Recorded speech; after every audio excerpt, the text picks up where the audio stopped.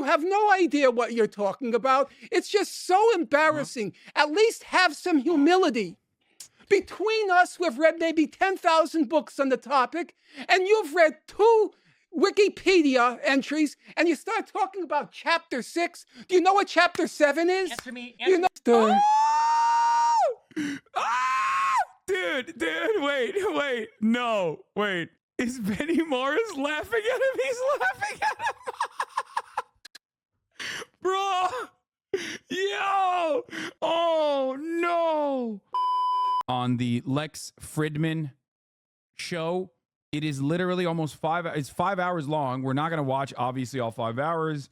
And I'm going to be hitting the 1.75 playback speed. But I think that in spite of some of the, or at least one individual that is a part of this debate that kind of sticks out like a sore thumb, Rabbani, Morris, and Finkelstein are, even if you don't agree with them, important figures in this discourse, important figures that have literally put forward work that has changed our understanding of the history of Israel. And I mean, literally, like, I'm talking about Benny Morris, who I don't agree with, right? Well, I do agree with his earlier work, but I don't agree with his ideology. I don't agree with the things that he says, but still, I'm not going to discount his work, which was very important in the New Historians in uncovering some of the aspects of the inception of the Israeli state that was basically kept a secret, even though it wasn't really kept a secret. It was more so just not, I guess, openly discussed as much in the Israeli side of scholarly work. But yeah. First question is about 1948. For Israelis, 1948 is the establishment of the State of Israel and the War of Independence. For Palestinians, 1948 is the Nakba, which means catastrophe, or the displacement of 700,000 Palestinians from their homes as a consequence of the war. What to you is important to understand about the events of 1948 and the period around there, 47, 49, that helps us understand what's going on today, and maybe helps us understand the roots of all of this that started even before 1948? I was hoping that Norm can speak first, then Benny, then Ween, and then Norm. After World War II, the British decided that they didn't want to deal with the Palestine question anymore, and the ball was thrown into the court of the United Nations. Now, as I read the record, the UN was not attempting to arbitrate or adjudicate rights and wrongs. It was confronting a very practical problem. There were 2 national communities in Palestine, and there were irreconcilable differences on fundamental questions. Is Benny Morris the one that said they did the Nakba but thought it was poggers? Benny Morris's earlier work, very important, which Norm will get to in a second. He's going to bring it up because it's impossible not to. Very openly details, alongside Ilan Pape's work, which was originally considered controversial, but he was vindicated afterwards. I'm not going to get into that. I'm not going to relitigate this. I've talked about it quite a bit. But Benny Morris's early work basically detailed out a planned attempt of ethnic displacement, which is the Nakba. It is true, at a time when like other Israeli scholars had never considered this or outright denied it. Benny Morris later on in his career took this weird turn where he could not obviously disparage his previous work, which was very important for Israeli history, right? And and basically started saying, yeah, sure, it was forcible ethnic displacement, it was deliberate, but it was a good thing. So in the simplest terms, yes, he was one of the people who uncovered some of the atrocities in the Nakba, or like the deliberacy of the atrocities in the Nakba, and then turned around and was like, but it was actually kind of chill because there was nothing else we could have done as Israel. You know what I mean? A sad change of affairs, a sad change of pace. Yes. But still, his work is important regardless. He said the Nakba was a product of Zionism. Exactly. This is like very important to understand.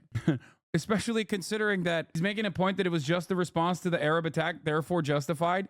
Yeah, except it doesn't really matter because he openly was the one who said there was a deliberate attempt, which a lot of other historians have used his work and investigated further to find that like this deliberate attempt was also calculated, crafted.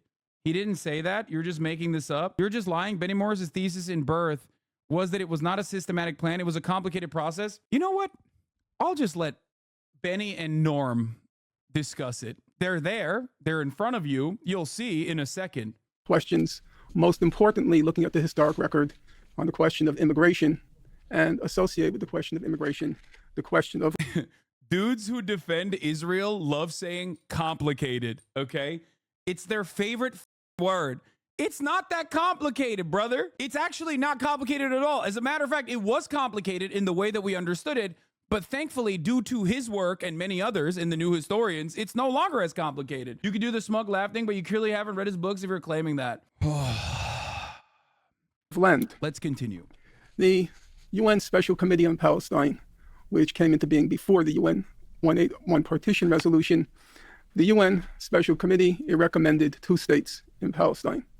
There was a minority position represented by Iran, India, Yugoslavia. They supported 1 state, but they believed that if forced to, the 2 communities would figure out some sort of modus vivendi and live together. The United Nations General Assembly supported partition between what it called a Jewish state and an Arab state. Now, in my reading of the record, and I understand there's new scholarship on the subject, which I've not read. My favorite part of this process, we're not going to talk about contemporary Israeli history and like what this version of the genocide looks like, is that there is a 3,000-year jump that you need to have to be able to justify even the buildup to the Nakba. Okay? Like, it is a settler colonial operation through and through. Like, objectively, that is what it was, right? Planned and designed by the British Empire. Are there good justifications for, obviously, a lot of Jewish people escaping Europe? Certainly, right? Especially with the Holocaust. Having said that, however, there were people there. That is the major point. And those people understandably were like, what the f- are you doing, British Empire? Stop doing settler colonialism, British Empire. That's it. That's it. That is like, it's so simple. So because of that reason, it wasn't planned and designed. Again, there's zero evidence of that. Yes, it was, dude. Planned Dalit is exactly that. And that comes from Ilan Pape's work, which originally was considered controversial and maybe even false. One of his actual research associates was the one who then went and interviewed the people. And now we know, because the people that did plan Dalit were there. They were alive. They're still alive. So no, it is not wrong at all. What I'm explaining to you is not wrong at all. You just want it to be wrong. You act like this is a contentious conversation when all you're doing is just trying to wash away atrocity. No, Plan D was a military operation that called for the expulsion of villages used in military bases along major routes and border regions. It was a military plan. Yes, and these were not villages being used as military bases. You're lying. And the very same original Zionist brigades that used, that basically did the atrocities at Deir Yassin, okay, and many of these other Palestinian villages openly admit that it is a lie, that they were basically spying on villages with no military in them. So all you're doing right now is the worst Hasbara troll on the planet with the same exact username that you use on Reddit, where you post in the Destiny subreddit, is to try and minimize the atrocities. I gave you one of the villages. Deir Yassin is a village that was in the original inception of the Nakba, a village where atrocities occurred in the hands of Irgun and in the hands of Lihi. Why do you know that? You know why we know that? You know why we know that?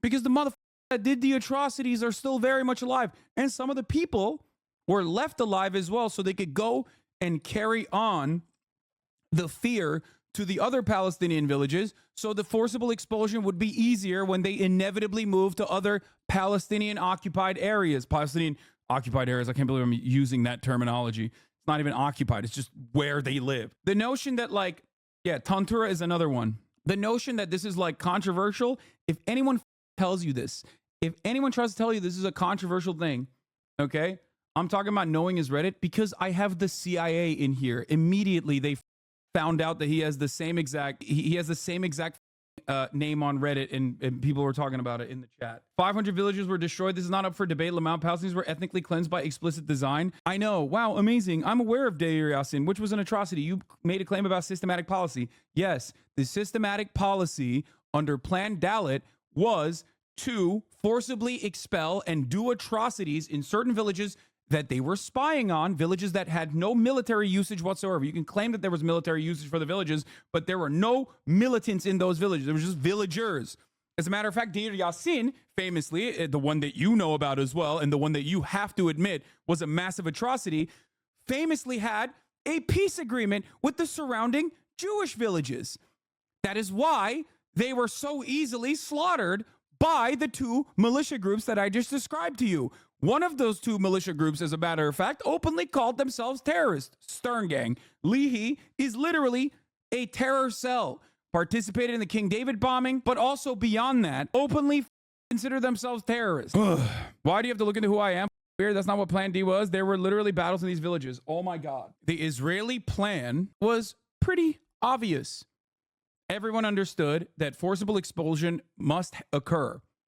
How do we get everyone to be forcibly expelled from the villages without actually killing all of them? Well, we do some atrocities in 2 of the villages, 3 of the villages, 4 of the villages, maybe 10 villages. And then when we go to the other places where there's a shit ton of Palestinians, we can just do psychological operations, psyops. That's the modern terminology for it. What are some of these psyops? Like going in and blasting machine gun fire in these surrounding cities, basically kettling and corralling the Palestinian civilian population that you are openly telling they must leave if they do not want to face the same atrocities. That's exactly what happened. That is exactly what they did. They would shut off access to all parts of cities, with the exception of like one area where they can funnel every single citizen, every single civilian. Why did that work? Why was it effective? Benny Morris will say, well, it's because the Arab leaders told them to leave and even like forced them to leave. Okay? The Arab leaders told them to leave and forced them to leave, and that's why they left. Meanwhile, the real reason as to why many left, which by the way, even if the Arab leaders told them to leave, it doesn't matter. They should have still been allowed back in. And then the IDF, after the formation of the Israeli state, definitely still kept killing Palestinian villagers that were trying to sneak back into their homes or sneak back to tend their own crop, mind you. More atrocities that are open and very easy to find. Okay, so that's just another thing that you need to remember. Benny Morris explicitly said the Arab leader leaving stuff was way overblown. You're lying about him again. Benny Morris in this conversation is going to literally bring up Arab leadership also telling people to leave. It does not matter. It's the major reasons as to why people left from these villages, even if it was literally Arab leaders who said, leave the villages, we will surround them and we will save you, and then you can come back. It still doesn't matter because these are civilians, dumbass. Unless you think Arabs are a monolithic barbarian horde that must be ethnically cleansed by the supreme Jewish state that came afterwards. And the reality is you do think that because you're a Zionist, and that's what Zionism is. Literally, Judeo-supremacy, an ethno-state that must be built. And how do you build that demographic nightmare of an ethno-state? Well, you build it by forcibly displacing Palestinians that live there that aren't Jewish. That's how you do it. That's the whole point. These are civilians. These are farmers, okay? The fact that they were not allowed back into their homes is unacceptable. Even if the Arab leadership was like, yes, leave now and you can come back, which disputed, right? Obviously, if that was the case, then they wouldn't have needed to do Deir Yassin and Tantura and many other atrocities so that they could put the fear of God into the hearts of all these Palestinian civilians that were forcibly displaced, okay? The notion, interesting how debate weirdos usually aren't this bad when you aren't watching specific people. Yes, of course, it's Destiny's audience of like psychotic Hasbara defenders. It's so weird. It's so weird too. Already said that Benny Morris changed his stance and further research expanded on his original ideas. I don't know what you're tripping about the semantics for, because he has nothing to do. The only thing he has is semantics, because he's butthurt and trying to defend a person's earlier work that was formative and important, as I openly recognized and mentioned, while simultaneously parse it from a pro-Zionist position. But so far as I've read the record, there's no clarity on what the United Nations General Assembly meant by a Jewish state and an Arab state, except for the fact that the Jewish state would be demographically, the majority would be Jewish, and the Arab state demographically would be Arab. The UNSCOP, the UN Special Committee on Palestine, it was very clear, and it was reiterated many times, that in recommending two states, each state, the Arab state and the Jewish state, would have to guarantee full equality of all citizens with regard to political, civil, and religious matters. Now, that does raise the question, if there is absolute full equality of all citizens, both in the Jewish state and the Arab state, with regard to political rights, civil rights, and religious rights, apart from the demographic majority, it's very unclear what it meant to call a state Jewish or call a state Arab. In my view, the partition resolution was the correct decision. I do not believe that the Arab and Jewish communities could, at that point, be made. For the record, it's pretty gross to call me a Zionist ethno-supremacist when I'm just disputing you historical claims. Apparently, that's all you can do, though. Keep crying, bitch. What do you mean? Are you not? Are you an anti-Zionist? Is that your claim here? Is that what you're going to do? You're an anti-Zionist? You're an anti-Zionist Benny Morris defender? Like, what's going on? So you disagree with Benny Morris? What do you mean?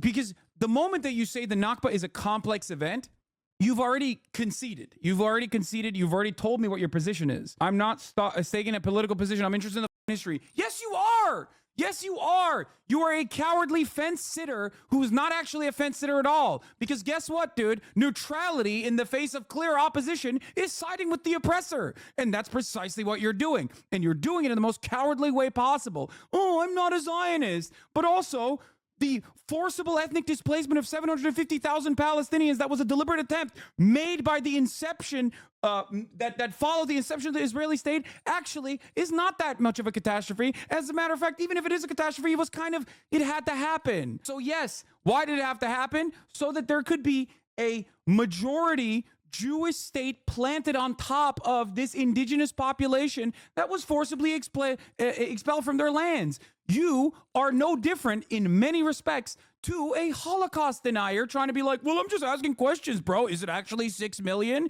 But the only difference is our reception of this information is not seen the same, because the atrocities obviously are not the same, right? In severity, but one is not even up for debate. If someone comes in here, I ban them immediately. If someone came in here and tried to do this exact same kind of like atrocity denial, I would ban them for the Holocaust. I would ban them. Understandably so, because why the would I debate a fascist? But when it comes to talking about Israel, that same kind of atrocity denial is so perfectly permissible, it seems. It's ridiculous. And it's not even just the fact that 750,000 people had to be forcibly displaced, right? It's also the fact that they were not allowed to come back. Not allowing 750,000 farmers, civilians, doctors, teachers to go back to their homes that their families have had for multiple generations is a disgusting atrocity, okay? It is disgusting. And any kind of defense of this kind of behavior is gross. It's inhumane. Are you incapable of separating your politics from academic investigation? A complex process can lead to facts that can be endorsed by pro or anti-Zionists. And yes, they barred return. I'm not denying that. I'm saying that you're lying about the systematic pre-planned policy part. Brother, you are trying to dispute the inception of these actions without addressing the consequences, okay? The intent, in my opinion, from where I'm standing after everything I have read, especially when you compare it to what came after, is pretty obvious. If you look at early Zionists, which, by the way, it's so funny. Why am I debating this guy? This is everything that Norm Finkelstein is going to lay out right now. It is so stupid to have this conversation. Oh, it just kind of happened like that. 750,000 Palestinians just kind of happened to leave their homes and then kind of could not come back. It just happened on accident. What a beautiful accident. What a beautiful accident it was. Okay, what about now? What about all these civilians now? Can they not be a part of like a singular state? No, we can't have that. Why? Because of demographic concerns. Why is this a demographic concern, mind you? Why is this a demographic concern? Why should we concern ourselves with what ethno-nationalist fascists are concerning themselves with? Unimaginable. Unimaginable. No other world in which this is like a genuine perspective, okay? To live together. I disagree with the minority position of India, Iran, and Yugoslavia, and that not being a practical option, two states was the only other option. In this regard, I would want to pay tribute to what was probably the most moving speech at the UN General Assembly proceedings by the Soviet Foreign Minister Gromyko. I was very tempted to quote it at length, but I recognized that would be taking too much time. So I asked a young friend, Jamie Stern-Weiner, to edit it and just get the essence of what Foreign Minister Gromyko. Did it just kind of happen? There was a war that had many factors involved. Okay, brother, I love your interest in continuing this derailment, but you are literally taken away from a 5-hour conversation of dudes, with the exception of Destiny, that know a shit ton more about this issue than yourself or myself, including the very guy whose work we are currently disputing for no particular reason. I'm going to give you an hour off. You'll probably be back by the time because I'll probably still be watching this, but like, go write your manifesto, talk about how I'm fraudulent or whatever and maybe that will help you sleep comfortably and soundly at night, like that you're simply defending the academic principles behind Benny Morris's work. Yeah, it's complicated. It was just a war. It was just a war. Yeah, they're going to address all of that. It wasn't just a war. It was just a war when it comes to 750,000 civilians being ethnically displaced from their ancestral homes, okay? What comes after just the war is it only works if you legitimately, in your mind, believe that like Arabs are a monolithic force of barbarian primitives, okay? Like apes. It's so stupid. Gromyko had to say. During the last war, Gromyko said, the Jewish people underwent exceptional sorrow and suffering. Without any Let's be honest, would you cover this debate if D wasn't in it? Yes. 1,000,000%. Norm Finkelstein versus Benny Morris, I would absolutely cover. Norm Finkelstein is one of the most obsessive freak lords on the planet when it comes to going through each individual minutia of the work of other academics, okay? He literally destroyed Alan Dershowitz over his very obvious plagiarism. After Alan Dershowitz plagiarized another work from another scholar who Norm Finkelstein had eviscerated beforehand. This is not just some random old guy who's an asshole, okay? Many people don't understand, I don't think. He's written so many books on the matter. Come on. Exaggeration, this sorrow and suffering are indescribable. Hundreds of thousands of Jews are wandering about in various countries of Europe in search of means of existence and in search of shelter. The United Nations cannot and must not regard this situation with indifference. Past experience, particularly during the Second World War, shows that no Western European state was able to provide adequate assistance for the Jewish people in defending its rights and its very existence from the violence of the Hitlerites and their allies. This is an unpleasant fact, but unfortunately, like all other facts, it must be admitted. Gromyko went on to say, in principle, he supports one state, or the Soviet Union supports one state. But, he said, if relations between the Jewish and Arab populations of Palestine proved to be so bad that it would be impossible to reconcile them and to ensure the peaceful coexistence of the Arabs and the Jews, the Soviet Union would support two states.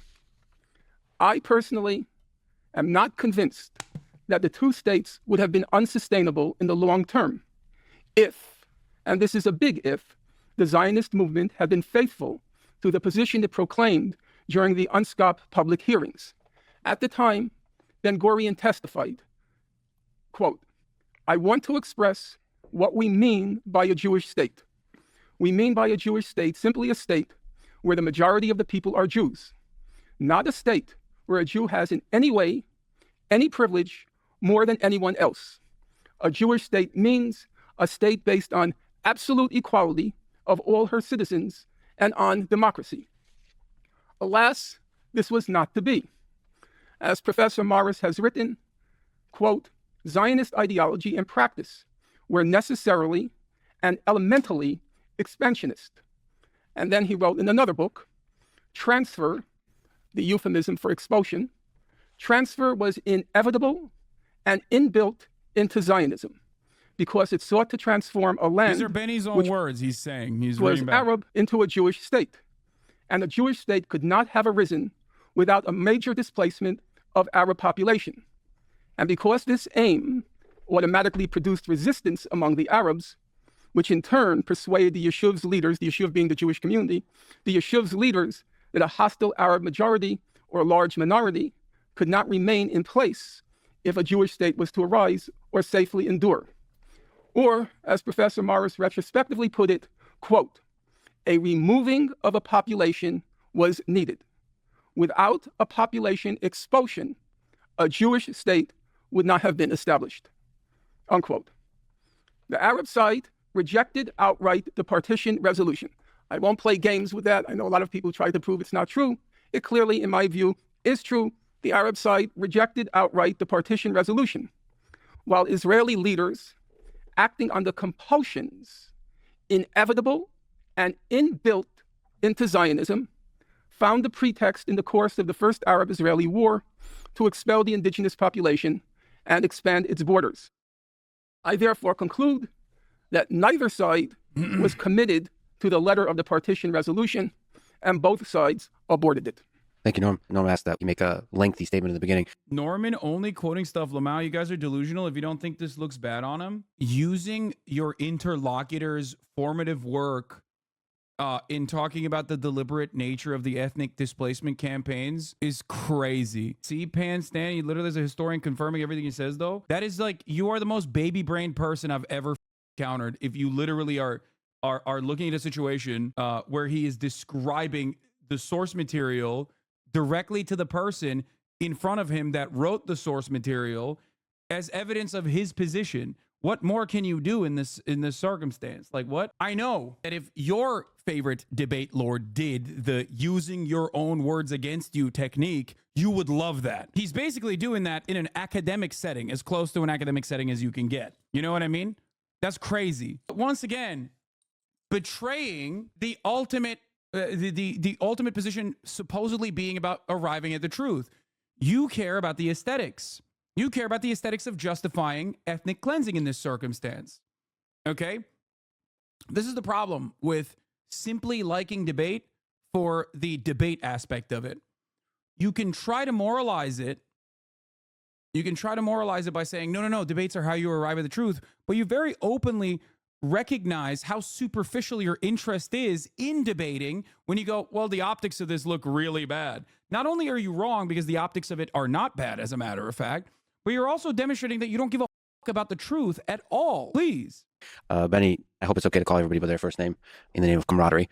Norm has quoted several things you said. Perhaps you can comment broadly on the question of 1948 and maybe respond to the things that Norm said. Yeah. UNSCOP, the United Nations Special Committee on Palestine, recommended partition. The majority of UNSCOP recommended partition, which was accepted by the UN General Assembly in November 1947, essentially looking back to the Peel Commission in 1937. 10 years earlier, a British commission had looked at the problem of Palestine, the two warring national groups who refused to live together, if you like, or consolidate a unitary state between them. And Peel said there should be two states. That's the principle. The country must be partitioned into two states. This would give a modicum of justice to both sides, if not all their demands, of course. And the United Nations followed suit. The United Nations, UNSCOP, and then the UN General Assembly, representing the will of the international community, said two states is the just solution in this complex situation. The problem was that immediately with the passage of the resolution, the Arab states and the Arabs of Palestine said no, as Norman Finkelstein said. They said no, they rejected the partition idea, the principle of partition, not just the idea of what percentage which side should get, but the principle of partition they said no to. The Jews should not have any part of Palestine for their sovereign territory. Maybe Jews could live as a minority in Palestine. That also was problematic in the eyes of the Palestinian Arab leadership. Hussein had said only Jews who were there before 1917 could actually get citizenship and continue to live there. But the Arabs rejected partition, and the Arabs of Palestine launched in very disorganized fashion war against the resolution, against the implementation of the resolution, against the Jewish community in Palestine. And this was their defeat in that civil war between the two communities while the British were withdrawing from Palestine. led to the Arab invasion, the invasion by the Arab states in May 1948 of the country. Again, basically with the idea of eradicating or preventing the emergence of a Jewish state in line with the United Nations decision and the will of the international community.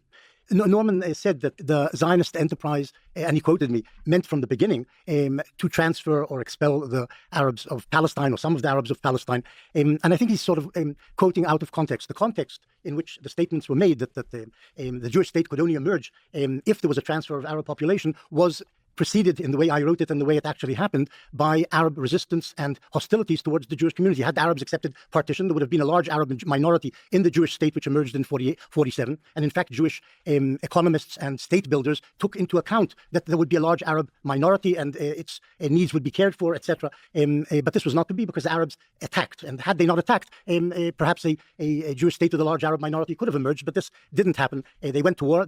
Yeah. It happened because the Arab states attacked, or the Arab state attacked, but it simultaneously didn't exist, which he also recognizes. Basically saying that this was an inevitability. You just oopsied your way into doing settler colonialism, even though you definitely did do settler colonialism, which is never done through pure happenstance. Okay, it's not done through pure happenstance. It doesn't happen over an oopsie. So no matter what happens, you will always get back to, obviously, the Balfour Declaration. Everything beyond that is going to turn into, well, 3,000 years ago, Jews were expelled from this land. Okay, there's like a massive period of time that you cannot account for to justify, which is why Ben Shapiro and others, who are way worse at doing this, by the way, than Benny Morris, of course, will consistently just like talk about that aspect of it to establish a moral foundation as to why Zionism actually is like biblically backed, okay? Both historically and biblically backed. Because ultimately, when you just simply leave it at, well, there was a partition without talking about like why this was completely unacceptable, because it was a settler colonial project that the Arabs were understandably not fond of, considering that they were losing their ancestral lands, okay, to a empire that was voluntarily bringing up new settlers, consistently bringing in new settlers into historic Palestine. Like, if you don't mention this part, if you don't frame it as what it is, then yeah, you can try to engage with it, but you can try to justify it, but it's still silly. Was resisted, and in the course of that war, Arab populations were driven out. Some were expelled, some left because Arab leaders advised them to leave or ordered them to leave. And at the end of the war, Israel said they can't return because they just tried to destroy the Jewish state. And that's the basic reality of what happened in 48. The Jews created a state. The Palestinian Arabs never bothered to even try to create a state before 48 and in the course of the 1948 war. And for that reason, they have no state to this day. The Jews do have a state because they prepared to. Yeah, it's kind of hard to establish a state when you're like 750,000 people are just like removed from their homes. You know what I mean? As a victim of colonial occupation. My oh my, how did that not happen? It's crazy. State fought for it and established it, hopefully lastingly. When you say hostility, in case people are not familiar, there was a full-on war where Arab states invaded, and Israel won that war. Let me just add the reason why I'm doing this is because, like, obviously there's rules around this, but there's a banned streamer on screen. I'm not trying to bring attention to it, but he is not the focal point of this otherwise debate between academics on the subject matter, which is why it's allowed. So I'm just trying to, do my very best. Clarify, the war had two parts to it. The first part was the Arab community in Palestine, its militiamen, attacked the Jews from November 1947. In other words, from the day after the UN partition resolution was passed, Arab gunmen were busy shooting up Jews, and that snowballed into a full-scale civil war between the two communities in Palestine. In May 1948, a second stage began in the war in which the Arab states invaded the new state, attacked the new state, and they too were defeated, and thus the state of Israel emerged. In the course of this two-stage war, a vast Palestinian refugee problem occurred. And so after that, the transfer, the expulsion, the thing that people call the Nakba happened. Leon, could you speak to 1948 and the historical significance of it? Sure. There's a lot to unpack here. I'll try to limit myself to Benny just almost bar for bar repeated what you just said he would say. Yes, because I'm very familiar with his work. I know what his perspective is, and I know how his perspective. I know what he's saying. That is why it's not like it's not pre-watching something. It's just knowing that. It's just knowing what he is going to say because I've read his work. just a few points regarding Zionism and transfer. I think Chaim Weizmann, the head of the World Zionist Organization, had it exactly right when he said that the objective of Zionism is to make Palestine as Jewish as England is English or France is French. In other words, as Norman explained, a Jewish state requires Jewish political, demographic, and territorial supremacy.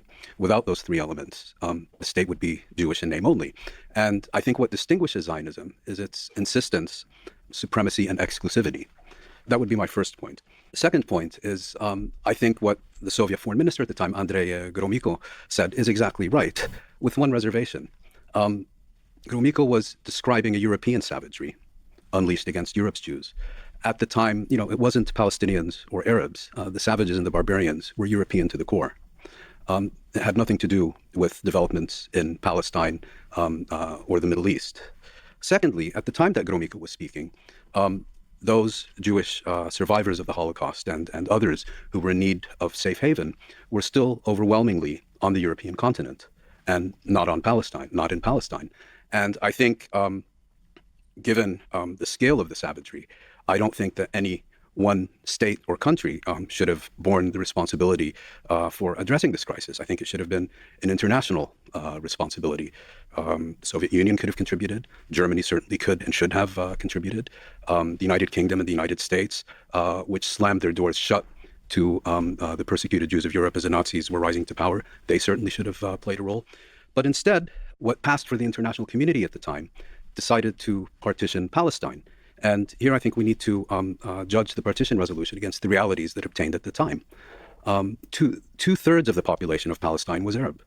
The Yishuv, the Jewish community in Palestine, constituted about 1/3 of the total population and controlled even less of the land within Palestine. As a preeminent Palestinian historian, Walid al-Khalidi has pointed out, the partition resolution, in giving roughly 55% of Palestine to the Jewish community, and I think 42% to the Arab community, to the Palestinians, did not preserve the position of each community or even favor one community at the expense of the others. Rather, I'm cringing so hard at my community. Listen to the words that are coming out of these people's mouths instead of hyper-focusing and hyper-fixating like a bunch of brain-broken, drama-obsessed perverts about why destiny is there. We already covered it, okay? Stop. Jesus Christ. I'm not watching this because destiny's there, okay? Please stop obsessing. You are behaving exactly in the same way that his community obsesses. Please. Jesus Christ, dude. Like you're missing the forest for the trees. I've seen thousands of comments at this point in the chat, hyper-focusing, hyper-fixating on one aspect of this, okay? It thoroughly inverted and revolutionized the relationship between the two communities. And as many have written, the Nakba was the inevitable consequence of partition, given the nature of Zionism, given the territorial disposition, given the weakness of the Palestinian community, whose leadership had been largely decimated during a major revolt at the end of the 1930s, given that the Arab states were still very much under French and British influence, the Nakba was inevitable, the inevitable product of the partition resolution. And one last point also about the UN's partition resolution is, yes, formally that is what the international community decided on the 29th of November 1947. It's not a resolution that could ever have gotten through the UN General Assembly today for a very simple reason. It was a very different General Assembly. Most African, most Asian states were not yet independent. Were the resolution to be placed before the international community today, and I find it telling that the minority opinion was led by India, Iran, and Yugoslavia, I think they would have represented the clear majority. So partition, given what we know about Zionism, given that it was entirely predictable what would happen, given the realities on the ground in Palestine, was deeply unjust. And the idea that either the Palestinians or the Arab states could have accepted such a resolution is I think, an illusion. That was in 1947. We saw what happened in 48 and 49. Palestinian society was essentially destroyed. Over 80%, I believe, of Palestinians resident in the territory that became the State of Israel were either expelled or fled, and ultimately were ethnically cleansed, because ethnic cleansing consists of two components. It's not just forcing people into refuge or expelling them. It's just as importantly preventing their return. And here, and Benny Morris has written, I think, an article about Yosefites and the transfer committees. There was a very detailed initiative to prevent the return, and it consisted of razing hundreds of Palestinian villages to the ground, which was systematically implemented, and so on. And so Palestinians became a stateless people. Now, what is the most important reason that no Arab state was established in Palestine? Well, since the 1930s, the Zionist leadership and the Hashemite leadership of Jordan, as has been thoroughly researched and written about by the Israeli-British historian Avi Shlaim, essentially colluded to prevent the establishment of an independent Arab state in Palestine in the late 1940s. There's much more here, but I think those are the key points I would make about that. Also, beyond the already 750,000 people being forcibly moved and not allowed to return to their homes at gunpoint is kind of a big deal. Basically destroys any kind of like state development project that you could have had. You know what I mean? A lot of this argument basically does resort back to always reverts back to might is right. That's it. Might is right politics. Like the Europeans got to do a little bit of a colonialization. Why can't we type shit? 1948. We may talk about Zionism, Britain, UN assemblies, and all the things you mentioned. There's a lot to dig into. So, again, if we can keep it to just one statement moving forward, sure. After Stephen, if you want to go a little longer. Also, we should acknowledge the fact that the speaking speeds of people here are different. Stephen speaks about 10 times faster than me. Stephen, do you want to comment on 1948? Yeah, I think it's interesting where people choose to start the history. I notice a lot of people like to start at either 47 or 48 because it's the first time where they can clearly point to a catastrophe that occurs on the Arab side that they want to ascribe 100% of the blame to the newly emergent Israeli state to. But I feel like when you have this type of reading of history, it feels like the goal is to moralize everything first and then to pick and choose facts that kind of support the statements of your initial moral statement afterwards.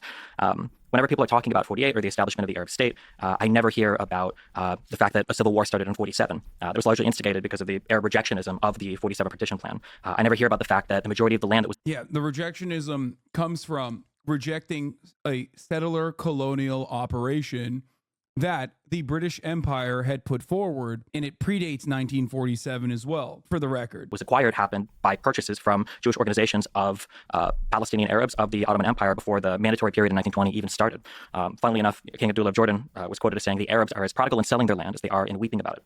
I never hear about the multiple times that Arabs rejected partition, rejected living with Jews, rejected any sort of state that would have even had any sort of Jewish exclusivity. It's funny because... This is literally rehashing like all the things that they just talked about, by the way, only being presented as like, well, it's really interesting that you're refusing to reckon with some of these facts, right? The partition plan was unfair, and that's why the Arabs rejected it, as though they rejected it because it was unfair, because of the amount of land that Jews were given, and not just due to the fact that Jews were given land at all, as though a 30% partition or a 25% partition would have been accepted, when I don't think that was the reality of the circumstances. I feel like most of the other stuff has been said, but I noticed that whenever people talk about 48 or the years preceding 48, I think the worst thing that happens is there's a cherry picking of the facts where basically all of the blame is ascribed to this. Cherry picking of the fact. Dude, okay. I just want to point out something here, but this is basically just a rehashing of the argument that Benny Morris presented, which in the simplest, perhaps a little too reductive, but in the simplest terms, is ascribing blame to the victims of ethnic displacement. They deserved it, and also everything that came afterwards, they also deserved.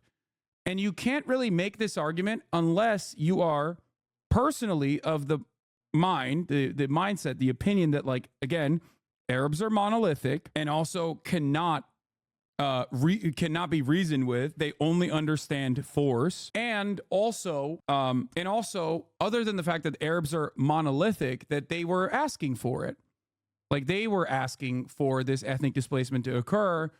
And that is why, beyond the ethnic displacement that the Palestinians were subjected to, there's a good reason for why they also were made to not return to their ancestral homelands after. Like, they resisted settler colonialism, and therefore, might is right. They resisted settler colonialism, and that's why we had to, carve out the Israeli state in the way that we did.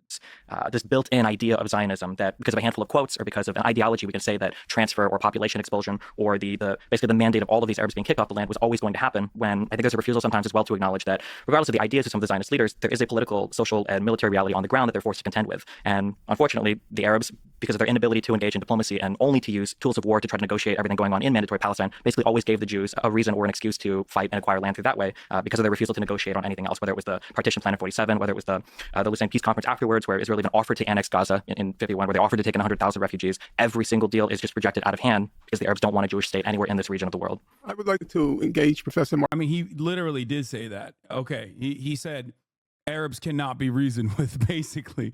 Like, that's insane. The problem is that this kind of argumentation does work when the audience that's like receiving this information also kind of has that same underlying assumption due to war on terror, Islamophobia, anti-Arab sentiment that is so ever present in American society, in the Western world in general.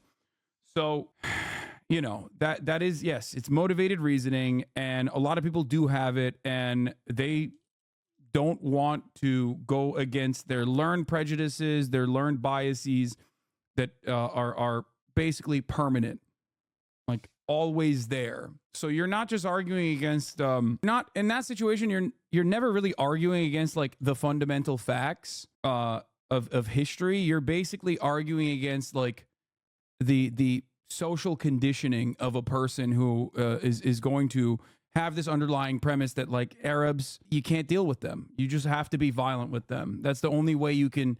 That's the only way you can deal with them. Morris, if you don't mind, I'm not with the first name. It's just not my way of relating. You can just call me Morris. You don't need the professor. Okay. There's a real problem here. And it's been a problem I've had over many years of reading your work. Apart perhaps from as grandchild, I suspect nobody knows your work better than I do. I've read it many times, not once, not twice, at least 3 times, everything you've written. And the problem is, it's a kind of quicksilver. It's very hard to grasp a point and hold you to it. So we're going to try here to see whether we can hold you to a point. And then you argue with me the point. I have no problem with that. Your name, please? Stephen Bonnell. Okay. Mr. Bonnell referred to cherry picking and handful of quotes. Now, Isn't it funny that the dude in the chat, by the way, was basically repeating exactly what Mr. Bonnell ended up saying, being like, oh, you're cherry picking Benny Morris's work, actually. Turns out I was already duking it out with the video, goddammit, ahead of time. It's true that when you wrote your first book on the Palestinian refugee question, you only had a few lines on this issue of transfer. 4 pages. Yeah. In the first book. In the first book, 4 pages. Maybe 4. You know, I'm not going to quarrel. My memory's not clear. We're talking about 40 years ago. I read it, but then I read other things about you. Okay. And you were taken to task, if my memory is correct, that you hadn't adequately documented the claims of transfer. Allow me to finish. And I thought that was a reasonable challenge because it was an unusual claim for a mainstream Israeli historian to say. The reasonable challenge for me is not getting so invested in this conversation that I forget to run the top of the hour ad break again, and then only running it in the middle of the hour again. 2 hours in a row now. And the challenge for you is to avoid said ad break by subscribing for $5 or for free. Say, as you did in that first book, that from the very beginning, transfer figured prominently in Zionist thinking. That wasn't unusual. If you read Anita Shapiro, you read Shabtai Tevet, that was an unusual acknowledgement by you. And then I found it very impressive that in that revised version of your first book, you devoted 25 pages to copiously documenting the salience of transfer in Zionist thinking. And in fact, you used a very provocative and resonant phrase.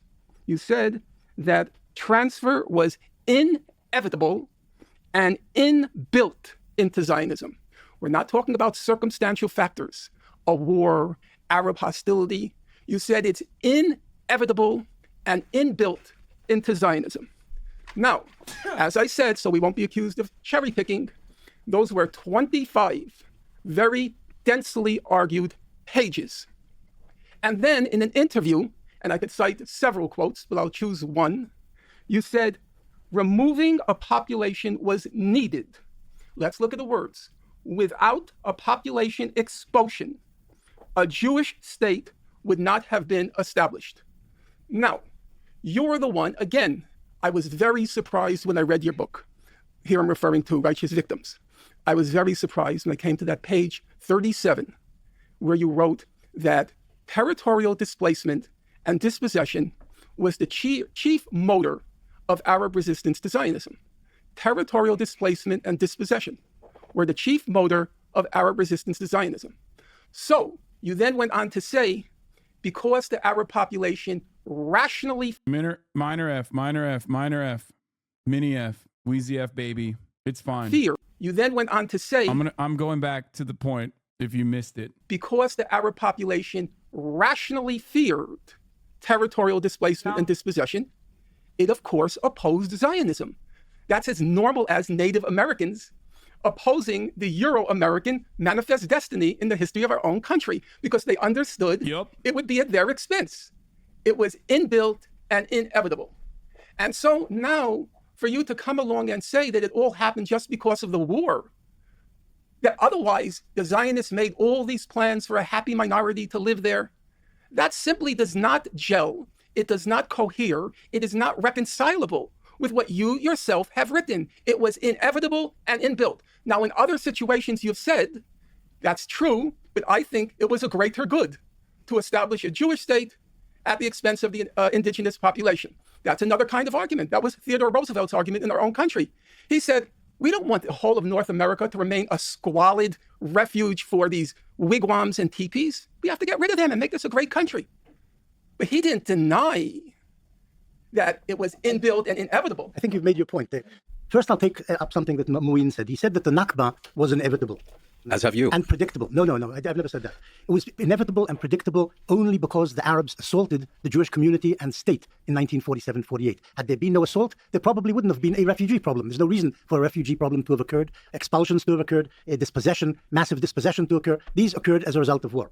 Now, Norman has said that I said that transfer was inbuilt into Zionism in one way or another. And this is certainly true. In order to buy land, they had the Jews bought tracts of land on which some Arabs sometimes lived. Sometimes they bought tracts of land on which there weren't Arab villages, but sometimes they bought land on which there were Arabs. And according to Ottoman law and the British, at least in the initial years of the British mandate, the law said that the people who bought the land could do what they liked with the people who didn't own the land, who were basically squatting on the land, which is the Arab tenant farmers, which is, we're talking about a very small number actually of Arabs who were displaced as a result of land purchases in the Ottoman period or the mandate period. But there was dispossession in one way. They didn't possess the land, they didn't own it, but they were removed from the land. And this did happen in Zionism. And there's, if you like, inevitability. Yeah, no, he was talking about like the peaceful ways in which dispossession occurred, you know, through land ownership. It's just real odd that like the land ownership did not pertain to like historically Arab villages, right? Because nobody disputes that like there was definitely land ownership that occurred, okay? By the way, the very same argument that Benny Morris is presenting here literally right now is disputed in Israeli courts when we talk about Sheikh Jarrah, okay? The land and the homes that are owned by Palestinians under the Ottoman era are still owned by those families to this day, and yet the Israeli courts, for some reason, refuse to acknowledge that as they consistently try to expel the Palestinian population in that area. Just something to consider. This whole like, oh, well, you know, people just came in and they bought the land. They did. This part is true. There are definitely villages and houses and whatnot that were actually purchased. Okay, I agree. This is a historic fact. Having said that, however, it went far beyond those territorial boundaries. Even the UN partition goes far beyond the purchased land that was bought by the original settlers that were brought there.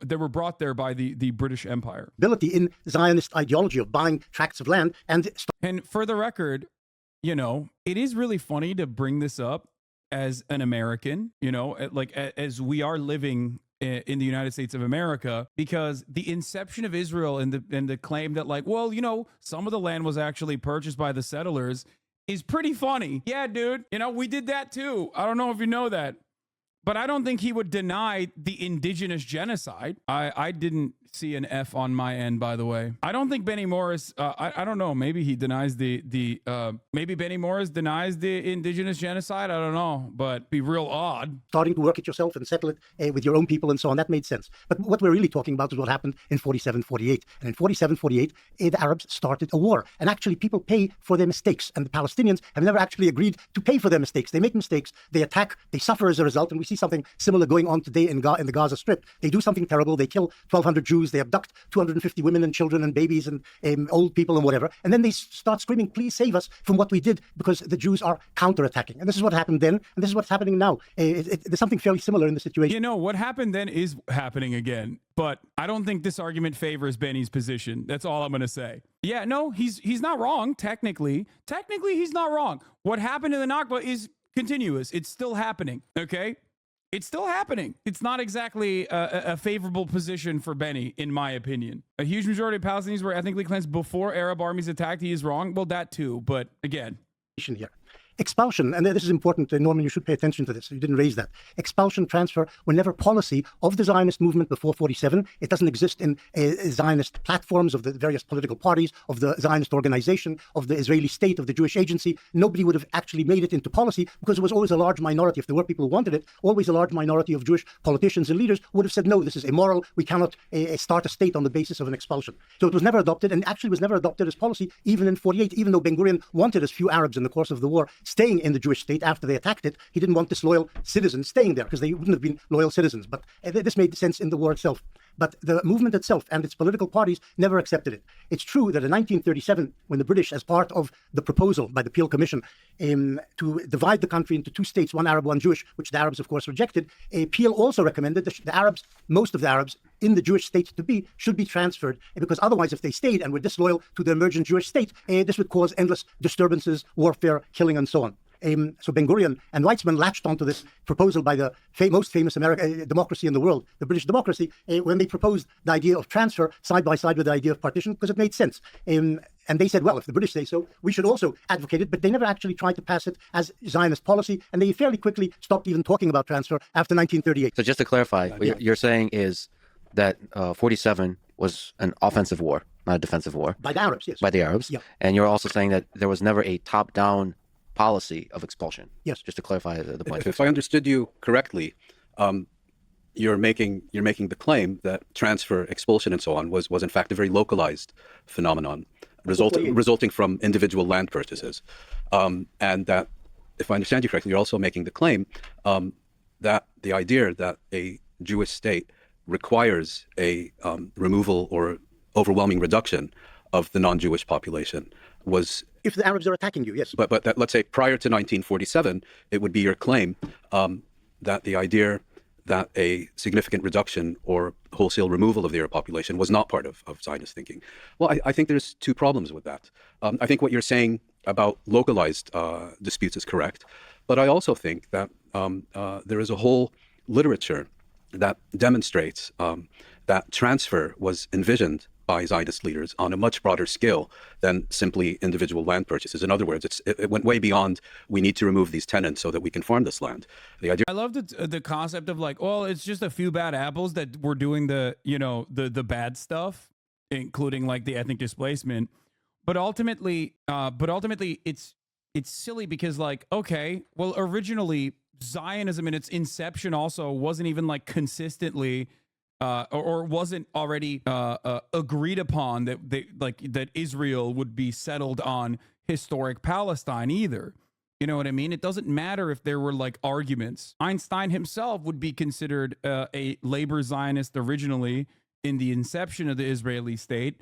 And right now, his sentiment would be considered anti-Zionist. Like everything that Einstein said would be seen as anti-Zionist. There were plenty of people in the inception of the Israeli state that had opinions that talked about like, well, we got to put all these refugees somewhere, right?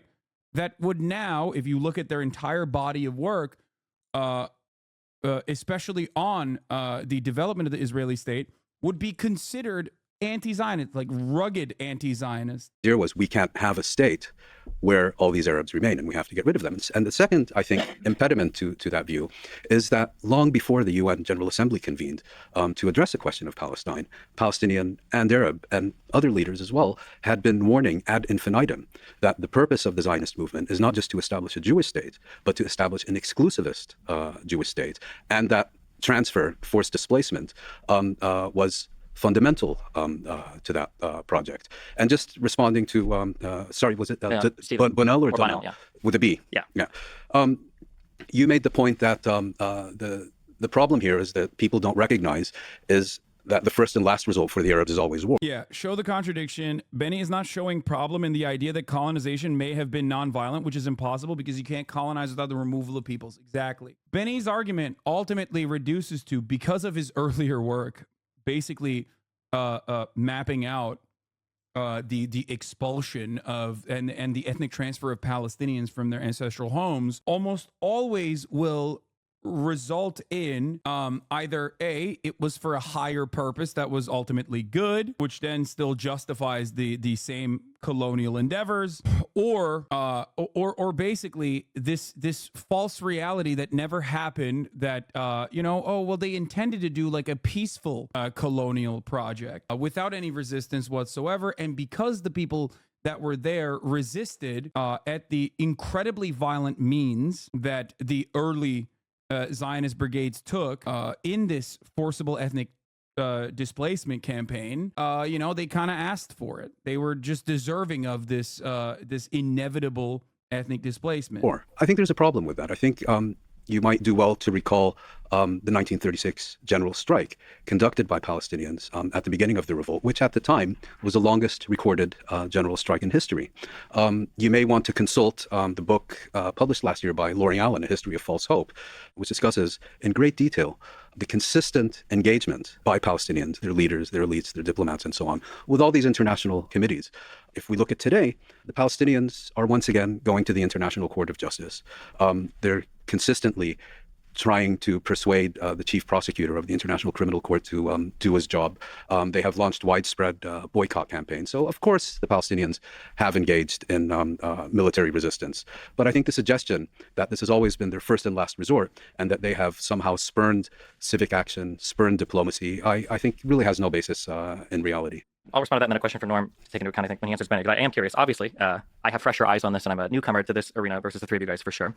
A claim that gets brought up a lot has to do with the inevitability of transfer in Zionism, or the idea that as soon as the Jews envisioned a state... Fresher for sure, considering that, one, didn't know where Israel was on a map, two, thought Recep Tayyip Erdogan was the president of Israel at a certain point. So yeah, I mean, this was of course after he had already made up his mind on why genocide is definitely what must happen. Everything is post hoc rationalizations after that original point that he made weeks before he even started looking at. Oh, did he say Erdogan was the president of Egypt? Is that what you mean? So, he does definitely have fresher eyes on it. In Palestine, they knew that it would involve some mass fresher eyes, like I'm rushing to do my homework after I refused to do it until the very last moment. Transfer of population, perhaps a mass expulsion. I'm sure we'll talk about Plan Dalet or Plan D at some point. The issue that I run into is, while you can find quotes from leaders, while you can find maybe desires expressed in diaries, I feel like it's hard to truly ever know if there would have been mass transfer in the face of Arab peace, because I feel like every time there was a huge deal on the table that would have had a sizable Jewish and Arab population living together, the Arabs would reject it out of hand. So, for instance, when we say that transfer was inevitable, when we say that Zionists would have never accepted, a sizable Arab population, how do you explain the acceptance of the 47 partition plan that would have had a huge Arab population living in the Jewish state? Is your contention that after the acceptance of that, after the establishment of that state, that Jews would have slowly started to expel all of these Arab citizens from their country? Or how do you explain that in... Well, here's a really good argument for that, but the Palestinian citizens of Israel didn't actually get full-blown rights until 1967, so it was already an apartheid state from its inception. So yeah, I think it's a pretty solid argument to present. Yeah, no, Israel had no interest in like making the lives of the Arab citizens that were now living in what we know as Israel meaningful or fine. I think that they were doing exactly what they are doing in the West Bank right now on occupied territory that they're illegally occupying. But they were doing that to the Palestinian citizens of Israel that lived inside of the territorial boundaries of what we know as Israel between the time frame of 1948 till 1967. For those of you who don't know, until 1967, Palestinian citizens of Israel, the Arab Christians and Arab Muslims living inside of the Israeli territory, were not subjected to the normal civil court system that Israeli citizens, Jewish citizens of Israel, were utilizing. Even now, by the way, Palestinian citizens of Israel post 1967, when they were afforded the same, due process instead of being subjected to the martial court, the army court, okay, they still, for example, can be expelled from neighborhoods or be refused entry into, well, not entry, but be refused if they want to like rent an apartment, for example, in a community that is designed specifically for Jewish people. This happens right now, by the way, in 2024, inside of the territorial boundaries of Israel, where Israel consistently says, well, what are you talking about? We have a Arab Supreme Court justice in our Supreme Court. You know what I mean? Like, how could you say this is an apartheid state? This is before we, of course, consider the millions of people trapped inside of Gaza and the millions of people that are trapped under the brutal, oppressive apartheid regime of Israel in occupied West Bank. By the way, before we move on with this, I do have to say here that like Lex having Destiny on to argue on behalf of Israel is kind of really bad for Benny Morris, because while he is good at invoking emotion and trying to like point out inconsistencies and flaws in the arguments by using like quips and whatnot, ultimately Norm is a massive debate lord himself, 100%, and he is infinitely more well versed in this subject matter. This is his life's work, you know what I mean? And all Lex did in this circumstance is basically put ankle weights, as someone pointed out in the chat, on Benny Morris. Like he's literally going. It turns into like a 3v1 at points. I suspect he's bronze in a diamond lobby. Yes. Israel was willing to formally annex the Gaza Strip and make 200,000 or so people those citizens. But I'm just curious, how do we get this idea of Zionism always means mass transfer, when there were times, at least early on in the history of Israel and a little bit before it, where Israel would have accepted a state that would have had a massive Arab population in it? Is your idea that they would have just slowly expelled them afterwards, or is that question to me or Norm? Either one. I'm just curious for the incorporation of the answer. Yeah. There's some misunderstandings here, so let's try to clarify that. Number one, it was the old historians who would point to the fact, in Professor Morris's terminology, the old historians, what he called not real historians, he called them chroniclers, not real historians. It was the old Israeli historians who denied the centrality of transfer in Zionist thinking. It was then Professor Morris who... He's laughing because, once again, and he's in already a shitty position because of his work. He has spent like the past decade basically trying to justify all of the research that he did in the matter, and so he's already in a shitty position to have to defend his like work while simultaneously justify the morality behind it, the morality behind like the actions that he uncovered, I guess. So having Destiny there makes it even harder for him to do that. Contrary to Israel's historian establishment, who said, now you remind me it's 4 pages, but it came at the end of the book. It was No, it's at the beginning of the book. Transfer. Yeah, transfer is dealt with in 4 pages at the beginning of my first book on the Palestinian refugee problem. It's a fault of my memory, but the point still stands. It was Professor Morris who introduced this idea in what you might call a big way. Yeah, but I didn't say it's central to the Zionist experiment or experience. You're saying centrality. I never said it was central. I said it was there, the idea. By the way, it's okay to respond back and forth. This is great. And also just a quick question, if I may. You're using quotes from Professor Morris. It's also okay to say those quotes do not reflect the full context of the... So like if we go back, to quotes we've said in the past, and you've both here have written, the three of you have written on this topic a lot, is we should be careful and just admit like, well, yeah, well, that's just real quick, just to be clear, that the contention is that Norm is quoting a part and saying that this was the entire reason for this, whereas Benny's saying it's a part of that. I'm not quoting a part. I'm quoting 25 pages where Professor Morris was at great pains to document the claim that appeared in those early 4 pages of his book. Now, you say it never became part of the official Zionist platform. It never became part of policy. Fine. It wasn't policy. We're also asked, well, this is true. Why did that happen? Why did that happen? It's because it's a very simple fact, which everybody understands. ideology doesn't operate in a vacuum. There are real world practical problems. You can't just take an ideology and superimpose it on a political reality and turn it into a fact. It was the British mandate. There was significant Arab resistance to Zionism. And that resistance was based on the fact, as you said, the fear of territorial displacement and dispossession. So you couldn't very well expect the Zionist movement to come out in neon lights and announce, hey, we're going to be expelling you the first chance we get. That's not realistic. Okay, let me Okay. respond. Look, you've said it a number of times that the Arabs, from fairly early on in the conflict, from the 1890s or the early 1900s, said the Jews intend to expel us. This doesn't mean that it's true. It means that some Arabs said this, maybe believing it was true, maybe using it as a political instrument to gain support to mobilize Arabs against the Zionist experiment. But the fact is, transfer did not occur before 1947. And Arab. It's just funny because like history absolved them. So it's like odd to still make this position. I guess it goes back to like, well, you know, I guess some of the early Zionists wanted to do expulsion.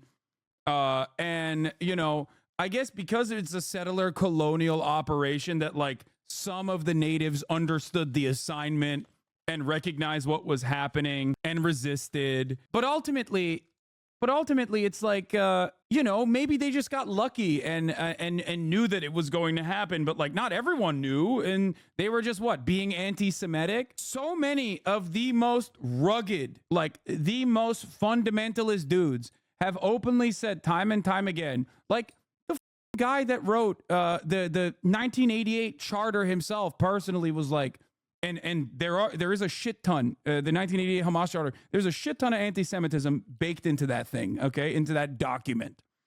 And even he has time and time again said, like, listen, the reason why we hate these people is because they are the ones who took our land. Not the Balfour Declaration. I'm talking about 1988. What was it? The Blind Sheik or whatever his name is. Not the Blind Sheik. I'm forgetting his name right now. He's like, if it was Christians, we would hate Christians. Like, it's that simple. Yassin, I think. No, Ahmed Yassin. But yeah, he's like, it's that simple. Arabs later said, and since then, have said that the Jews want to build a third temple on the Temple Mount, as if that's what really the mainstream of Zionism has always wanted and always strived for. But this is nonsense. It's something that Husseini used to use as a way to mobilize masses for the cause, using religion as the way to get them to join him. The fact that Arabs said that the Zionists wanted to dispossess us doesn't mean it's true. It just means that some Arabs thought that, maybe said it sincerely and maybe insincerely. Professor Morris. Later it became a self-fulfilling prophecy. This is true. Professor Because the Morris. Arabs attacked the Jews. Professor Morris, I read through your stuff. Even yesterday, I was looking through Righteous Victims. You should read other things. You're wasting your time. No, actually, no. I do read other things, but I don't consider it a waste of time to read you. Not at all. You say that this wasn't inherent in Zionism. Now, would you agree that David Ben-Gurion was a Zionist?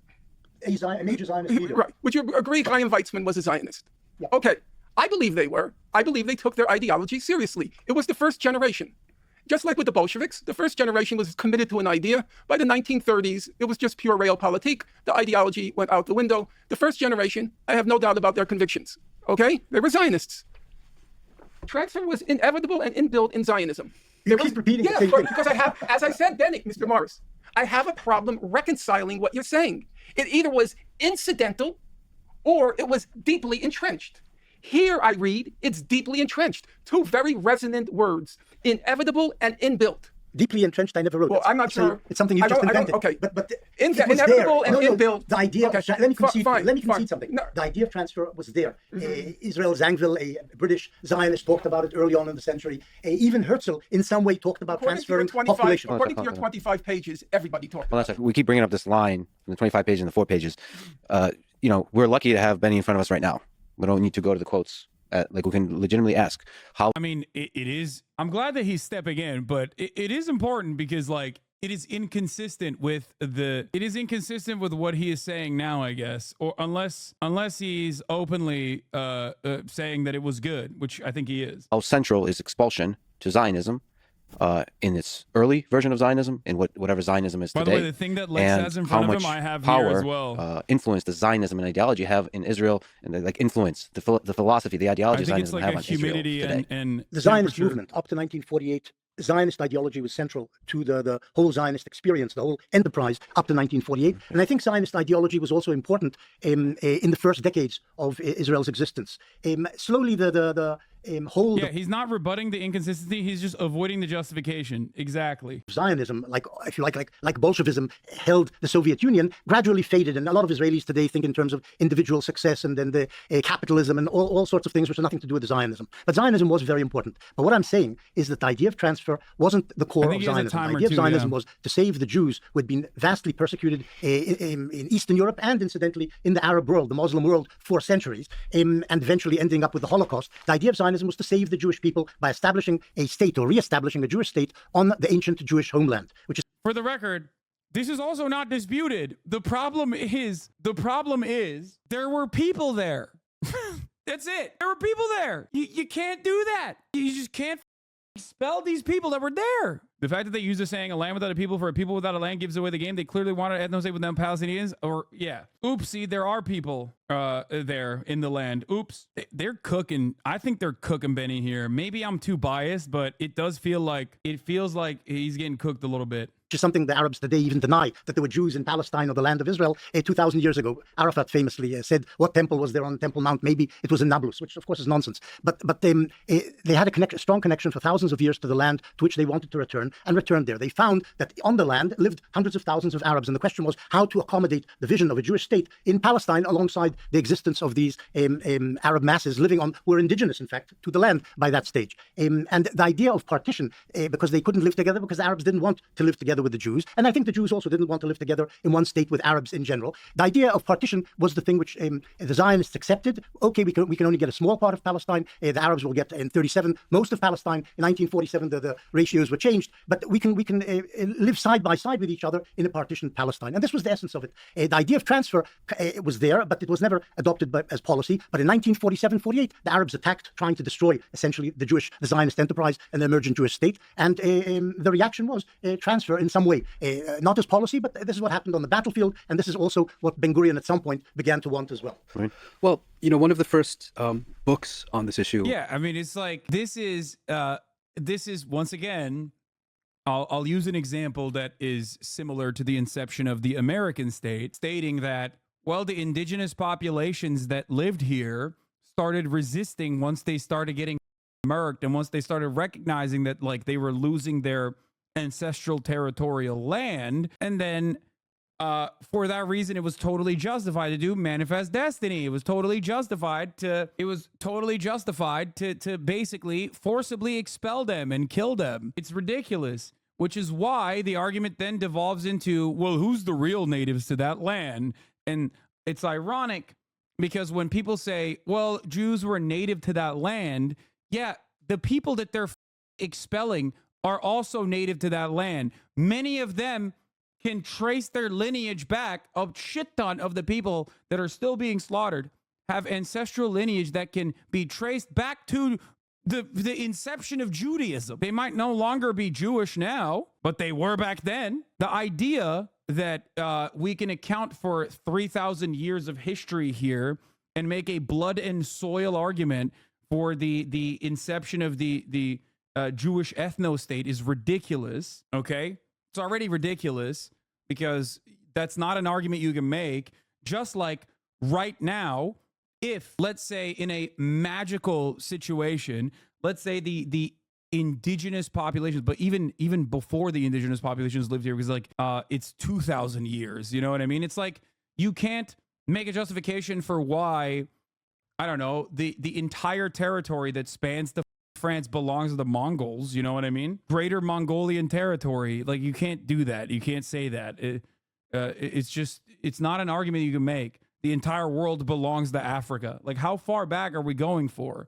How far back are we going until we make a justification? I honestly think Putin has a better argument for annexing Ukraine using this logic. Yeah, I mean, it's ridiculous. It's ridiculous when Putin makes that argument. It's ridiculous when Israeli when Zionists make this argument. I wonder if they'd be on the side of Native Americans if natives just started just murking Americans. Exactly. Like now, if now Native Americans came in and were just like nuking population dense areas, like people would be like, what the are you doing? That's insane. All right, here's the 3-minute ad break now.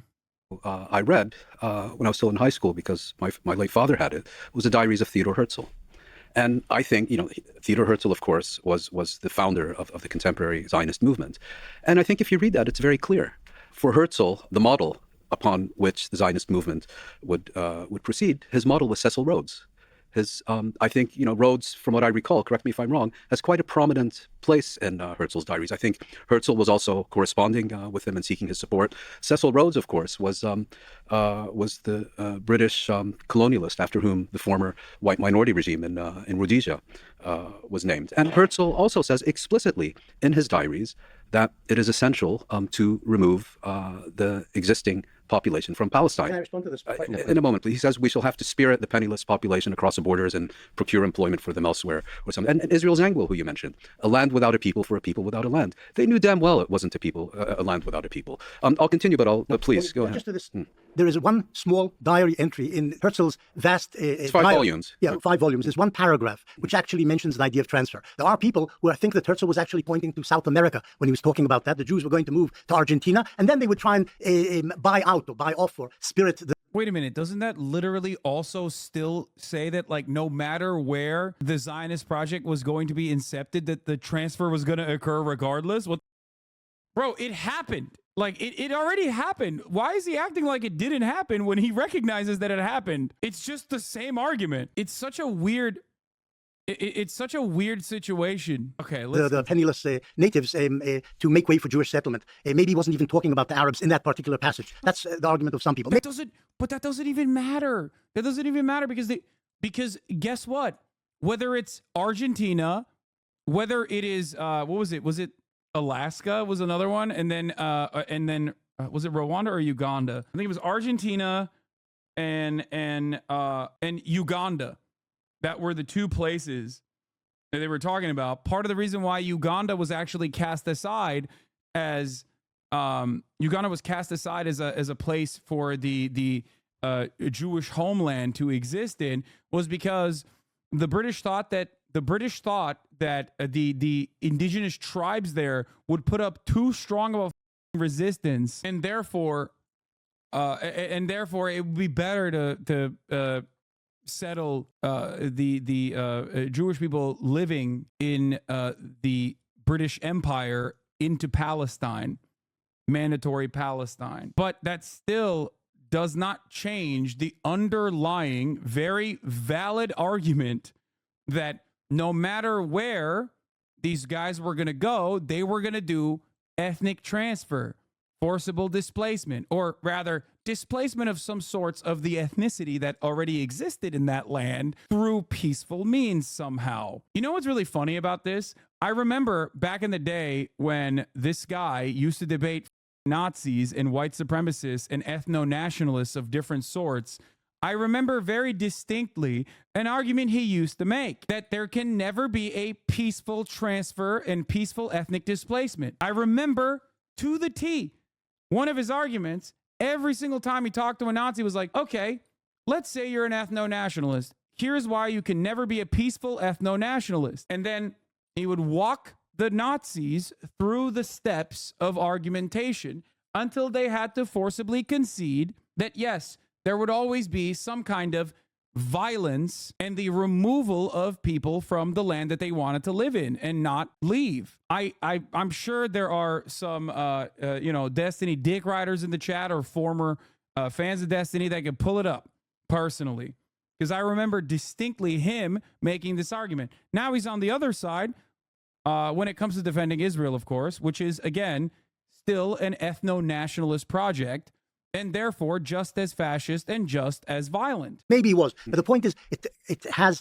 only a 1/100th of a 1% of the diary which is devoted to the subject. It's not a central idea I'll in defer. Herzl's thinking. Now, what Herzl wanted, and this is what's important, not Rhodes, I don't think he was the model. Herzl wanted to create a liberal, democratic, Western state in Palestine for the Jews. That was the idea. Not some imperial enterprise serving some 5 imperial years, master, which is Fizz, what Rhodes was about. goddamn. But to have a Jewish state which was modeled on the Western democracies in Palestine. And this, incidentally, was more or less what Weizmann and Ben Gurion wanted. Ben Gurion was more of a socialist, Weizmann was more of a liberal Westerner, but they wanted to establish a social democratic or liberal state in Palestine. And they both envisioned through most of the years of their activity that there would be an Arab minority in that Jewish state. It's true that Ben Gurion strived to have as small as possible an Arab minority in the Jewish state because he knew. Oh, okay. They just, dude, they just wanted to do a little bit of ethnic displacement. You know what I mean? And they wanted to do it peacefully. And, you know, they wanted to make sure it was as small as possible. But hey, look no further. Okay, how? How do you make it as small as possible? No, this is an old one. This is like when he used to... and residential building. Okay, it's fine. This is the very old debate. That if you want a Jewish majority not state, what I was looking for. that would be necessary. But it's not something which they were willing to translate into actual policy. Just a quick pause to mention that for people who are not familiar, Theodor Herzl we're talking about over a century ago, and everything we've been talking about has been mostly 1948 and before. Yes. Just one clarification on Herzl's diaries. I mean, the other thing that I recall from those diaries is he was very preoccupied with, in fact, getting great power patronage, seeing Yes. Palestine, the Jewish state in Palestine, I think his words, an outpost of civilization against barbarism. Yes. In other words, very much seeing his project as a proxy for Western imperialism in the Middle East. Not proxy. He wanted to establish a Jewish state which would be independent. To get that, he hoped that he would be able to garner support from major imperial powers. Including the Ottoman Sultan, Yes, who he yes, tried to exactly. cultivate. I just want to respond to a point you made earlier, which was that people expressed their rejection of the partition resolution on the grounds that it gave the majority of Palestine to the Jewish community, which formed only a third. Whereas, in fact, if I understood you correctly, you're saying the Palestinians and the Arabs would have rejected any partition resolution. Yeah, I think a couple things. That one, they would have rejected any. Two, a lot of that land given was in the Negev. It was pretty terrible land at the time. And then three, the land that would have been partitioned to Jews, I think would have been, I think I saw it was like 500,000 Arabs. It would have been 500,000 Jews, 400,000 Arabs, and I think like 80,000 Bedouin would have been there. So the state would have been. I think you raise a valid point because I think the Palestinians did reject the partition of their homeland in principle. And I think the fact that the United Nations General Assembly then awarded the majority of their homeland to the Zionist movement only added insult to injury. I mean, one doesn't have to sympathize with the Palestinians to recognize that they have now been a stateless people for 75 years. Can you name any country, yours, for example, or yours, that would be prepared to give 55%, 25%, 10% of your country to the Palestinians? Of course not. And so the issue was not the existence of Jews in Palestine. They had been there for centuries. And of course, they had ties to Palestine, and particularly to Jerusalem and other places, going back centuries, if not millennia. But the idea of establishing an exclusively Jewish state at the expense of those who are... Unless you're Neil Gorsuch, baby.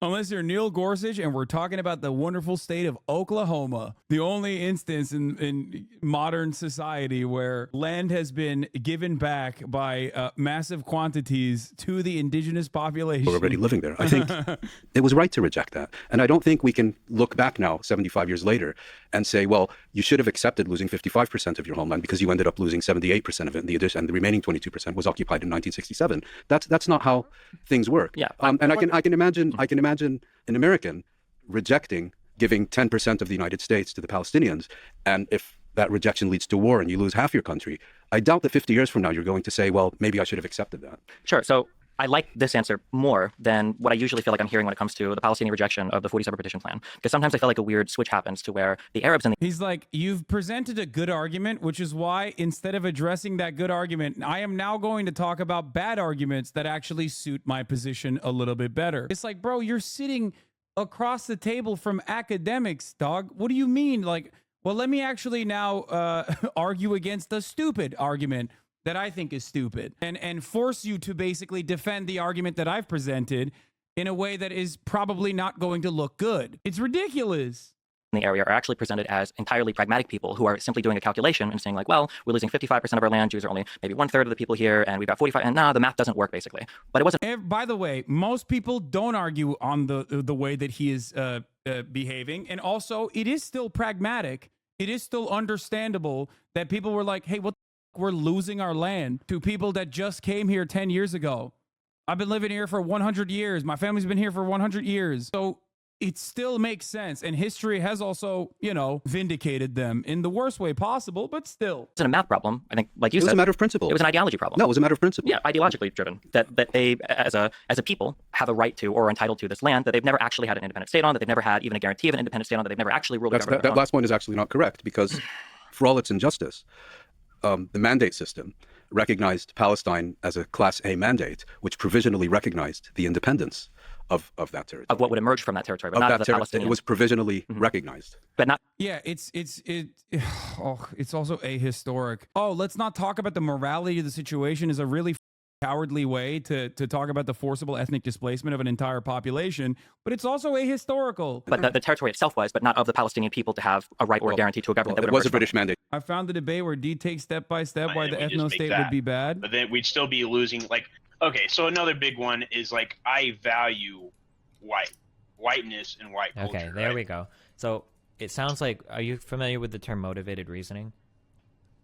I can probably guess what it means. Okay, sure. So just to be clear, like motivated reasoning is, let's say I really want to, let's say that I really want to stick my dick inside of a car exhaust, right? Let's say that I go out and somebody's like, hey, you shouldn't do this, and then I like make like 50 million arguments for why I should be allowed to do it or why it's okay to do it, and you can tell that I'm just arguing it because I really want to be able to do this thing. I don't really care what the argument is. I just really want to get that end result of my car's exhaust.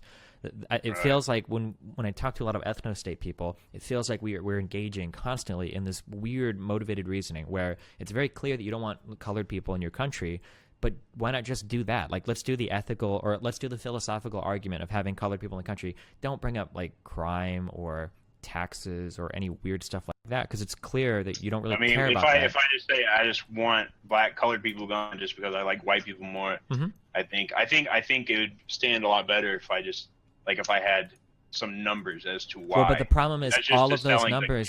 But the problem is that those numbers betray you. I mean, it works on the average normie because the average. Bro, we know he has no idea now. What is he talking about? Why do we need to listen to him knowing less 5 years ago? Because the argument that he's presenting is not one where you need to have knowledge. He's just logically walking through the steps of why you cannot have a peaceful ethno-state.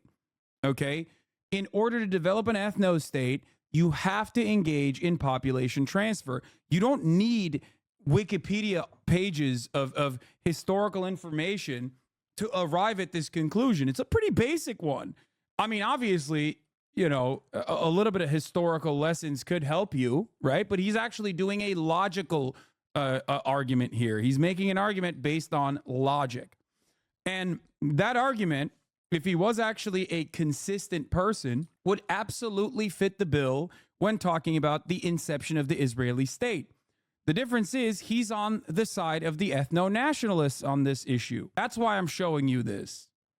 And I'm also not just showing you this, I'm showing his fans this, because some of his fans probably started watching him after his red pill debates as he presented himself as a pretty solid debater, which I've always said he is, and maybe don't know that this is actually profoundly inconsistent with his original moral posturing and his positions, or even just it defies pure logic. Person's a fucking moron. But if you really want to have a solid, good argument, right? You can't if somebody says, I want to get rid of all the colors, you're like, okay, well, why? Well, because of crime. Well, why not get rid of all criminals? Okay, well, because of taxes. Well, why not get rid of everybody that takes more in taxes? Okay, well, IQ. Well, why not just get rid of all the low IQ people, right? But it always comes back to, well, I would want to keep the white ones and get rid of the black ones. So let's just go to the... Yeah, you're right. I think I am engaging in your motivated reasoning. Sure. And so, I probably couldn't tell you why, and all the stuff I've given you today is just like my confirmation bias and just trying to sell you on why I want these things. But I probably can't articulate why I want it. I just want it, and okay. I like the I think I can. So do you think culture? Well, here, wait, real quick. Okay, so we're moving away from all of the hard empirical stuff, so things like crime and right, and we're going to move into more softer things. I just want to make sure so that, or I'm understanding right. We're moving into culture and whatnot now. Sure. Okay, cool. All right, okay, go for it. Now we're on to culture and stuff. Okay, so do you think culture would be intertwined with race in any way? I would say it is in a correlated way. people of certain races probably tend to do certain things a certain way, but that's just because of geographically where they live and the type of stuff they participate in. Do you think like a certain race could share certain values just Yeah, for inherently? sure. Like, Yeah, I think so. Yeah. okay. All right, fair enough. Okay, from there, I'd like to say I value whiteness and white culture in that, like, we could just look around and see all the countries that, like all the prospering ones. Like, well, if I was going to do that, I could just do it by IQ, since, like, all, like, the prospering countries are above the IQ threshold. I don't know if this is relevant, but I just wanted to say I'm kind of shocked that this guy's a platform on any of these respective outlets with the level of hate he spewed lately. Even your most controversial quotes aren't a fraction of what he said. Yes, because he positions himself as a progressive, or rather a liberal, who is a defender of Joe Biden, and then he can like hide under that umbrella fairly well. It doesn't really, he can just present himself as a liberal, and then people will go, oh, well, he's just a liberal who's like a little edgy. No one basically has the same dedicated audience that he has to have entire pace bins dedicated to all the shit that he has said, not even out of context, like in context, in the same way that like I have a dedicated audience of haters that are probably in here right now, that have an entire pace bin full of data that they can point to be like, he's a piece of shit for this, and this reason. So most people don't even know all of the weird, horrifying, awful things that he said. He does not have obsessed haters. He has some, I think, but they are nowhere near as obsessed as his community is. Therefore, most people are unaware of his like quotes, because no one is like as permanently brain broken and as permanently online as we are, or as his community is. So they just probably don't know. No one is like really made like a big stink about it. You know what I mean? It's Palestine, not the British Mandate of Israel. The word exclusive, As an Israeli, I recognize that settling in a land that you are not wanted is intrinsically violent, no matter your intentions or ways. But the Zionist idea was that we would settle a state whether people want it or not, because Jews can't trust other people's states to keep them safe. Zionism is about making your existence a fact. It doesn't make it right, but you seem to think Zionism tries to be purely driven by rationale. No, I think that's a really good way to describe it. I know. That's why I think like pogroms and the Holocaust play a really... No, I don't think this guy is wrong at all. I don't think Zionism is purely driven by rationale. I think it is driven by understandable fear in shared Jewish history due to pogroms and the Holocaust. I bring this up regularly. It is a very important part of Zionism in general. I just don't think it's a justifiable proposition. I do believe that this guy is definitely an Israeli, by the way, because like most people don't even understand this aspect of it, and usually just like repeat Hasbara or shit that they've heard or shit that they learned in school. Do you really agree with what he said? Doesn't that justify anti-immigration somehow? No, I don't agree. I agree with what he's saying, which is facts. He literally is saying it doesn't make it right, but you seem to think Zionism tries to be purely driven by rationale, like rational thinking. No, I do think it's driven by understandable fears. It's driven by understandable fears of centuries of shared Jewish history, from pogroms to the Holocaust, that this is like, if there isn't a Jewish only state, then it'll happen again, right? That is the underlying fear, and that fear is understandable. But fear makes you do irrational things. So I don't think that it is the intergenerational trauma justifies the actions that the early Zionists engaged in. Every single person that is important in this conversation, all three of the people that are having this conversation right now, would agree to everything that you said. They would probably take a different approach to it, though. Like all three of the significant people in this conversation would agree with that. I agree with that as well. I'm talking about the idea that settling in a land that you are not wanted is violent. Yes. Settling in a land that you are not wanted is almost always going to be violent. This is at the foundation of settler colonialism. Do you really agree with what he said? Doesn't that justify anti-immigration somehow?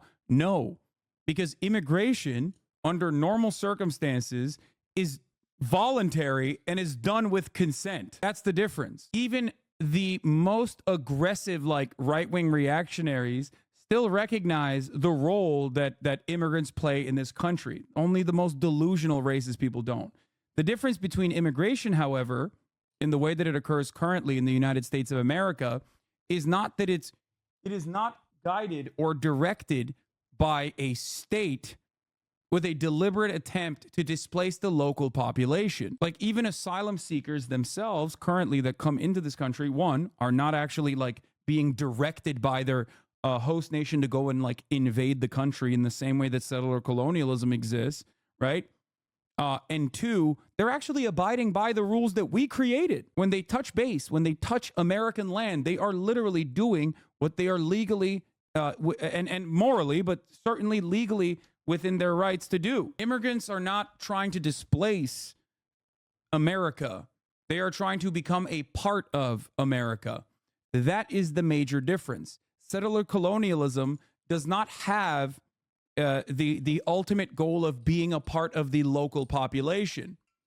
Settler colonialism has the express purpose of erasing the local population, which is precisely what the Zionist project did. Which you keep using is nonsense. The state which Ben-Gurion envisioned would be a Jewish majority state, as they accepted the 1947 partition resolution, as Stephen said. That included 400,000 plus Arabs in a state which would have 500,000 Jews. So the idea of exclusivity wasn't anywhere in the air at all among the Zionist leaders in 47-48. They wanted a Jewish majority state, but were willing to accept a state which had 40% Arabs. That's one point. The second thing is the Palestinians may have regarded the land of Palestine as their homeland, but so did the Jews. It was the homeland of the Jews as well. The problem was the Arabs were unable and remain to this day unable to recognize that for the Jews, that is their homeland as well. And the problem then is, how do you share this homeland? Either with one binational state or separate, it's partitioned into two states. The problem is that the Arabs have always rejected both of these ideas. The homeland belongs to the Jews, as Jews feel, as much as it does, if not more, than for the Arabs. Jews. I would say for the Jews. It's the Jewish people's I would also, homeland. real quick, I just want for both of you guys, because I haven't heard these questions answered. I really want these questions to be, I'm just so curious how to make sense of them. It was correctly brought up that I believe that Ben-Gurion had, I think Shlomo Ben-Ami describes it as an obsession with getting validation or support from Western states. Great Britain, and then a couple decades later, That explains the Suez War. The Suez yeah, crisis. exactly, correct. That was one of the major motivators, the idea to work with Britain and France on a military operation. Imperial against Arabs. stooge. But then the question again I go back to, if that is true, if Ben-Gurion, if the early Israel saw themselves as a Western fashion nation, how could we possibly imagine that they would have engaged in the transfer of some 400,000 Arabs after accepting the partition plan? Would that not have completely and totally destroyed their legitimacy in the eyes of the entire Western world? Would it not have been? How not? Well, first of all, I think that the Zionist leadership's acceptance of the partition resolution, and I think you may have written about this, that they accepted it because it provided international endorsement of the legitimacy of the principle of Jewish statehood, and they didn't accept the borders. And in fact, later expanded the border. Second of all, For that previous ethno-state video, while it's him not walking through the logical conclusion, it's a summary of your point you make. It's at 1:08:30. What, in this one? Dude, What? I enjoy. Dude, you know how much time I spend in here? All these people disagree with me. I enjoy talking to like outsiders. Like, I'm being friendly with you in a conversation, but I think that it would be morally permissible for like people of color to murder people like you in society. Like, I think that your moral views are actually fucking atrocious. Ooh, Like, I don't. Okay, that's all right. We're moving away from that. But the borders They were didn't accept expanded in borders. war. They accepted the UN partition resolution, borders and all. They That's how accepted- they accepted You the- can say that some of the Zionists, deep in their hearts, had the idea that I think that in and of itself probably helps people understand, though, that that why many people were duped early on back in the day about Destiny's ideology. maybe at some point including they their would be able to get more. including But their they most senior accept- leaders who said yes, so, but and they I think you've accepted- quoted them But as they saying so. grudgingly accepted what the United Nations, Yes. the world community, Yes. had said, this is what you're going to get. And second of all, I mean, removing darker people, it's Jews are as dark. it's In intrinsic. Israel, It's in Israel, Jews intrinsic. are as dark as It's Arabs. it's intrinsic to nonsense. Western history. So the idea that Also, his argument here in this circumstance is also stupid. It's like, oh, how could they ever be accepted if they have Arabs in their ranks? Okay, the majority of the Jewish population in Israel now is Arab Jews. What do you mean? Clearly, the concept of like building a Western society, I think you're missing the point. Yeah, no, the argument I think he's trying to make here is that like Ben-Gurion wanted to be accepted by the Western world. If Ben-Gurion wanted to be accepted by the Western world, maybe I am missing the point actually. Did I misunderstand what you were American saying? I was the running leaders it who said Yes, so, they and I think accepted you've quoted them but as saying so. the UN And in fact, the legitimacy accept To work with Britain and France on a military operation Imperial against Arabs. stooge. But then the question again I go back to, if that is true, if Ben-Gurion, if the early Israel saw themselves as a Western fashion nation, how could we possibly imagine? Yeah, he's not saying he's Israel. He's trying to argue that Israel didn't fancy itself as a Western fashion nation, and basically, am I wrong? He's saying Israel did not actually see itself as like a nation that was going to be accepted by the West, and instead was actually genuinely interested in having Arab population. Imagine that they would have engaged in the transfer of some 400,000 Arabs after accepting the partition plan. Would that not have completely and totally destroyed their legitimacy in the eyes of the entire Western world? Would it not have been? How not? Well, first of all, I think that the Zionist leadership's acceptance of the partition resolution. Oh, yeah. He's saying that if they really planned on expelling the natives, then why would the Western world accept them? I wonder why. Well, they did, and they have. So that's such a weird thing to say, because they did do that, and the Western world did accept them, because the Western world, I mean, here, you want to know why? He's saying the West wouldn't accept the transfer of Arabs. Yeah, which is so funny, because, like, we know that they did. And secondly, here is why. This is it. You want to know why? Here's the answer. Obviously, not everyone is going to have their Churchill quotes ready to go, locked in, okay? In the way that I do. Where the his take about how the Palestinians are dogs, and I do not believe that you let the dog. I'm not locked in. I'm paraphrasing the. Here's what he said, and I'm going to paraphrase it. A dog in the manger. There it is. Winston Churchill. I think the Winston Churchill example is inappropriate. Winston Churchill compared Palestinians in 1937 to the dog in the manger after reading the Peel Commission, which suggested partitioning British-mandated Palestine into Arab and Jewish states. Churchill said of the Palestinians in 1937, "I do not agree that the dog in a manger has the final right to the manger, even though he may have lain there for a very long time. I do not admit that right. I do not admit, for instance, that a great wrong has been done to the Red Indians of America or the black people of Australia. I do not admit that a wrong has been done to these people by the fact that a stronger race, a higher grade race, a more worldly wise race, to put it that way, has come in and taken their place." Basically, the stance that he's taking here is exactly why the stance that he's taking here is exactly the reason why they would not have cared, and they didn't, and they haven't.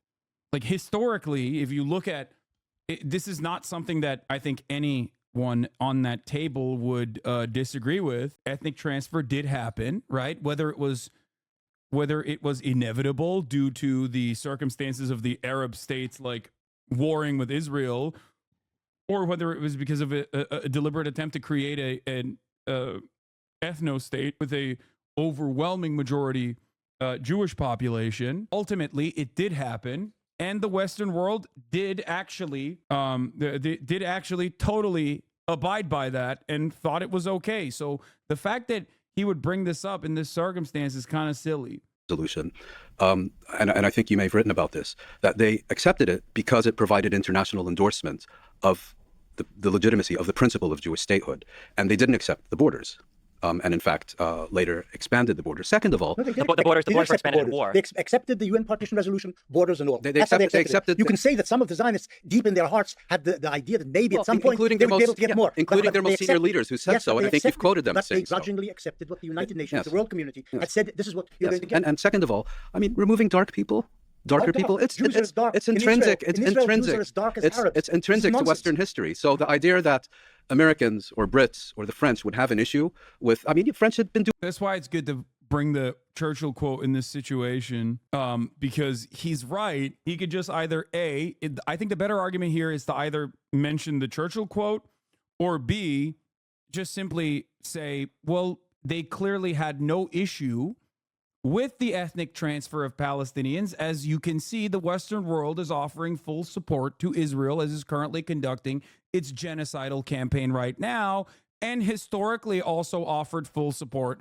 to Israel when it was doing the forcible ethnic transfer. So it's like odd to have this conversation as though the past 75 years does not exist and is not like ongoing. Doing it in Algeria for decades. The Americans have been doing it in North America for centuries. So how would Israel forcibly displacing Palestinians somehow besmirch Israel in the eyes of the West? Even in the 1944 resolution of the Labor Party, and at the time even Bertrand Russell was a member of the Labor Party, it endorsed transfer of Arabs out of Palestine. As Muin's pointed out, that was a deeply entrenched idea in Western thinking, that there was nothing, it doesn't in any way contradict or violate or breach any moral values to displace the Palestinian population. Yeah, that operational thinking there is like still ascribing some kind of like morality to the Western world that has never been demonstrated throughout history. Okay, it's in a way it literally reaffirms the position that Israel wanted to be and successfully did become, like a West adjacent state, because you are abiding by these like Western supremacist principles in an effort to defend this state. It's so funny. Now, I do believe there's a legitimate question. Had it been the case, as you said, Professor Morris, that the Zionists wanted to create a happy state with a Jewish majority, but a large Jewish minority, and if by virtue of immigration, like in our own country, given the current trajectories, non-whites will become the majority population in our United States quite soon. And according to democratic principles, we have to accept that. So if that were the case, I would say maybe... Is it me, or does Steven seem massively outclassed by the other three? Listen, dude.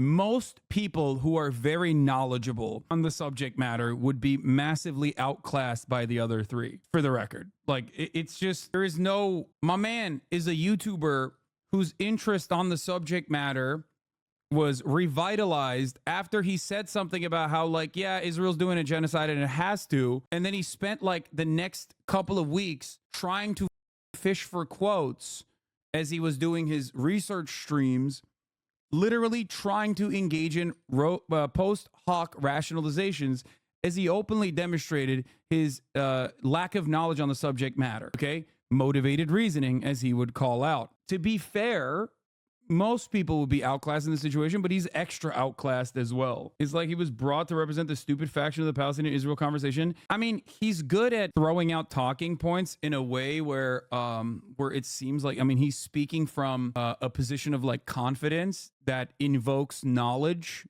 in the eyes of the people that are watching. So I think he's very good at being like he's very good at presenting the pro-Israeli position, I will say, because the pro-Israeli position does not require you to legitimately know history. As a matter of fact, you're worse off, like Benny Morris, when you are a legitimate Israeli historian in the argument, because then they can use your work against you. Do you understand? There is no pro-Israeli position that is actually, there is no pro-Israeli position that is like deeply invested in the truth and historical facts. Okay?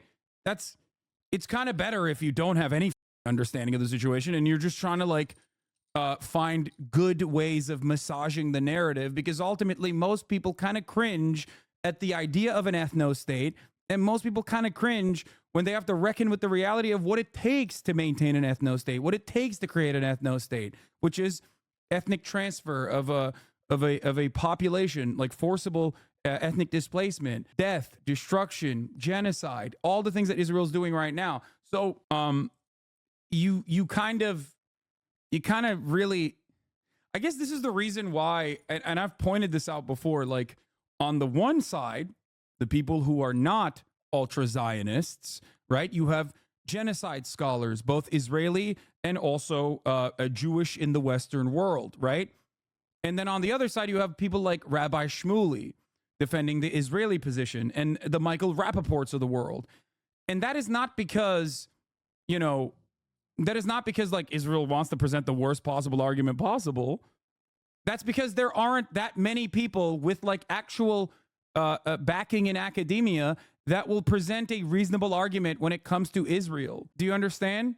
That's why all of these debates always look very slanted in one direction, because it's very difficult. You have to have like a fraudulent individual like Alan Dershowitz or Rabbi Shmuley defend apartheid, because most people with historical knowledge on the matter is going to come across like Benny Morris. Benny Morris is probably the best person that you can bring to the table as an academic, and his work reflects Israel's actions being unjustifiable and violent in today's moral lens. Does that make sense? Do you guys understand what I'm trying to say? That's why you're always going to have a PragerU guy versus like academics. Yeah, it is the exact same reason why the right spectrum politics never occur naturally in academics unless you're talking about like business school or some shit. Okay? That is the same reason why on the issue of like vaccines, for example, you have one side that's slanted, chock full of like scientists, and then the other side is like a chiropractor. because it's just objectively you're supposed to objectively defend something that is objectionable and untrue. So you can't do it. Maybe there's an argument that had there been mass Jewish immigration, changed the demographic balance in Palestine, and therefore D is literally just a liberal answer. Ben Shapiro, he owns dumbasses who don't know nothing about a certain topic, just like he does. But once he goes against someone who knows a shred of something about the topic, he gets cooked. Like Ben, he's seen as smart because he talks fast and knows talking points. Yeah, and also like Ben, he's oftentimes on the wrong side of arguments, unless he's like arguing with red-pilled idiots who are literally talking about how like you should be able to beat the shit out of your wife. You know what I mean? Jews became the majority. You can make an argument in the abstract that the indigenous Arab population should have been accepting of that, just as whites in the United States, quote unquote whites, have to be accepting of the fact that the demographic majority is shifting to non-whites in our own country. But that's not what Zionism was about. I did write my doctoral dissertation on Zionism, and I don't want to get now bogged down in abstract ideas. But as I suspect you know, most theorists of nationalism say there are two kinds of nationalism. One is like, it just blows my mind. Like, we're talking about a dude who wrote his doctoral thesis on the concept that we're talking about literally before the other YouTuber was born. Okay? Like, that's how insane this conversation is. It's so slanted academically and intellectually on one side. Oh my God. nationalism based on citizenship. You become a citizen, you're integral to the country. That's sometimes called political nationalism. And then there's another kind of nationalism, and that says the state should not belong to its citizens, it should belong to an ethnic group. Each ethnic group should have its own state. It's usually called the German Romantic idea of nationalism. Zionism is squarely in the German Romantic idea. That was the whole point of Zionism. We don't want to be Bundists and be one more ethnic minority in Russia. We don't want to become citizens and just become a Jewish people in England or France. We want our own state.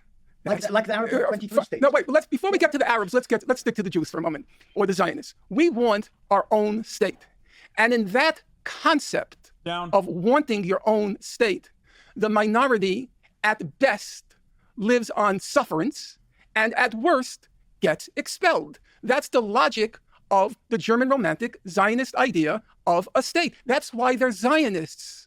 Now, I personally have shied away from using the word Zionism ever since I finished my doctoral dissertation, because that's painful. Because as I said, I don't believe it's the operative ideology today. It's like talking about Bolshevism and referring to Khrushchev. I doubt Khrushchev could have spelled Bolshevik. But for the period we're talking about, they were Zionists. They were committed to their exclusive state with a minority living on sufferance or, at worst, expelled. That was their ideology. And I really feel there's a problem with your happy vision of these Western Democrats like Weizmann, and they wanted to live peacefully with the Arabs. Weizmann described the expulsion in 1948 as, quote, the miraculous clearing of the land. That doesn't sound like somebody shedding too many tears at the loss of the indigenous population. Let me respond to the word unsufferance. The unsufferance, I don't agree with. I think that's wrong. Mm-hmm. The Jewish state came into being in 1948. It had a population which was 20% Arab when it came into being. After Arab refugees, many of them had become refugees, but 20% remained in the country. 20% of Israel's population at inception in 1949 was Arab. 80% went missing. No. We're talking about what remained in Palestine, Israel, after it was created. The 20% who lived in Israel received citizenship and all the rights of Israelis, except, of course, the right to serve in the army, which they didn't want to. And they have Supreme Court justices, they have Knesset members. They enjoy basically under emergency laws until 1966 for a period. Sure, they lived under. So they didn't really no. Wait a second. At the beginning, it's not fantasy. At the beginning, they received citizenship, could vote in elections for their own people, and they were put into parliament. But in the first years, the Israeli, the Jewish majority suspected that maybe the Arabs would be disloyal because they had just tried to destroy the Jewish state. Then they dropped the military government and they became fully equal citizens. So if the whole idea was they must have a state without Arabs, this didn't happen in 49, and it didn't happen in the. Awesome. He's literally, dude. You can't just justify an incredibly racist position like this. I'm sorry. That is insane. That is actually insane, dude. It's just, again, motivated reasoning. Well, guess what, dude? They just thought the Arabs were disloyal. Oh, okay, never mind. Yeah, guess what, dude? Well, the whites thought blacks were subhuman and deserved and wanted to be servile because of their skulls. So I guess chattel slavery is kind of justifiable too. What the do you mean? He didn't completely skip over the emergency rules for 20 years. He's justifying the emergency rules for 20 years. That is a ridiculous thing to say. Or wait, did he skip over it? I thought he was trying to justify it by saying, well, the Israeli state originally thought that they were disloyal. I am sorry, but this argument is insane. You say State with the Jewish majority suspected that maybe the Arabs would be disloyal because they had just tried to destroy the Jewish state. Then they dropped the Yeah, no, military. he is justifying the first 20 years. Between 1948 and 1967, Palestinian citizens of Israel did not have any rights that the Israeli citizens of Israel had. Palestinians, like Arabs who were Christian and Arabs who were Muslim, did not get the same rights as the Jewish citizens living inside of the boundaries of Israel. He is justifying this. The same exact thing that was happening in the West Bank was happening to the Palestinian citizens of Israel then. And he's basically saying that, like, in that first, military military mandate where they lived under martial law, well, it was because they were suspected of being being disloyal to the Israeli state. Government, and they became fully equal citizens. So if the whole idea was they must have a state without Arabs, this didn't happen in 49, and it didn't happen. Bad take. This is bullshit and ahistorical, and Arabs didn't immediately get citizenship inside Israel. No, he said immediately. Top of the hour. Oh, f you. 2:53 again? God damn it, dude. What's happening today? Before the boundaries of 2:55, you can't hit me with the top of the hour ad break, but I'll do it this time. He is justifying due to the 47 war by saying it happened in 1949. In the then why did you say, Professor Morris? Yes. Then why did you say without a population expulsion, a Jewish state would not have been established? Because you're missing the first section of that paragraph, which was that they were being assaulted by the Arabs. And as a result, a Jewish state could not have come into being unless there had also been an expulsion of the population which was trying to kill them. Norm, I'm officially forbidding you referencing that. Again, I think- hold on a second, wait. We responded to it. So the main point you're making, we have to take Benny at his word, is like there was a war, and that's the reason why he made that statement. I think that just one last point on this. I remember reading your book when it first came out, and reading one incident after the other, and one example after the other, and then getting to the conclusion where you said the Nakba was a product of war, not design. I think and I remember reacting almost in shock to that I felt you had mobilized overwhelming evidence that it was a product of design, not war. And I think our discussion today very much reflects, let's say, the dissonance between the evidence and the conclusion. You don't feel that the research that you have conducted and published demonstrates that it was in fact inherent and inbuilt and inevitable. And I think the point that Norm and I are making is that I'm not gonna lie. I think Lex's approach here, forbidding Norm from addressing Benny's take, it comes across as one-sided, but it's actually good. Okay, I'm serious. Here's why. Because Norm, this is a 5-hour conversation. Norm will absolutely go back to that point and hammer it into the ground and never move away from it because, and this is why he is a phenomenal scholar, he's a profoundly stubborn man to a fault. That stubbornness actually makes him one of the GOATs, okay? For sure. But when we're doing a 5-hour conversation of back and forth, you kind of got to move on and cook the dude in other angles. He does get tunnel vision, I think. And I think it's admirable because he has like been that stubborn about issues that matter his whole life. He's staked his whole reputation on this. But I do think it's good to move on from this. Hasan, you are an idiot. Thank you. I agree. I'm not a very smart person. I do, however, read and listen to a lot of much smarter people than me. So when I, tell you their positions, I guess, maybe people mistake me as being smart. Your own historical research, together with that of others, indisputably demonstrates that it does. I think that's a fundamental disagreement we're having here. Can I actually respond to that? Because this is actually, I think this is emblematic of the entire conversation. I watched a lot of Norm's interviews and conversations in preparation for this, and I hear Norm will say this all over and over and over again. I only deal in facts. I don't deal in hypotheticals. I only deal in facts. I only deal in facts. And that seems to be the case, except for when the facts are completely and totally contrary to the particular point you're trying to push. The idea that Jews would have out of hand projected any state that had Arabs on it or always had a plan of expulsion is just betrayed by the acceptance of the 47 partition I don't plan. think you understand politics. Did I just say that there is a chasm that separates your ideology from the limits and constraints imposed by politics and reality? Now, Professor Morris, I suspect, would agree that the Zionist movement from fairly early on was committed to the idea of a Jewish state. I am aware. He's right, though. Norm is right, because he doesn't understand politics, because he's a liberal. And liberalism dictates that, like, politics is not real. Liberalism inherently, in a liberal world at least, because of its hegemonic status, implies that you can get away with acting like you're not talking about politics at all, when in fact politics is about the distribution of power and resources. That's all politics is. But historically, okay? Liberalism, on the other hand, makes it seem like it's anything but that. And it can only do that because it's the default state of society nowadays. Obviously, in pre-industrial revolution times, or before, in the feudal era, liberalism was very political, right? Like, but the I guess liberals of that time, or rather those who are defenders of the existing constructs at that time, could get away with claiming that they were not being political and simply pointing to everything and going, well, this is just how things are and it's good. Aware of only one major study, probably written 40 years ago, the binational idea in mandatory Palestine by a woman. I forgot her name now. You remember her.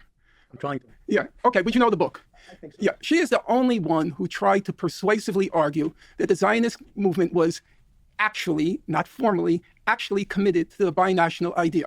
But most historians of the subject agree the Zionist movement was committed to the idea of a Jewish state.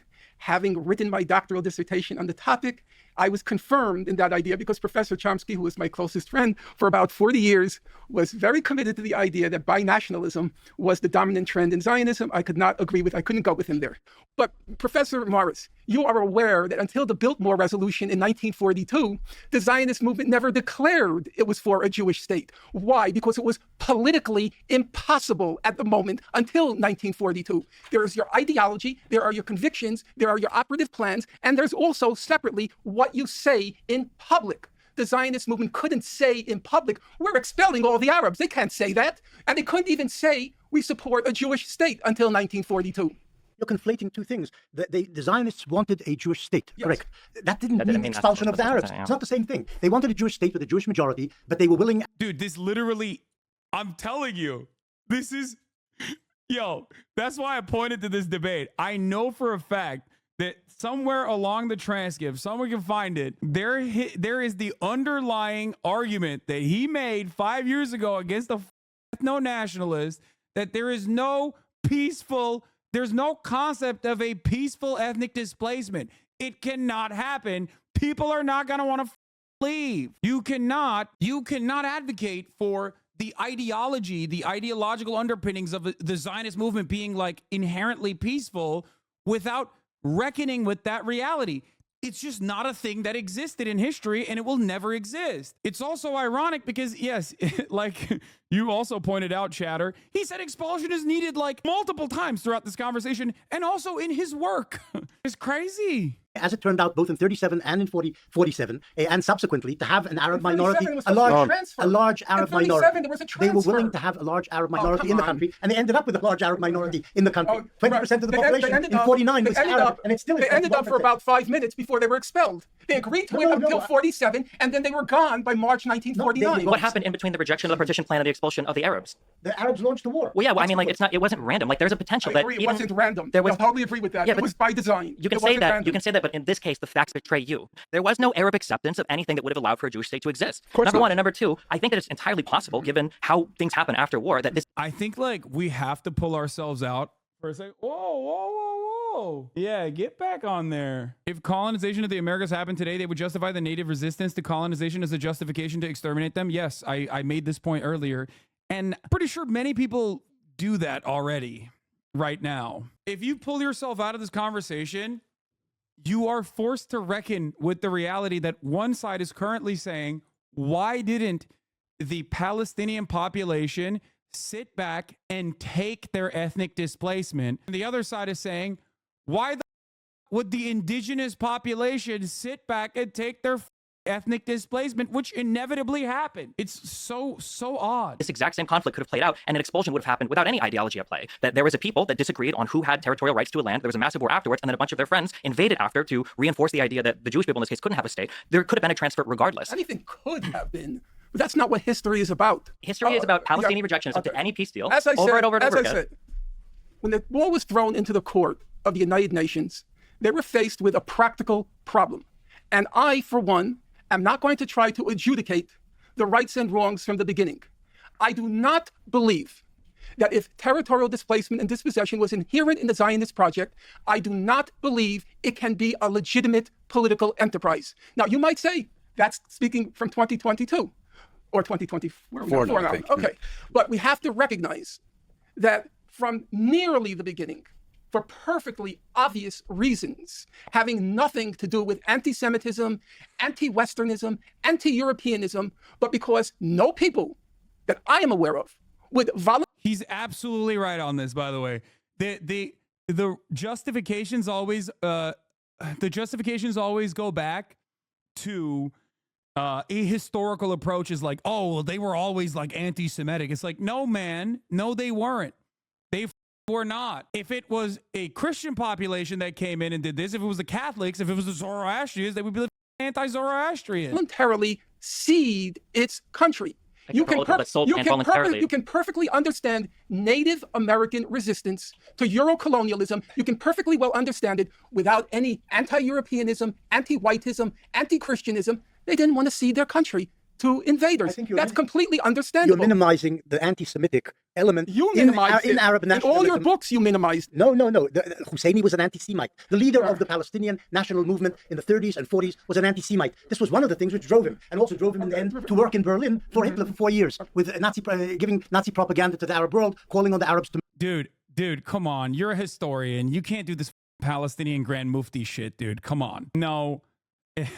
Like, it's crazy. No, he's a historian. Like, he knows. Come on, dude. Like, you know better. That's ridiculous. This is the first time in this conversation, beyond, like, obviously Benny Morris is an ideologue. Benny Morris is a propagandist. Benny Morris is a Zionist. Okay? This is true. But Benny Morris is also a scholar. So for him to do propaganda is one thing, which is, it's his ideological positioning. But for him to also do propaganda by going to this length of like Hasbara shit is something that I expect from Benjamin Netanyahu, not from Benny Morris. You know what I mean? Like this is the type of shit that like I would suspect most historians would look at and go, "What, dude? Come on." The other stuff, at least you can kind of try and justify by being like, "Well, that's his underlying position. It's fine." But I think he's like he's getting a little riled up here to take it to this level because it's a level of intellectual dishonesty to claim that it was anti-Semitism as the leading motivator in the refusal of the indigenous population to just sit back and idly stand by and take their ethnic displacement is a ridiculous approach. It's so silly. Murder the Jews. That's what he did in World War II. That's the leader. Did he say it was a leading motivator? Oh, dude, if you're doing that to try and justify, why would he bring it up if it wasn't a leading motivator? He said it played a factor. Why is he bringing it up? First of all, it did not play a factor. It's ridiculous. It is an intellectually dishonest argument. He's bringing it up because anti-Semitism is a real problem. Anti-Semitism is a real bigotry, and you're only bringing that up to basically provide underlying justifications for why the Zionists behaved in the way that they did, in the violent ways that they behaved. Okay? Surely it played a factor? No, it didn't. Especially because I assume that you are unfamiliar with how the Palestinian mufti came into power to begin with, which was, again, a British, he was like a British mandate Palestinian position of power. He was brought into that position, not because he was, beloved by all. More Palestinians died in World War II fighting against Nazi Germany. Not only is this ahistorical, but it's also completely to bring this up. Palestinians died fighting against Nazi Germany. Utterly irrelevant in the subject matter because the real reasons were resisting against settler colonialism. But that's a valid reason. And in order for you to reckon with the invalid and immoral aspects of the Zionist project, you can't look at the valid reasons. You have to desperately grab onto anything that you can to basically minimize their moral justification, because inherently you also recognize that they are morally just in resisting settler colonialism. History has absolved them 10 times over, but even back then, you're minimizing the genocide of, you're being as dishonest as he is. Okay, he was talking to the chatter. I thought he was talking to me. I was like, you guys are so dumb. Okay. Of the Palestinian Arab National Movement. Why is it, and he wasn't alone. He wasn't Professor alone. Marks, why is it that if you read your book, Righteous Victims, you can read it and read it and read it and read it, as I have, you will find barely a word about the Arabs being motivated by anti-Semitism. It exists, though. I didn't say it doesn't exist. You agree that it exists. Hey, I don't know a single non-Jew who doesn't harbor anti-Semitic We're talking sentiment. about Arabs now. Yeah, but I don't know anybody. That's just part of the human condition. Just Anti-Semitism. Husseini was a order And among the Arabs. So, Professor Mars, here's my problem. I didn't say Damn, Norm, chill. Bro really said anti-Semitism is natural. What does he mean? Oh no, he's cooking too hard. that in your Righteous Victims. Even when you talked about the first Intifada, and you talked about the second Intifada, and you talked about how there was a lot of... Why do you find that funny? Because it's an insane thing to say. If you know anything about Norm, he does have some insane tendencies. So it's textbook. It's a textbook Norm Finkelstein moment. Influenced by Hamas, the Islamic movement. You even stated that there... He's saying that, by the way, to basically concede that, like, yes, of course, there's going to be motivating principles of bigotry amongst every person. You can find every person that has like some level of anti-Semitic tendencies or something like that. It's inherent in us all, which I don't agree with, because I do think that bigotry is taught. It's learned behavior, and you can unlearn it. But having said that, yeah, he's saying prejudice is a part of the human condition. Exactly. But he worded it in a weird way. Regardless, his larger point here is to basically say that, like, regardless of the prejudice that people have, their cause across the board was not motivated by anti-Semitism, but instead motivated by a completely understandable motivation to not be victims to a settler colonial state. There was a lot of anti-Semitism in those movements, but then you went on to say, but of course, at bottom, it was about the occupation. It wasn't about, and I've read it. Yeah, but you're moving from different, No, I'm not moving. ages, across I'm the ages. about your whole book. The occupation began in 67. I think I think this is a fair assessment too, by the way. He's saying, if anti-Semitism played any role whatsoever, why didn't you bring it up in your book? I looked and looked and looked for evidence of this anti-Semitism as being a chief motor of Arab resistance to Zionism. I didn't see it. Did he make that claim? I don't remember the word chief. Yeah, it's one of the elements. Very binary. It's one of the thinking. elements. I'm sorry. Binary. Yes, binary. Please don't give me this postmodernism binary. You're the No, but one. you are thinking in terms of black. Oh God. Oh no. Oh no. Oh no, Norm, don't do it. So, it's not binary thinking. Why would you bring it up then? I'm sure some Palestinians were also bad guys. I'm sure some Palestinians, like, for example, did murders. I'm sure some Palestinians stole. Would you ever bring that up as an argument, as a justification? No, you only are bringing the anti-Semitism aspect, even though it is nowhere near an important motivator in Palestinian emancipation, to justify your position, to justify the fears, to justify why Israel had to be violent. That, in my opinion, is basically that gives a revelation to the listener, to the careful listener. Okay? The revelation is, yes, Israel's actions are unjustifiable, but because if Israel's actions were totally justifiable on its face, you wouldn't have to grasp at like random, nonsensical bigotries that you think are motivators that you didn't really think were primary motivators at all. This is reactionary thinking in display. For those of you who don't understand, this basically goes back to, old colonialist justifications of civilizing the barbarians. It happened in the Roman times, and it happened during the conquistadors in their conquests. It happened in Manifest Destiny.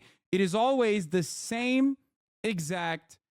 They're barbarian, they're violent, and they want to kill us, and that's why we have to civilize them. What I said, the chief motor. Do you have your book here? Talk about Page 137. You talk in black and white. Page 37. You're talking in black and white concepts when history is much grayer. Lots of things happen because of lots of reasons, not one or the other. And you don't seem to see that. Can I ask you a question? Because it's for them to talk to. Just a very quick question. What do you think the ideal solution was on the Arab side from 47? What would they have preferred? And Well, what would they were happen if, explicit. and then the second one, what would have happened if Jews would have lost the war in 48? What do you think would have happened to the Israeli population? Well, Jewish population? I think the Palestinians and the Arabs were explicit that they wanted a unitary, I think, federal state, and they made their submissions to UNSCOP.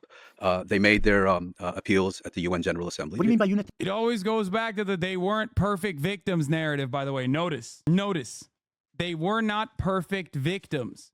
The Palestinians were not perfect victims. This victim of police brutality is not a perfect victim. You only bring up George Floyd's track record if you want to justify why he was executed, okay? You don't just bring that up randomly in a situation where like one party is doing an objective wrong. You're doing it because, you just want to be like, they were asking for it, right? I mean, think about it. It's a little valid, especially when that track record or that argument does not make any sense because it plays no role in the motivations of the people at the time.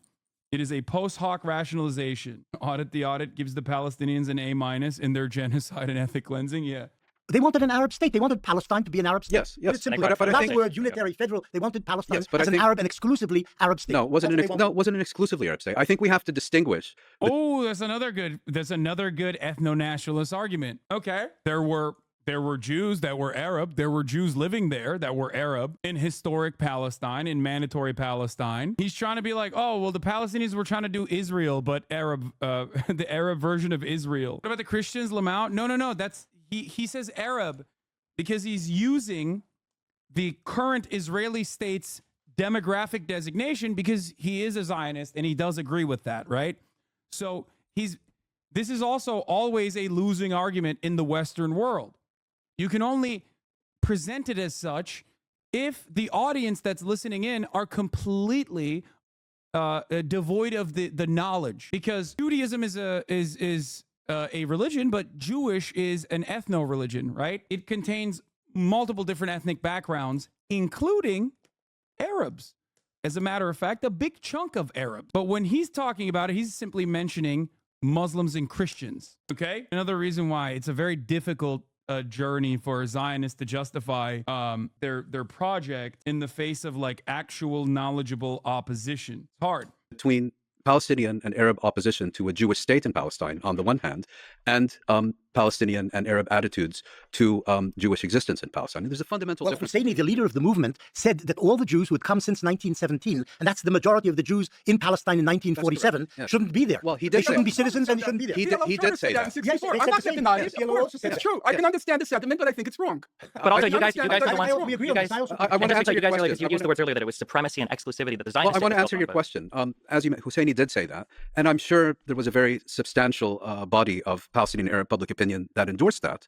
But by the same token, I think a unitary Arab state, as you call it, or a Palestinian state, could have been established with arrangements, with guarantees to ensure the security and rights of both communities. How that would work in detail had been discussed and proposed, but never resolved. And again, I think, Jewish fears about what would A have second happened. Holocaust. That's what. Well, we're no, talking about. I think that was the Jewish fear. A second that- Holocaust. That may well have been the Jewish fear. Yeah. It was an unfounded Jewish fear. It was unfounded? Of course, it was unfounded. What about like in But 48 and 56? You really think that the Palestinians, had they won the war, were going to import ovens and crematoria I don't know, from it would've been Germany that bad, and but there were burn? No, pogroms across in almost every single Arab state where there were Jews living after 48, after 56, after 67. There were always pogroms. There were always flights from Jews from those countries to Israel afterwards. I don't think it would be. I wouldn't say there were always pogroms in every Arab state. I think there was flight of Arab Jews for multiple reasons. In some cases, for precisely the reasons you say. If you look at the Jewish community in Algeria, for example, Yes, their flight he's had right. virtually nothing to do with the Arab-Israeli conflict. The issue of Algerian Jews was that the French gave them citizenship during their colonial rule of Algeria, and they increasingly became identified with French rule. And when Algeria became independent, and all the French ended up leaving out of fear or out of disappointment or out of whatever, the Jews were identified as French rather than Algerian. This is a bit of a red herring. There were pogroms in the Arab countries, in Bahrain even, where there's almost no Jews. There was a pogrom in 1947. There was a pogrom in Aleppo in 1947. I'm not denying There any were, of that history. Killings of Jews in Iraq and Egypt in 1948, 49. I'm not denying any. But the Jews basically fled the Arab states not for multiple reasons. They fled because they felt that the governments there and the societies amid which they had lived for hundreds of years no longer wanted them. Look, without getting into the details, I think we can both agree that ultimately a clear majority of Arab Jews who believe that after having lived in these countries for centuries, if not millennia, came to the unfortunate conclusion that their situation had become untenable. Yes.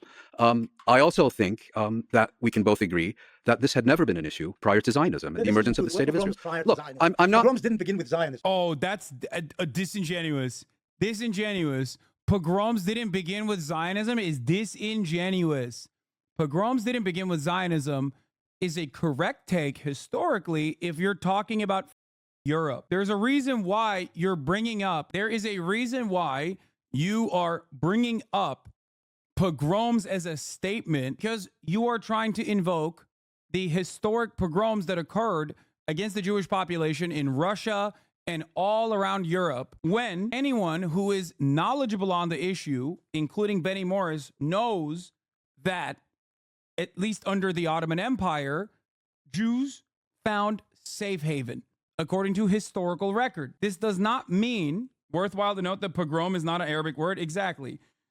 Worthwhile also to mention that this doesn't mean that there were no issues for Jews in the Arab world, but the majority issues for Arab Jews in the Arab world came after Zionism, or if it predated Zionism, it usually was a byproduct of Arab nationalism. In the Arab world. The issue is the point I raised, which is whether these communities had ever come to a collective conclusion that their position had become untenable in this part of the world. No, they were Arab Jews. Well, because untenable meant there was no alternative. But with the creation of Israel, there was an alternative, right? A place where they could go and not be discriminated against or live as second-class citizens or be subject to Arab majority states. I also think it's interesting that, like, when you analyze the flight of Jewish people, and I've seen this, that it wasn't just, I agree with you, it wasn't just a mass expulsion from all the Arab states. There were definitely push factors. There were also pull factors.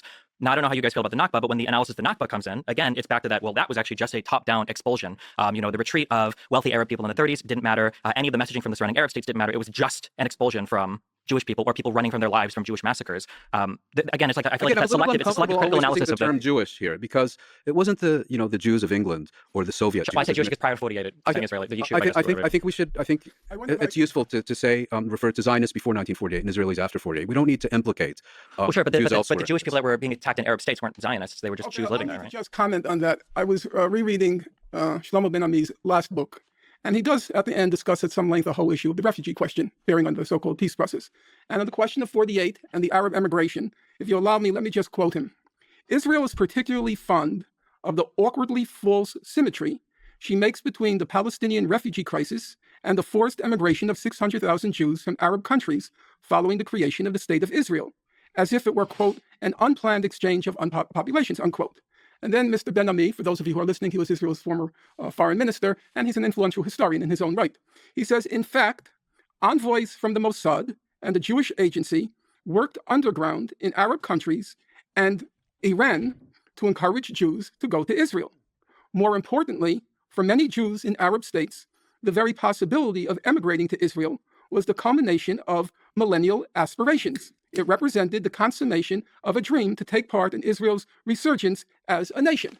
So this idea that they were all expelled after 1948 It's Again, D highlights he is founded on rhetoric, not information, not an academic scrutiny. Here's an order. Yes. But the reality is that most people are not academically inclined. Okay. Hassan is wrong. Look it up. In Libya, 130 Jews were killed and 260 injured. In December 1947, 13 Jews were killed in Damascus, including 8 children, and 26 were injured. What about blood libel spread throughout the Middle East and North Africa? Aleppo, Damascus, Beirut, Dar al-Kamar, Jerusalem, Cairo, Mansoura, Alexandria, Port Said, and Damanhur. This is a very common retort to the things that I said by people who don't listen to the words I am using.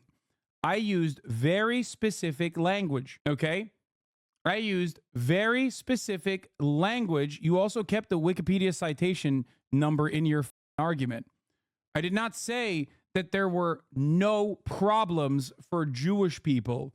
I said, in comparison to the systemic annihilation that Jewish people faced in Europe and in Russia in general, Jews regarded at least the Ottoman Empire, okay, as a safe haven because it was a safe haven.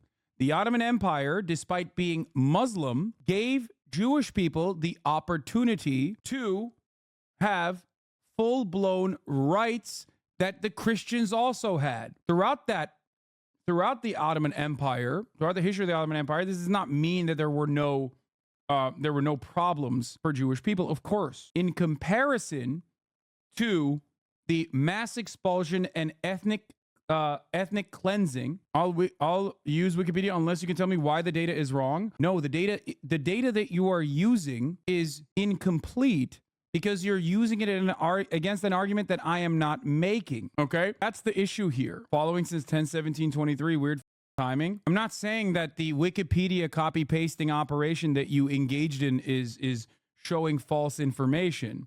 I'm simply stating that I already addressed that. My dude, you literally pulled you care to claim about you claim that you care about Jewish people? Name all of the pogroms. And you didn't even name them yourself. You just copied and pasted it off the Wikipedia bracket. No, Wikipedia can be a reliable source of information. It's just that if you don't understand what your interlocutor is saying, you end up just copy pasting something basically like a AI bot. That's one area, Professor Morris. I defer to expertise. That's one of my credos in life. I don't know the Israeli literature, but as it's been translated in English, there's very little solid scholarship on what happened in 1948 in the Arab countries and which caused the Jews to leave. Arab Jews, right.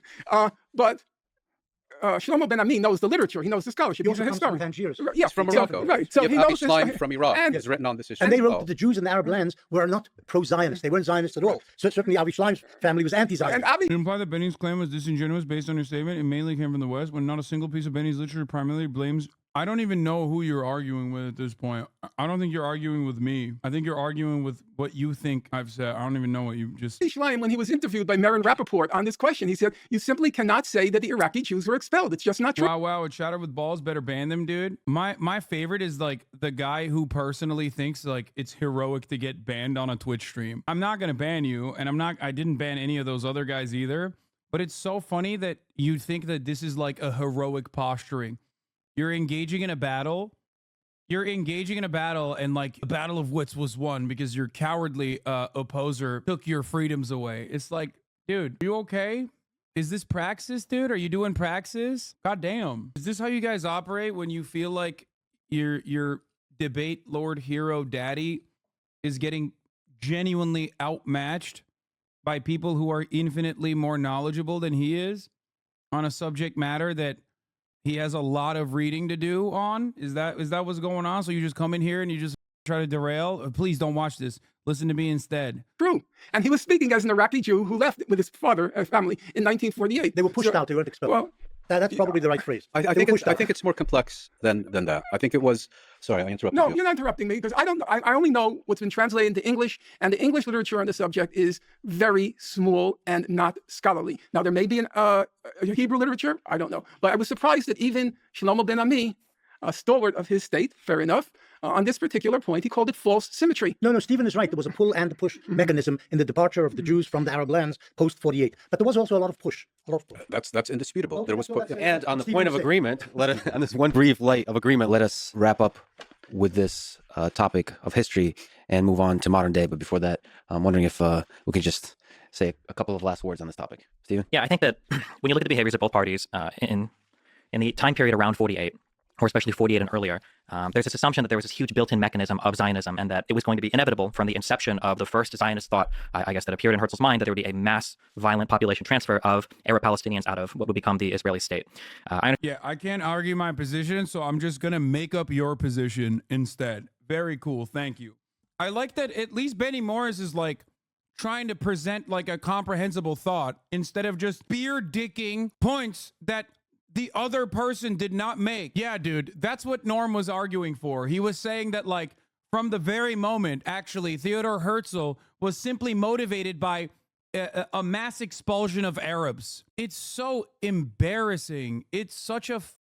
Why is it that dudes who talk about how important debate is oftentimes bastardize that very same thing that they're claiming they're engaging in? It's like all of his personal, like everything he's done so far is basically either A, well, you guys made a good argument, but here's an argument that I think is really bad, or B, going into the subject matter and being like, well, guess what? Here's what I think you actually said. Here's what I'm claiming you said in the most disingenuous way possible. You have a real opportunity here to just, present your argument in a solid way. You don't have to resort to these like silly tactics. I understand that there are some quotes that we can find that maybe seem to possibly support an idea that looks close to that. But I think when you actually consult the record of what happened, when you look at the populations, the massive populations that Israel was willing to accept within what would become their state borders, their nation borders, I just don't think that the historical record agrees with the idea that Zionists would have just never been okay living alongside Arab Palestinians.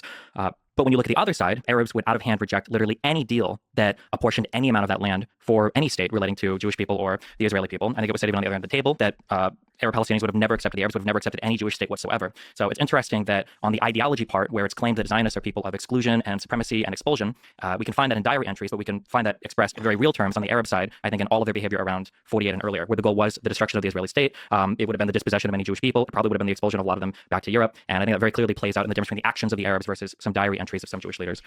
Benny? Well, one thing which stood out, and That's the most insane thing I've ever heard. Brother, 750,000 Palestinians were ethnically displaced at the inception of the Israeli state. What do you mean it was just a diary entry? This is such a idiotic, like, what a stupid point. No, man, it's not just diary entries. What? This argument is so brain dead. If someone walks into your house and says, this is mine now, but I'm willing to generally give you half of it, you'd be like, oh, no. Off. Imagine 80 years later, some YouTube asshole being like, I can't believe they didn't accept the generous offer to give them half. Yeah. The funniest part is it's not even just directly like some asshole comes into your house and takes half of it. There is another much larger asshole that owns the house that you're renting and goes, yeah, guess what, dude? Half of this is now going to belong to this guy who I brought in here. Okay. And then they turn around and go, actually, we're bringing more people. His entire family's coming here, and they're going to murder some of your family members. And also now half of the house is definitely permanently his. I think Moeen made this point, is that the Arabs had nothing to do with the Holocaust, but then the world community forced the Arabs to pay the price for the Holocaust. That's the traditional Arab argument.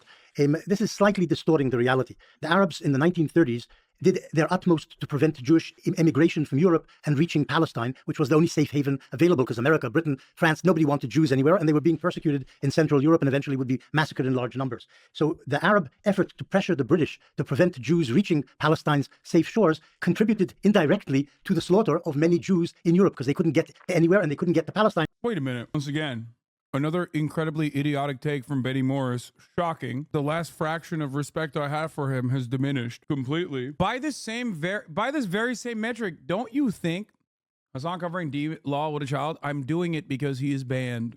Okay, I'm trying to do my very best to maintain terms of service. Trust me, it is stupid to do this. I understand.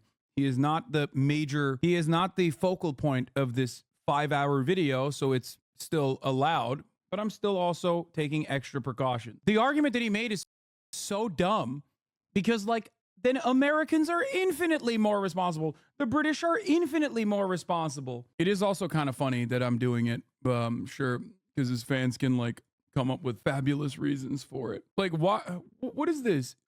It is not and never has been the responsibility of the Palestinian people that were defending their ancestral homeland to sit back and take a colonial power, England, forcibly moving settler colonialist populations into their homes. Like, that's crazy. Because the Arabs were busy attacking Jews in Palestine and attacking the British to make sure they didn't allow Jews to...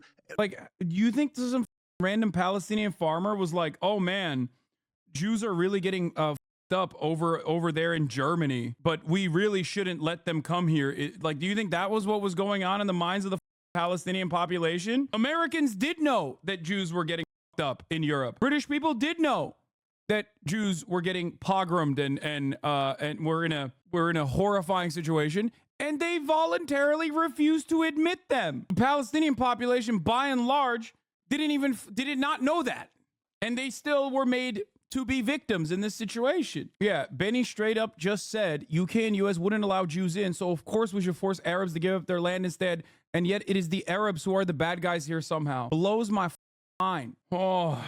Reach the safe haven. That's important. The second thing is, of course, there's no point in belittling the fact that the Palestinian Arab National Movement's leader, Husseini, worked for the Nazis in the 1940s. He got a salary from the German Foreign Ministry. He raised troops among Muslims in Bosnia for the SS, and he broadcast to the Arab world calling for the murder of the Jews in the Middle East. This is what he did. And the Arabs, since then, have been trying to whitewash Husseini's role. I'm not saying he was the instigator of the Holocaust, but he helped the Germans along in doing what they were doing, and supported. Once again, very up that he's bringing this up, considering that Palestinians died fighting Germany, Nazi Germany. Tens of thousands of Palestinians died fighting against Nazi Germany. He didn't go the Benjamin Netanyahu route of, like, saying Hitler learned about hatred of the Jews from the Palestinian Mufti, which is direct Holocaust revisionism.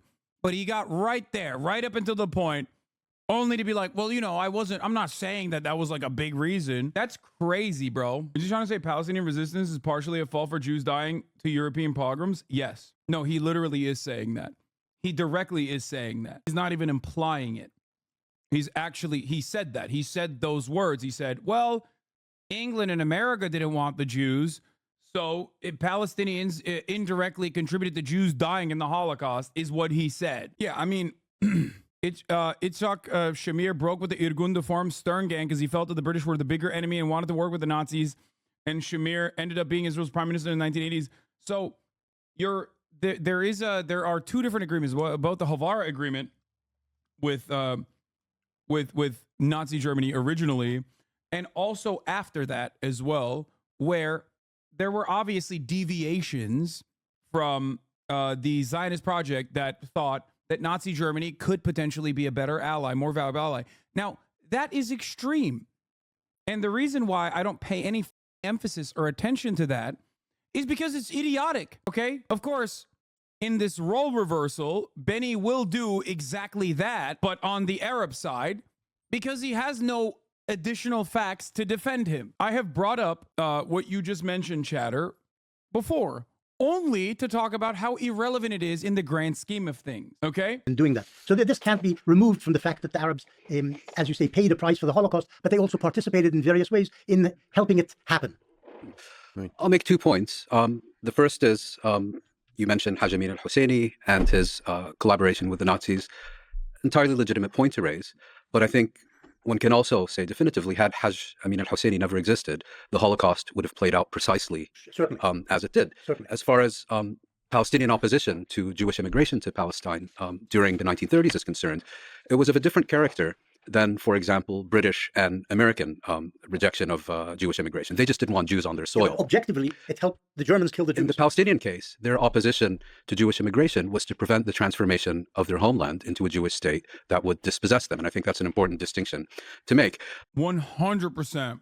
Great Hey, in other countries, not taking Jewish refugees during the Holocaust 100% resulted in mass Jewish deaths, just to be fair. Yes, it did. But Benny here is almost making it more of the legal responsibility of the Palestinians rather than pure anti-Semitism from the American government and the English government that knew what was going on. Does that make sense? That's what's really fucked up about it. Imagine turning a ship back around full of Jewish refugees, knowing full well what is happening. That's crazy. That is what is incredibly fucked up about this argument, because when you look at the intent of certain actions, the Palestinian motivation here is to resist against settler colonialism. The American motivation to reject Jewish refugees from coming in to the United States is pure anti-Semitism with full-blown knowledge of what Adolf Hitler is capable of doing and what he's doing. To make a parallel here as though these are two of the same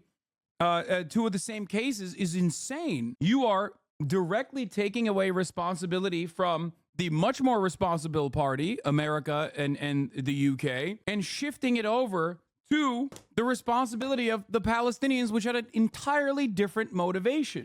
The other point I wanted to make is we've spent the past several hours talking about Zionism, transfer, and so on. But I think there's a more fundamental aspect to this, which is that Zionism, I think, would have emerged and... There was a chatter in here earlier that made a really interesting point, actually, that I never really thought about. The Palestinian Jewish population before mass settlements was around 4% to 7%, depending on what time frame we're looking at. No, the chatter's name is Layum. The American Jewish population percentage was not even 2%. And the American Jewish population was not even 2%. They had full knowledge of what's going on with respect to, Hitler's Germany. And yet they refused like thousands of Jews from entering the country as refugees. 7% of Palestinians before 1920 were Jewish. The U.S. today, which is considered a haven for Jews, is 2%.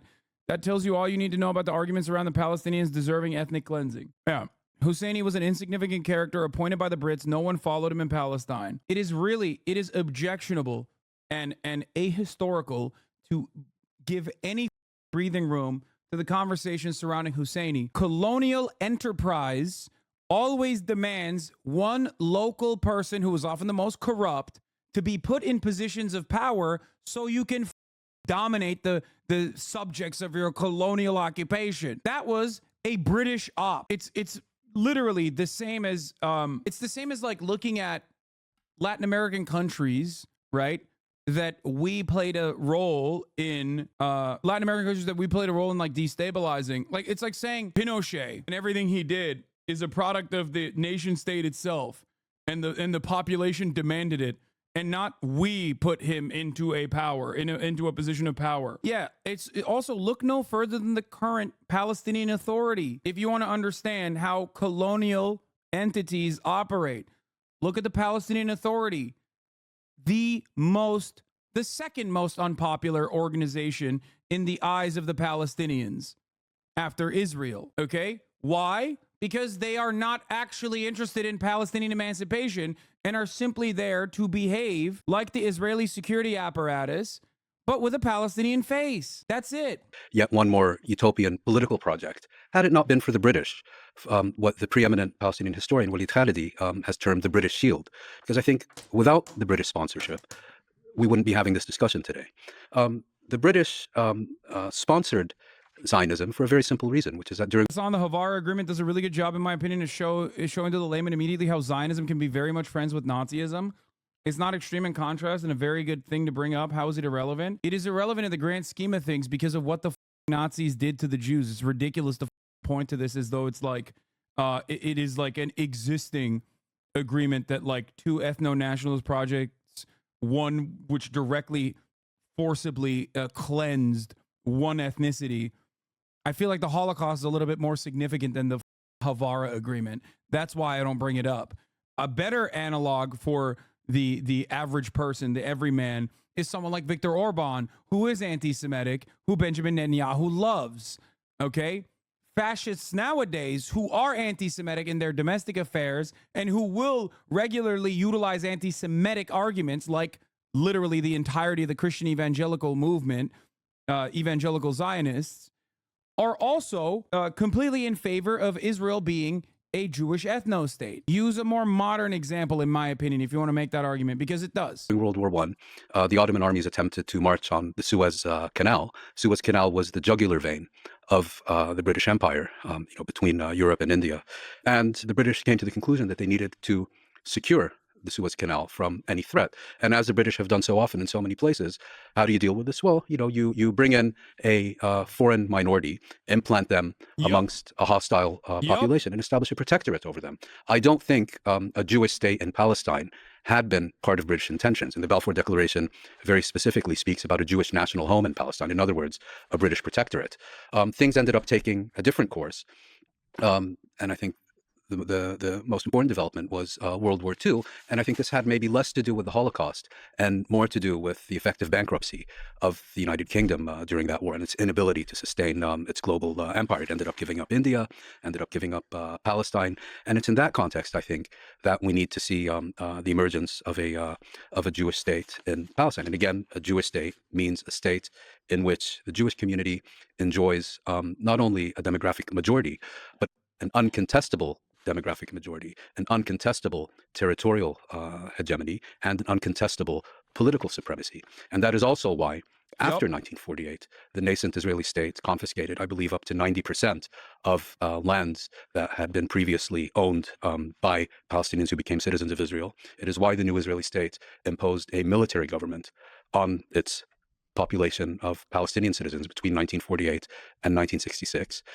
It is why the Israeli state effectively reduced the Palestinians living within the Israeli state as citizens of the Israeli state to second-class citizens, on the one hand promoting Jewish nationalism and Jewish nationalist parties, on the other hand doing everything within its power to suppress and eliminate Palestinian or Arab nationalist movements. And that's why today there's a consensus among all major human rights organizations that Israel is an apartheid state. What the Israeli Human Rights Organization, B'Tselem, describes a regime of Jewish supremacy between the river and the sea. You're really tempting a response from the other side on the last few sentences. We'll talk about the claims of apartheid and so on. It's a fascinating discussion. We need to have it. Norm. You mean claims of apartheid, big dog? Come on, Lex. You literally interviewed Palestinians. You know it's apartheid. Get out of here. It's like thinking that there is no apartheid between the unsubscribed and the subscribed at the top of the hour. There is one, okay? I had to get one off. I'm sorry. It's been a while since I got one today. Question of the responsibility of the Palestinian Arabs for the Nazi Holocaust, direct or indirect, I consider that an absurd claim. It is. As Bomiko said, and I quoted him, the entire Western world turned its back on the Jews. To somehow focus on the Palestinians strikes me as completely ridiculous. Number two, as Moeen said, there's a perfectly understandable reason why Palestinian Arabs wouldn't want Jews, because in their minds, and not irrationally, these Jews intended to create a Jewish state, which would quite likely have resulted in their expulsion. I'm a very generous person. I've actually taken in a homeless person for 2.5 years. But if I knew in advance that that homeless person was going to try to turn me out of my apartment, I would think 10,000 times before I took him in. Okay? As far as the actual complicity of the Palestinian Arabs, if you look at Raoul Hilberg's 3-volume classic work, The Destruction of the European Jewry, he has in those 1,000+ pages one sentence on the role of the Mufti of Jerusalem.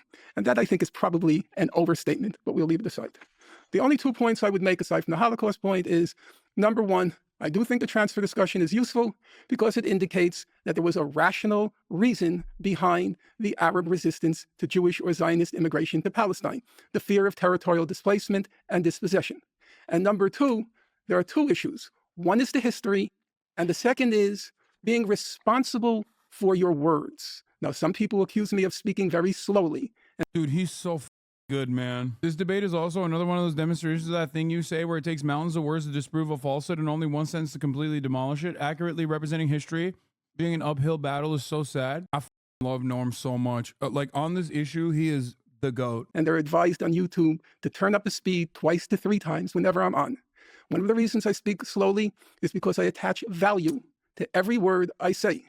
And it is discomforting, disorienting, where you have a person who's produced a voluminous corpus, rich in insights and rich in archival sources, who seems to disown each and every word that you pluck from that corpus by claiming that it's either out of context or it's cherry picking Words count. And I agree with Lex. Everybody has the right to rescind what they've said in the past. But what you cannot claim is that you didn't say what you said. I'll stick to the history, not the current propaganda. 1917, the Zionist movement began way before the British supported the Zionist movement for decades. In 1917, the British jumped in and issued the Balfour Declaration supporting the emergence of a Jewish national home in Palestine, which most people understood to mean eventual Jewish statehood in Palestine. Most people understood that in Britain and in Israel, among the Zionists and among the Arabs. But the British declared the Balfour Declaration, or issued the Balfour Declaration, not only because of imperial self-interest, and this is what you're basically saying. They had the imperial interests, a buffer state which would protect the Suez Canal from the east. The British also were motivated. No, the British were also motivated by anti-Semitism. And he knows that too. Please, come on. Like, Balfour was an anti-Semite. Bro, they literally were like, oh yeah, dude, fucking let's send him to the desert. That's awesome. I don't want to live with no Jews in my country. Send him to the desert. That's great. Straight up. It was such a perfect win-win. I don't understand. He literally just, the population knew it would mean an eventual Jewish state. So why would the Arabs not resist against that? Yeah. Well, he's trying to say, and doing a pretty bad job at this, to be fair. He's trying to say that, like, they were only against it because of anti-Semitism. He won't say that because that would be ridiculous. But he's like leaning, he's implying. That's the difference between a guy like him and a charlatan like Destiny. Destiny will literally openly state such ahistorical claims, but ultimately Benny Morris is still a historian, so he has to like weasel around the argument. Motivated by idealism. And this, incidentally, is how Balfour described the reasoning behind issuing the declaration. And he said the Western world, Western Christendom, owes the Jews a great debt, both for giving the world and the West, if you like, values, social values as Not a big enough debt to allow them to escape Nazi Germany, though. Like, they basically were saying, like, oh yeah, no.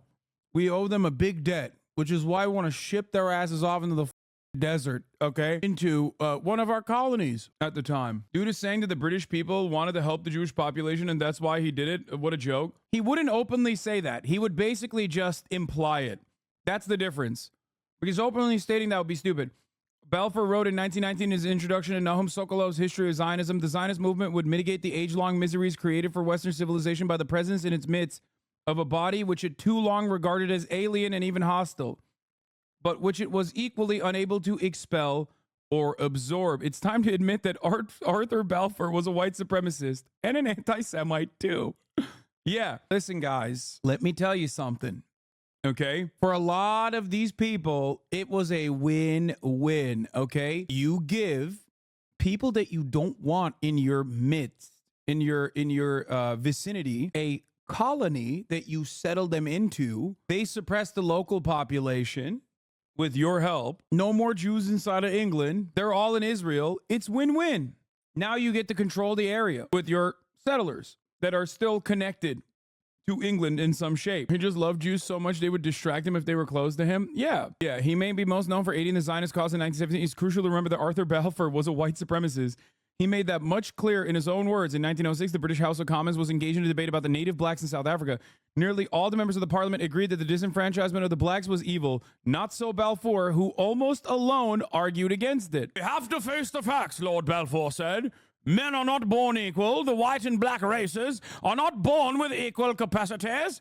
They are born with different capacities, which education cannot and will not change. But Balfour's troubling views were not limited to Africa. In fact, despite his now iconic support for Zionism, he was not exactly a friend of the Jews. In the late 19th century, pogroms targeting the Jews in the Pale of Settlement had led the waves of Jewish flight westward to England and the United States. This influx of refugees led to an increase in British anti-immigrant racism and outright anti-Semitism. Themes not unfamiliar to us today. Support for political action against immigrants grew as the English public demanded immigration control to keep certain immigrants, particularly Jews, out of the country. Just so you understand, okay, when Jews fled westward, they faced anti-Semitism. Historically, at least, that's why I was yelling at that chatter earlier, at least in the Ottoman Empire, when they fled to the Ottoman Empire, they were welcomed. It is so ridiculous, ahistorical, and gross to ascribe the vitriolic anti-Semitism of Western powers to, by and large, Muslim populations. That's part of the reason why everybody loves the Israel cause, especially Germans.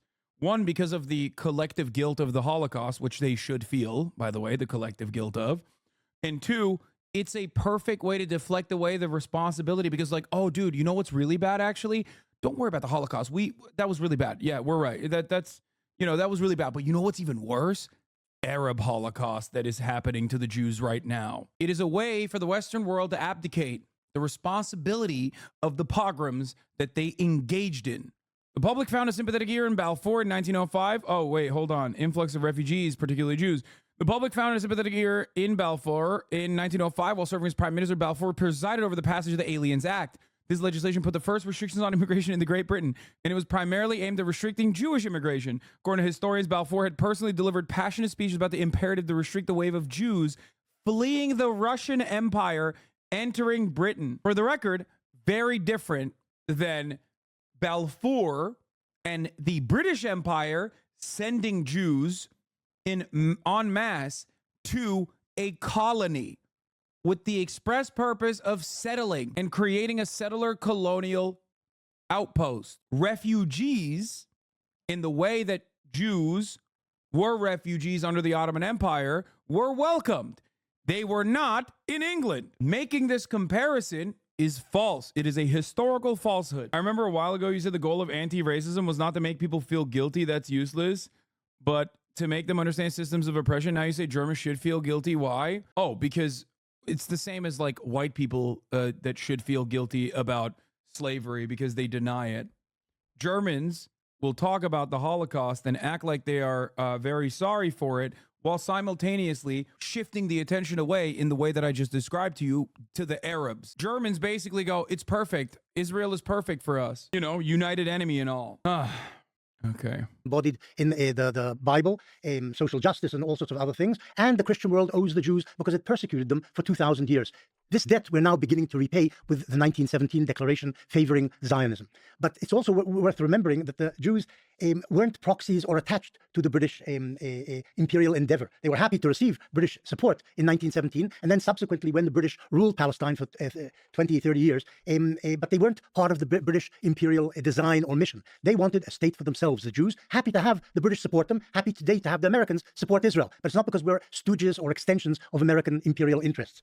The British, incidentally, are always described in Arab narratives or propaganda as consistent supporters of Zionism. They weren't. The first British rulers in Palestine, 1917, 1920. Herbert Samuel. No, before Herbert Samuel. Samuel came in 1920. The British ruled there for 3 years previously, and most of the leaders, the British generals and so on, who were in Palestine, were anti-Zionist. And subsequently, in the 20s and 30s, the British occasionally curbed Zionist immigration to Palestine, and in 1939 switched horses and supported the Arab national movement and not Zionism. They turned anti-Zionist and basically said, you Arabs will rule Palestine within the next 10 years. This is what we're giving you by limiting Jewish immigration to Palestine. But the Arabs didn't actually understand what they were being given on a silver platter, Husseini again, and he said, no, we can't accept the British White Paper of May 1939, which had given the Arabs everything they wanted, basically, self-determination in an Arab majority state. So what I'm saying is the British, at some point, did support the Zionist enterprise, but at other points were less consistent in the support. And in 1939, until 1948, when they didn't vote even for partition, for Jewish statehood in Palestine, in the UN. Yeah, bro, the only time where they curbed immigration was literally because of mass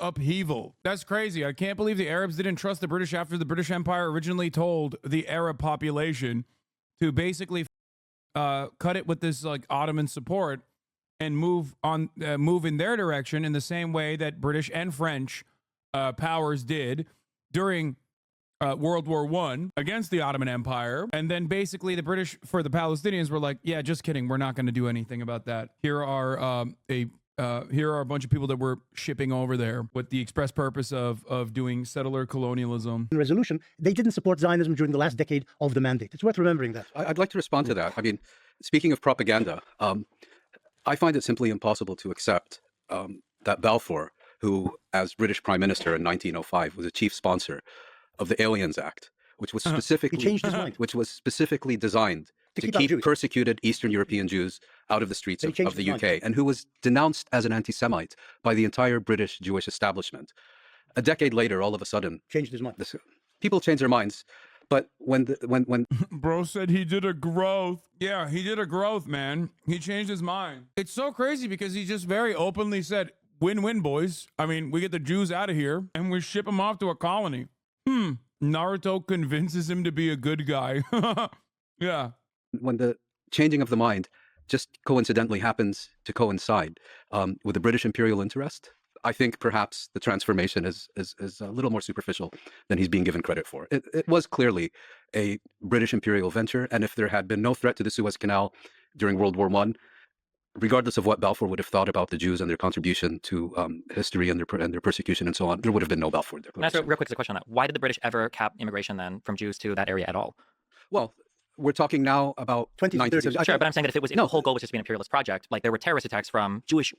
Yes, but I'll answer in the you. 40s, yeah. And we're talking now about 1917, and as I mentioned earlier. By the way, you might think he's asking this question to like arrive at a larger point, but no, he just doesn't know anything. So wait, so why did they do that? He just actually wants to know.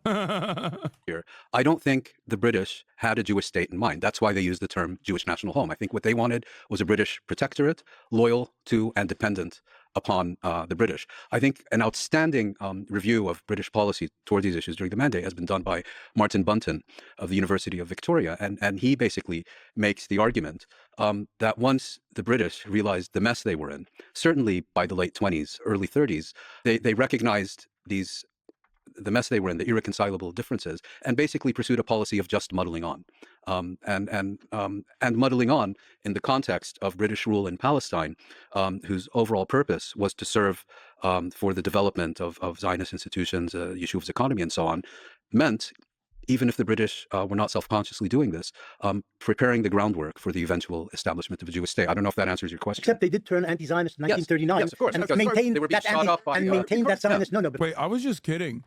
I thought he did actually set it up as a gotcha. It turns out he just shut the up. So I guess, wait, was it not a gotcha? Okay, maybe he literally was like actually trying to learn? What? I thought he was going to have a follow-up, dude. What? before they were being shot off, but maintained that anti-Zionist posture until 1948. Okay. And if I may, just also one point. You mentioned Hajamin al-Husseini during World, entirely legitimate. But what I would also point out is that you had a Zionist organization, the Lehi. 300 people. 300 people, one of whom happened to become an Israeli prime minister, an Israeli foreign minister, a speaker of Israeli parliament. Maybe you should give his name. Yitzhak Shamir, proposing an alliance with Nazi Germany in 1941. Shamir proposed. Well, no, the Lehi proposed. Some people in the Lehi proposed. Of which Shamir was a prominent this is a leader. red herring also. No. Okay. Well, if he's a red herring, Hajamin was al-Husseini is a red whale. I'm sorry. Yeah, he's right. Yeah, you can't bring up. You can't. Oh God, I feel so goddamn confident. I'm not gonna lie. It's crazy. These the most knowledgeable people on the planet on this issue. It feels good to be able to get vindicated by some of the most knowledgeable people on this issue. I'm gonna do a little bit of self-glazing, okay? Suck my dick. We're talking about, I'm a idiot online who's a Twitch streamer. I mean, if I can make these arguments before they make those arguments, I'm sorry, it's kind of valid in my opinion. Yeah, I'm self-sucking, whatever, I don't give a shit. This is the one area where I feel like, you know, it's worthy. Don't die from the self-suck. Let me self-suck. It was an unimportant organization in the Yishuv. 300 people versus 30,000 belonged to the Haganah. So it was not a very important organization. It's true, before the Holocaust actually began, they wanted allies against the British where they could We're find talking them. 1941 here, not 1940. 41 from what I recall. 1940. They approached the German emissary in Ankara, Istanbul or something. yes. Istanbul. And if I may, proposed an alliance with Nazi Germany on what the Lehi described as The on the Lefis basis were reviled of by the shared nation of Zion. ideological No, they didn't principles. share ideological Well, they said they did. No, They they reviled. Why are you doing these things? Of the course Lefis they said it. reviled You by the know the majority. state, but The you know Lefis that reviled. you know what the statement said on the basis of a shared ideology. He's they're cooking him. Look. All I'm saying is I don't use the Havara agreement as a counter because I think it's a red herring. I told you. But if you use the Mufti, then it's the same exact principle. Utilizing the Mufti as an indication of like the broader Palestinian project, as though like ideologically some dumbass Mufti that the British Empire put in a position of power, as they always do, is somehow reflective of the vows of the Palestinians and is like motivated by anti-Semitism, is no different than saying that like Jews were motivated by Nazi principles. It's ridiculous. How come D isn't helping his boy out? Dude, he is so out of his goddamn element. It is not even funny. He is learning new words, trying to scroll on his iPad to like look at the corresponding Wikipedia page. He doesn't have his chat of little Hasbara trolls who are autistic, feeding him talking points. about how like this is what you should say in this circumstance. Okay, he doesn't have any of that shit. He is outclassed, outmatched. You can scan Wikipedia pages for as long as you can. You got like 8 talking points. You're cooked. No factorio, no nothing. Bro sitting there like a iPad kid. Goddamn. Of course. What is he gonna do? How is he gonna chime in, dude? He's gonna get destroyed every time he does. That's why it reads every time Destiny has had like debates of this sort, whether it be Richard Wolff, whether it be Michael Brooks, whether it be like a knowledgeable person on the issue that he's talking about, it always turns into a one-on-one educational seminar. And basically, yeah, it turns into a one-person lecture. And then his fans will basically use it. Like it happened with Mark Lamont Hill, apparently. I didn't even know that one. Where people will then turn around and be like, see, he's so open-minded. He's like listening. He's sitting his white ass down and he's listening. And it's like, no, it's just because he couldn't debate them in the same indecent ways that he can try and debate others. It is still wholly inconsistent with his overarching framework. I mean, the Ben Shapiro conversation, I would say, is the greatest example because like Ben Shapiro is not knowledgeable on the issues that he speaks on, just like in the same exact ways that Destiny isn't. Okay. The difference, however, is that Ben Shapiro has more experience in being a skilled orator than Destiny does. So he whooped his ass in that conversation, and he turned docile like he always does whenever he's outclassed by his opponent. And then his entire fan base turns into cope mode and goes, well, it's because he was being nice because he's not supposed to be aggro every time he talks to people. No, he's only got that smoke for some like random trans person on Twitter, okay, that he's like ripping to shreds. He doesn't have that smoke for Ben Shapiro because Ben Shapiro is better than him at the same thing he's trying to do. Not knowledgeable, neither is Destiny, but at least he's fucking better at him in rhetoric because he has a lot more runtime in this space. And before all you little boys cope, okay? Before all you little boys cope, Hasan debates against videos where no one can reply to him. Well, I've debated a shit ton of people. I've debated people on television. I debate people all the time. Okay? You have made this up in your hug box that I do not debate. I debate people all the time. I just think that there are people who are valuable to debate, people with big audiences, people who have actual genuine societal harm. I don't debate for the purpose of debating because debating is not my primary content. Okay? Your content is just reacting well. I know. I'm very smart, XD. Dude, I can tell I'm not a debate lord. I'm not. I can tell when someone comes in here from a very particular community because like they immediately demonstrate that they don't watch and they're just repeating talking points. Even if the said talking points that they're repeating objectively are inconsistent with the reality on the stream. It's so funny. Let's continue. Why do you say no? Do you think that the Lex people were Nazis? Is that what you're saying? I'm saying that. Said. No, you saying that. Forget statements. You like to quote things. But were they Nazis? Were the Lechi Nazis? That's what I'm asking. What did he Some of them say? supported Stalin, Did he say that the incidentally. basis of the pact was their agreement on ideology? There wasn't any pact. They suggested. I They said, proposed an wasn't it agreement. right? And what did the agreement say? They wanted arms against the British. That's what they did the wanted. agreement Well, that's say? what Hajime al-Husseini wanted also. That's what No, but others they didn't. in India... Lechi people didn't work in Berlin helping the Nazi regime. I mean, it's what the IRA wanted also. No, but this is what Hajime al-Husseini did. You know that he was an anti-Semite. You've probably read some of his works. Yes. It wasn't just anti-British. Yes, He was also anti-Semitic. And They had a common ground with Hitler. I It's simple as think that. we can agree. Not every anti-Semite is a Hitlerite. I think we For can... that part, He literally didn't worked even with the have to Nazis say- to recruit people. He wasn't just Yes, a guy and posting. he was an absolutely revolting, disgusting human being. This I'm happy I to have hear. no. But the If problem you is, you're saying I Husseini don't was his believe influence. that. You're saying the But Mufti was. I don't even understand of all the crimes you want to ascribe to the Palestinian people, trying to blame them directly in. Also, to be honest, there's not much for Destiny to respond to. It'll only be the just exact same thing he said on the video, plus some accusation that you participated in sex trafficking or something. Yeah. He'll be like, remember when he did bro tips 10 years ago when I was screaming the N-word all the time? And still say the N-word now, but that's besides the point. He'll say, remember bro tips? That really triggers him. It doesn't. Something that I talk about personally. Then he'll be like, oh yeah, dude, Hasan does like sex trafficking or whatever like something insane. You're making up imaginary arguments. Every single argument that I just brought up is not imaginary, but an argument that he has made, which is not even a argument. And you do fair criticism, Keck W.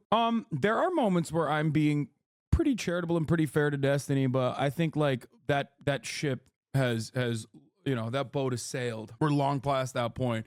But right now, even now, when you think about it, I have said that he is a skillful orator. Okay? He's devoid of like actual historical knowledge, but he's a skillful orator. That's why he's there. He's there to, add to the fun of it all. Also, I guess, I never flew to like Australia or New Zealand to Fan's girlfriend only to marry him, only to divorce him after leaving my family behind. So there is that too. There is a lot. It's a target-rich environment. Anything that he can say about me, usually made up. More often than not, made up by his community. Repeated until it's like seen as the truth, even though it isn't. Like, oh, his dad is an oligarch or some shit. Not true. Directly, indirectly, or indirectly 3 times removed for the Nazi Holocaust is completely lunatic. Hold on. Wait, he's not blaming them for the Holocaust. He's saying that from the perspective. No. He's saying that from the perspective of Jews in the region. Palestinians would have been part of the region. That is exactly You have not read him. what he said. I've read him. You can't even understand him. He's right here. Believe me, I'm a lot more literate than you, Mr. Borelli. I'm gonna believe the guy that wrote you the read stuff. what Wikipedia said. That's great. I And you read don't even Benny speak Hebrew. Morris. You call yourself a... Wait, what? What is happening right now? He found something that he can like aesthetically grab onto. It's what the IRA wanted also. No, but this is what Hajamina Husseini did. You know that he was an anti-Semite. You've probably read some of his works. Yes. He wasn't just anti-British. and he was also anti-Semitic. And so he had a common ground with Hitler. I think we can agree. Not every anti-Semite is a Hitlerite. I think we can. That part. He literally worked with the Nazis to recruit people. He wasn't just a guy posting. And he was an absolutely revolting, disgusting human being. This I'm happy to hear. But the problem is you're saying that Husseini was his influence. You're saying the Mufti was... I don't even understand, of all the crimes you want to ascribe to the Palestinian people, trying to blame them directly, indirectly, or indirectly 3 times removed for the Nazi Holocaust is completely lunatic. Hold on. Wait, he's not blaming them for the Holocaust. He's saying that from the No, perspective... no. No. He's saying that from the perspective of Jews in the region, Palestinians would have been part of the region. That is exactly You have not read him. what he said. I've read him. You read him, you don't understand him. He sits right here. Believe me, I'm a lot more literate than you, Mr. Borelli. I'm going to believe the guy that You wrote this read stuff. what Wikipedia said. That's great. I And you read don't even Benny speak Morris. Hebrew, and you call yourself an Israeli historian. I We're just- all I here on just- different grounds. Okay? I just But the want, if I reality can is- just respond to Well, no. you. I'm just saying that there were two tricks. That's That's fine. There were 2 tricks that are being played here that I think. Wait, I don't get it. He's saying that like Norm is not reading in Hebrew and he calls himself an Israeli historian. Bitch, what are you? You literally don't know anything. What? That's so funny. Like how? That's such a funny argument to make against a literal scholar on the subject matter. God, Benny, you're so slimy. Look at him loving this moment. He's like, finally. Destiny practiced that Hebrew line on stream. Ay. Is interesting. One is you guys claim that the Leahy was trying to forge an alliance with Nazi Germany because of a shared ideology. That's what they said. Yeah, but hold on. No. Wait. No. It's about what you said. You brought that up to imply that Zionism must be inexorably linked to. I'm sorry. You're putting. No, they brought it up to say it's a red herring in the same way that the Palestinian Mufti is a red herring. That's it. And they openly said that as well. But because Destiny cannot actually argue against the actual argument presented, he has to argue against things that they're not saying. This is like 90% of debate lordism in general. This is how the debate lords operate. It's like, well, sorry, I can't contend with what you just told me. You made a logical argument.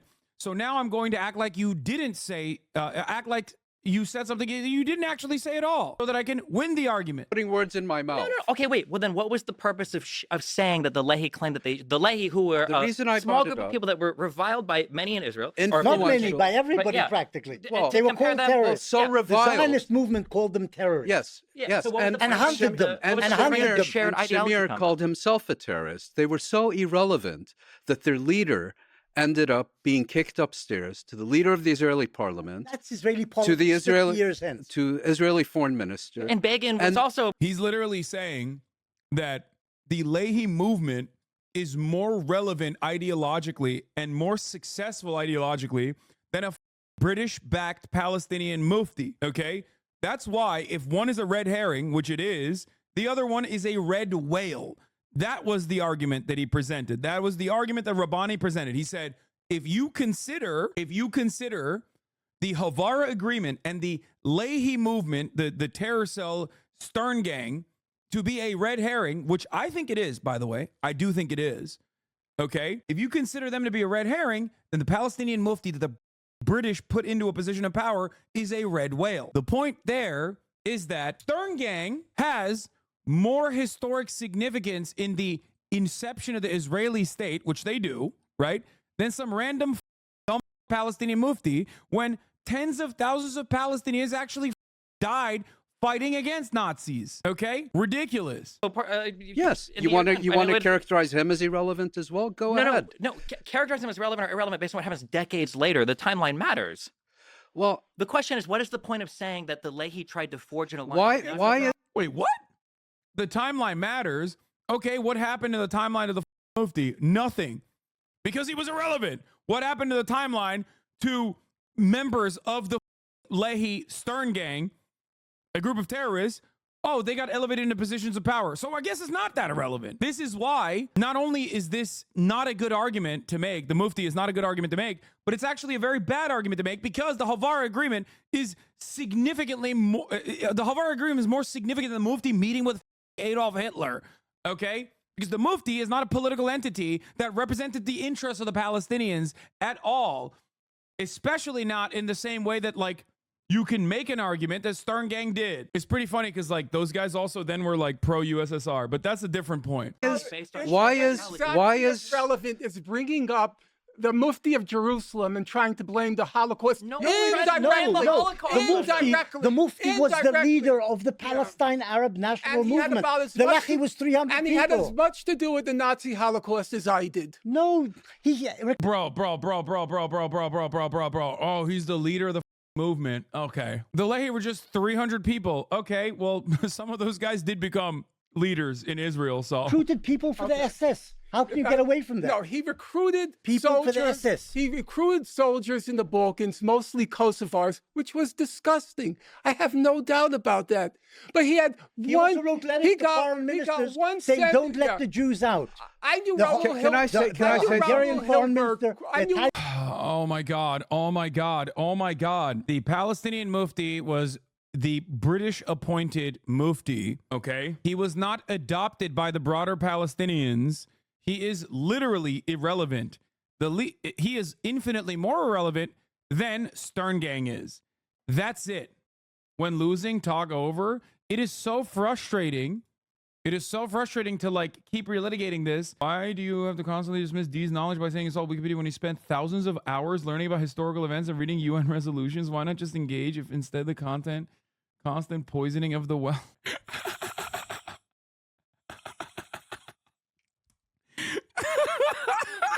Dude, I love you guys, man. Hey, you're goated, okay? You are, some of you guys are really sick. Like, actually. He's read thousands of hours. Oh, that's awesome. It's not showing in this conversation. If he did, I don't know.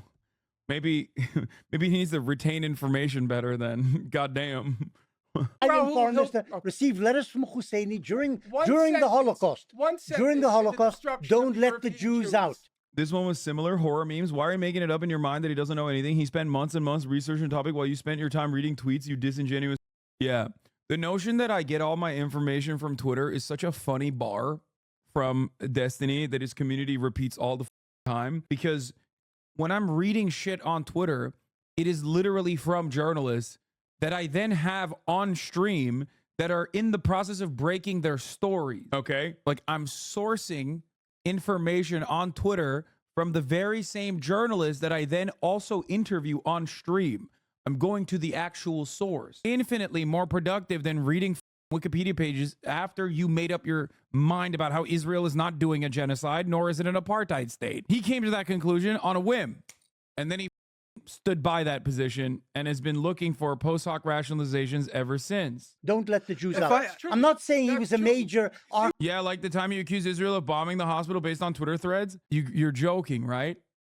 Because when I accuse Israel of bombing the hospital, which it has bombed like every hospital since then, and had bombed that exact hospital 2 days prior, that was not from Twitter threads, you idiot. That was from the BBC. Not only that, but I also went on the BBC broadcast, BBC World, and openly told the host that they should have never apologized for making the assertion that Israel had bombed the hospital. You would know that if you actually were a fan or if you actually watched my coverage and didn't just watch one dumbass who doesn't know where Israel is on a goddamn map, who just made a drama video about it because he thought he could, you know, get some clicks out of it, which he did, because some of you are very easy to dupe.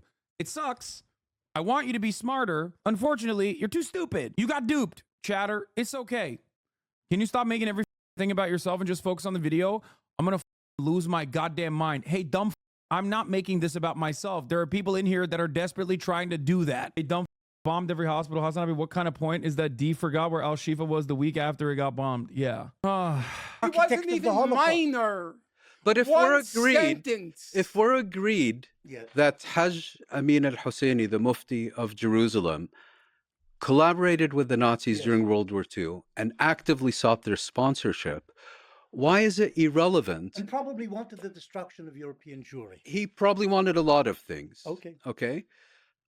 If that's relevant, why is it irrelevant that a prime minister of Israel? Not prime minister. In 1941, he wasn't prime minister of Israel.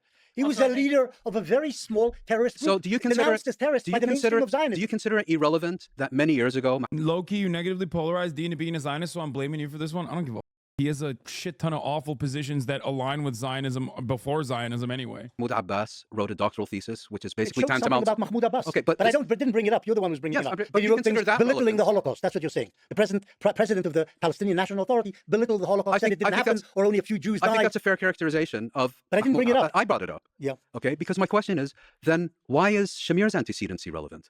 He was a terrorist leader of a very small marginal group. Who became Hassan al-Husseini Israel- was the head of the movement at the time. Also, the point of bringing There's up no Husseini, I comparison. think There's the no point of bringing up Husseini stuff wasn't to say that he was a great further of the Holocaust. It's that he might have been a great further in the prevention of Jews fleeing to go to Palestine to escape the Yes, but the Holocaust.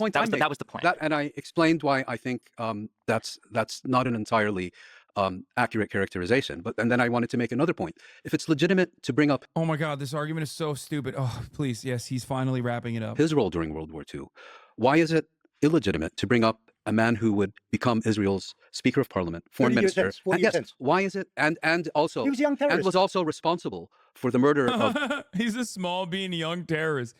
Come on, man. Come on, man. He's just a small bean terrorist when he wanted to like align with the Nazi government. It doesn't matter. Stop trying to defend him. I do feel like these guys are spending too much time on the Mufti too. Just be like, I only brought it up because you brought up the Mufti, and obviously like it is idiotic and irrelevant to the argument. If you bring up the Mufti, then the Havara agreement is fair play, considering that the people who played a role in that ended up getting higher positions in the Israeli government later down the line, despite the fact that I feel like, actually, I just realized many people probably don't know some of these facts, so they're just probably thinking like they're going back and forth on some irrelevant shit.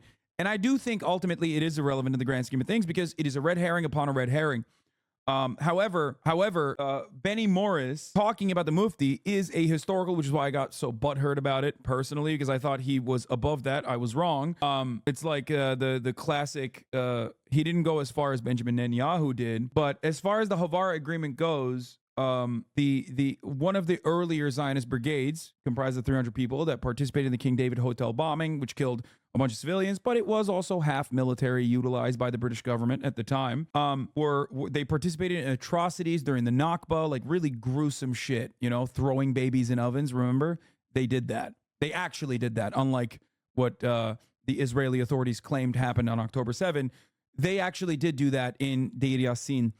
And there is firsthand, like there's testimony of people who survived the attacks. Of the United Nations' first international envoy, Bernadatti, Foki Bernadatti. Why is all that irrelevant? I don't think anybody don't understand. I think that the reason why he was brought up was because Jewish people in this time period would have viewed it as there's a prevention of Jews leaving Europe because of the Palestinians pressuring the British to put a curb that 75,000. Okay, this argument is so stupid because Americans are infinitely more responsible for the death and destruction of Jews in that regard, which they are, by the way. So what the are we talking about? Like, this is so stupid. It was a stupid argument that Benny Boy made. Okay, it was a dumb argument. Intervention limit, yes, but it's not about them furthering the Holocaust or being an architect, major or minor play in the Holocaust. Well, He actually, was a major play in that region. So if you want to actually, bring up Benny like Morris made the specific claim that the Palestinians played an indirect role in the Holocaust. the indirect role would have been the prevention of people escaping from Yes, Europe to and my Palestine. response to that is, first of all, I disagree with that characterization. But second of How all, can you disagree with that? They forced the British to prevent emigration of Jews from Europe and reaching safe shores in Palestine. That's what they did. Again, and they knew that the Jews were being persecuted in Europe. Was at the time. Palestine the only spot of land on earth? Yes, basically that was the problem. The Jews couldn't emigrate. What about your great friends in Britain, the architects of the Balfour By Declaration? the late 1930s, What about the United weren't States? happy to take in Jews, and Americans And weren't happy to take in Jews. why are Palestinians, who are not Europeans, who had zero role in the rise of Nazism, who had no relation to any of this, why are they somehow uniquely responsible for Because what they were- happened in they were Europe and helping uniquely to close the culpable? only safe haven for Jews. That's Oh, all. really? The United States wasn't a potential safe haven. The only one was Palestine. At the The time. United States had no room No, from it the did have Atlantic room. to It Pacific did have for room. Jews. It did have room, but it didn't So want that Jews. wasn't the But it didn't only want Jews. safe haven. This is But something shouldn't you be focusing your anger and America outrage? should be blamed for not letting Jews in during the 30s They are and 40s. blamed, but nobody blames them for the Holocaust. Well, No, indirectly. I've never heard it said that Franklin Delano Roosevelt was indirectly responsible for the Holocaust. I never heard that. Now, maybe it's in Israeli literature because the Israelis have gone mad. Yes, your prime minister said the whole idea of the gas chambers came from the Mufti of Jerusalem. That's So, nonsense. Yeah, but We all he know said that's it, nonsense. But we also know that Netanyahu said it. Netanyahu says so many things which are And he absurd happens to or be the simple prime lies. minister's longest I cannot serving be prime minister responsible of for them. Israel. No, I can't be you're not responsible for them. responsible for them, but it is relevant that he's the longest serving prime minister of Israel. Unfortunately, it says something about the Israeli public. Yes, I and he agree. gets elected not despite saying such things, but because he says His such voters things. don't care about Haj Amin al-Husseini or Hitler. They know nothing about his You may voters. well be right. His base know nothing about anything, and he can say what he likes, and they'll say yes, so they don't care if he says these things. You may well be right, but anyway, not to beat a dead horse, but I still don't Let's not beat a understand. dead horse, you're right. I'll just conclude by saying I don't understand why the Mufti of Jerusalem is relevant. He is relevant. He is relevant. But The head of the Sheikh national Shamir the is not Palestinian. relevant. Shamir He wasn't. said he's relevant because I said so, but other people that you're bringing up are irrelevant because I also said so. The head of the national movement. He represented 100 or 200 or 300 gunmen who were considered terrorists by the Zionist movement at the time. The fact that 30 years later he becomes prime minister, that's the crux of history. and his but history Haj is Amin not- al-Husseini was the head of the Palestine Arab National Movement at the time. Anyway, what can you do? I think we're speaking past each other. We're so not. I'll leave it I'm there. talking facts. Let's move to the modern day and we'll return to history, maybe 67 and other important moments. But let's look to today in the recent months. October 7th. Let me ask sort of a pointed question. Was October 7th attacks by Hamas on Israel genocidal? Was it an act of ethnic cleansing? Just so we lay out the moral calculus that we are engaged in. Maybe it was The problem with October 7th is this: the Hamas fighters who invaded southern Israel were ordered to murder, rape, and do all the nasty things that they did, and they killed some 1,200 Israelis that day, and abducted them, as we know, something like 250 civilians, mostly civilians, also some soldiers, took them back to Gaza, dungeons in Gaza. But they were motivated not just by the words of their current leader. The dungeons in Gaza, bro. Jesus Christ. Back to the layers. In the Gaza Strip, but by their ideology, which is embedded in their charter from 1988, if I remember correctly. And that charter is genocidal. It says that the Jews must be eradicated, basically, from the Oh God, he's so bad. It's just like every Zionist talking point basically devolves into like the absolute dumbest person you've ever heard. It's just like, oh yeah, the 1988 charter, they were operating on pure anti-Semitic vitriol. They're doing a genocide. Like they were trying to do genocide. Holy moly. Dude, you're a historian.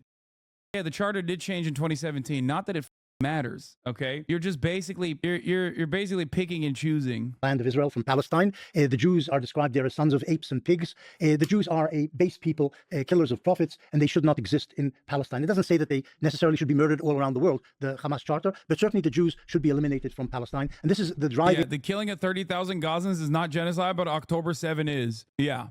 ideology behind the massacre of the Jews on October 7th, which brought down on the Gaza Strip, and I think with the intention by the Hamas of the Israeli counteroffensive, because they knew that counteroffensive would result in many Palestinian dead, because the Hamas fighters and their weaponry and so on were embedded in the population in Gaza, and they hoped to benefit from this in the eyes of world public opinion as Israel chased these Hamas people and their ammunition dumps and so on, and killed lots of Palestinian civilians in the process. All of this was understood by Sinwar, by the head of the Hamas, and he strived for that. But initially, he wanted to kill as many Jews as he could in the border areas around the Gaza Strip. I don't think there's a single person remaining that is alive now that even played a role in the development of the 1988 charter. When the 1988 charter was written, Hamas had zero relevance and zero popularity. In 2017, they were a significantly more relevant force when they actually updated their charter. But Hasan is irrelevant. Hasan has AIDS. Are you gay? The man is the best. Bro, they are not sending their best, okay? Let me tell you. What happened? I thought Destiny's audience was mostly like 35, 40-year-old former 4chan guys. No, don't ban that guy. I mean, I welcome. I hate rad libs. How long you be in Japan for? Ugh, anarchists are cringe. How the did this guy go from that to this? Jesus Christ. Don't. I thought they were like older. That's like a legit 12-year-old, I think. That guy. Respond directly to the points you made, and then I'll leave it to Norm to bring in the historical context. That Hamas charter is from the 90s, I think? 1988. 1988, so it's from the 80s. I think your characterization of that charter as anti-Semitic is indisputable. Okay. I think your characterization of that charter as genocidal is off the mark. It's implicit. And more importantly, that charter has been superseded by a new charter. In fact, has been, well, there is There is no new charter. There is an explanation, a statement they made 2018, a in political 2018, supposedly clarifying things which are in the charter, but it doesn't actually step back from what the charter says. Eliminate Israel, eliminate the Jews from the land of Israel. in 2018, the Hamas charter, if we look at the current version of the charter, It's not called a Whether- charter. whether- whether You're calling it a charter. It wasn't. it The only makes- thing called the charter is what was issued in 1988 by Yassin himself. Oh, shit. Damn. Only the 1988 charter is relevant because it suits my argument. That's cool, man. Yeah, he's like, actually, it doesn't matter.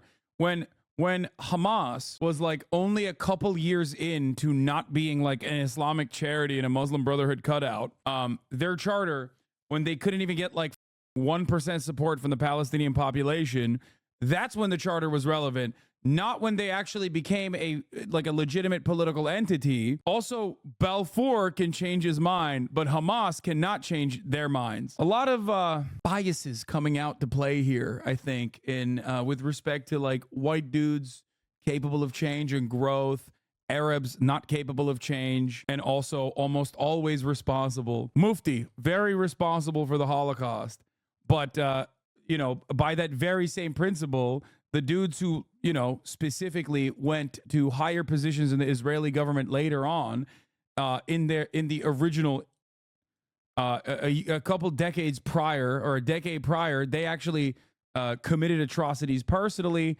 And then on top of that, tried to align with Nazi Germany. Well, those guys are irrelevant. It's just like, this is reactionary thinking, okay?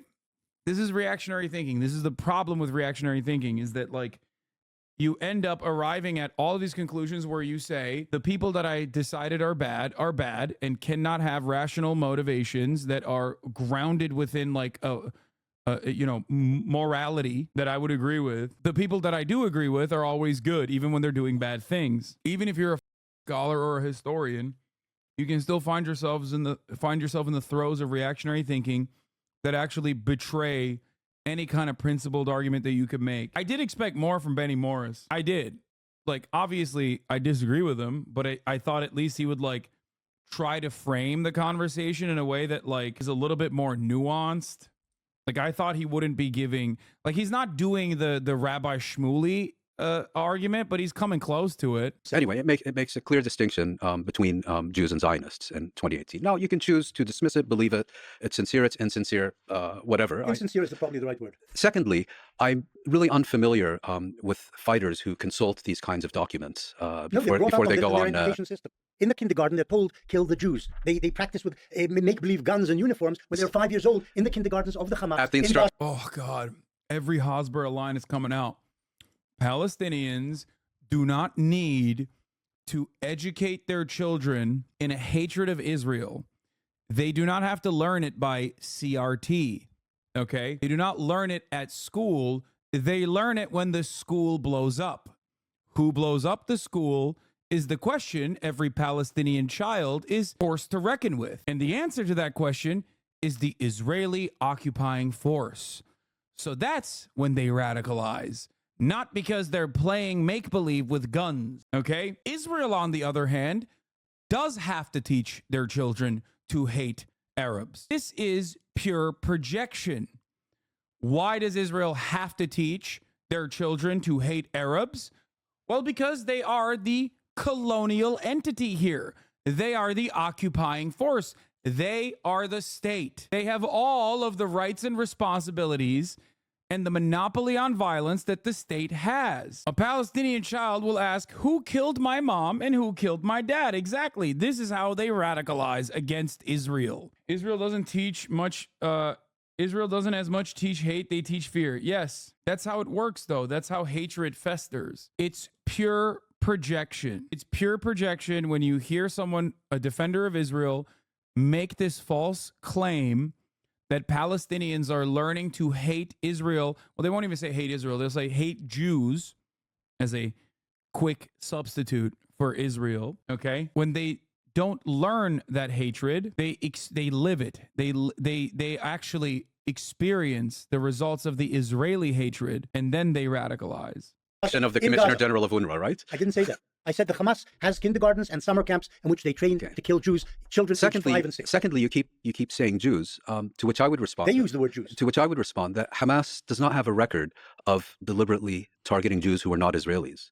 And in fact, it also doesn't have a record of deliberately targeting either Jews or Israelis outside Israel and Palestine. So, all this talk of... Unlike the Hezbollah, which has well, we're talking targeted about Jews outside, we're talking outside about Palestine. we're talking about October 7th and Hamas. Damn, bro. Oh, why are you moving away? Why are you talking about Hezbollah now? Hezbollah doesn't operate inside of Palestine. Has a whole different can of worms. Hezbollah, also a creation in many ways of the Israeli state's violent actions in Lebanon. It's so strange that Israel keeps striking all over the place, and then the victims of said strikes and attacks turn around and fight back, and then they're called terrorists. If you'd also like to speak about Hezbollah, let's get to that separately, if you don't mind. So again, genocidal. Well, if that term is going to be discussed, my first response would be, let's talk about potentially genocidal actions against Israelis rather than against Jews, for the reasons that I just mentioned. And again, I find this constant conflation of Jews, Israel, Zionism to be a bit disturbing. Secondly, I think there are quite a few indications in the factual record that raise serious questions about the accusations of the genocidal intent and genocidal practice of what happened on October 7th. And my final point would be, I don't think I should take your word for it. I don't think you should take my word for it. I think what we need here is a proper, independent, international investigation. And the reason we need that, of genocide during this conflict, whether by Palestinians on October 7th or Israel thereafter, the reason that we need such an investigation is because there won't be any hearings on what Hamas did on October 7th at the International Court of Justice, because the International Convention on the Prevention and Punishment of the Crime of Genocide deals only with states and not with movements. I think the International Criminal Court, and specifically its current prosecutor, Karim Khan, lacks any and all credibility. He's been an absolute failure at his job. He's just been sitting on his backside for years on this file. And I think I would point out that Hamas has called for independent investigations of all these allegations. Israel has categorically rejected any international investigation, of course, fully supported by the United States. And I think what is required is to have credible investigations of these things, because I don't think you're going to convince me. I don't think I'm going to convince you. And this is two people sitting across the table from each other. No, there's certain things you don't even have to investigate. You know how many citizens, civilians died in the October 7th assault. Yes, but that's not... You know that there are lots of allegations of rape. I don't know how persuaded you are of those. They did find bodies without heads, which is there were no beheadings Islamic. of infants. There were some beheadings, apparently. The Israelis didn't even claim that in the document they submitted before the ICJ. Go read what your government submitted. It never mentioned beheadings. So as far as I know, there were some read people it. who were beheaded. Yeah. But We could bring it up right you now. also deny that there were rapes there. I didn't deny. I said I've not seen convincing evidence that confirms it. I've said that from day one, and I'll say it today, 4.5 months later. Do you know that they killed 800 or 900 civilians in their assault? Absolutely. That seems to me indisputable. Oh, okay. Well, I've said that from day one. That's so... Dear God, I love Norm so much. He's just like, he's just bitch slapping him. Dude, I wish this was just like, I would love to see a Norm versus Benny uninterrupted, you know? Well, to be clear, you haven't. You did a debate. I don't remember the talk show, but you seem to imply that there was a lot of crossfire and that it might have been the IDF that killed a lot of... I said that there is no question. Wait, why did Destiny bring that point up? Because that literally does actually correspond to the reality. What? You're just saying that he was prescient and correct, because that is what happened. According to the survivors of October 7, there certainly was a shit ton of crossfire.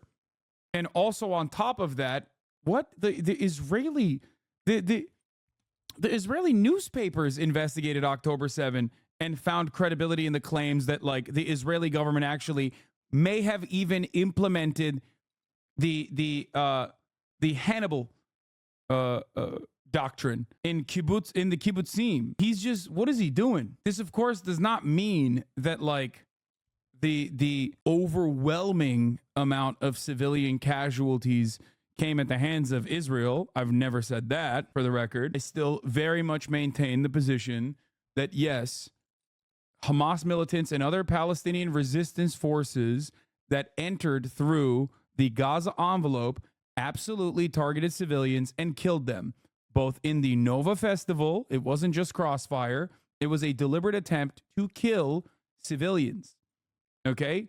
It was definitionally an act of terror. This is true. It is definitionally an act of terror in a similar in a similar vein to the Haitian Revolution or even the Warsaw Ghetto Uprising, which is a, comparison that Norm uses quite frequently and did use on October 8th, I think, when he wrote, or October 7th when he wrote his article that is like very controversial now. Because the names were published in Haaretz. There's no question that roughly of the 1,200 people killed, 800 of them were civilians. 850, fine. So I never said that, but then I said, no, we don't know exactly how they were killed, but 800 civilians killed, no, 850, no question there.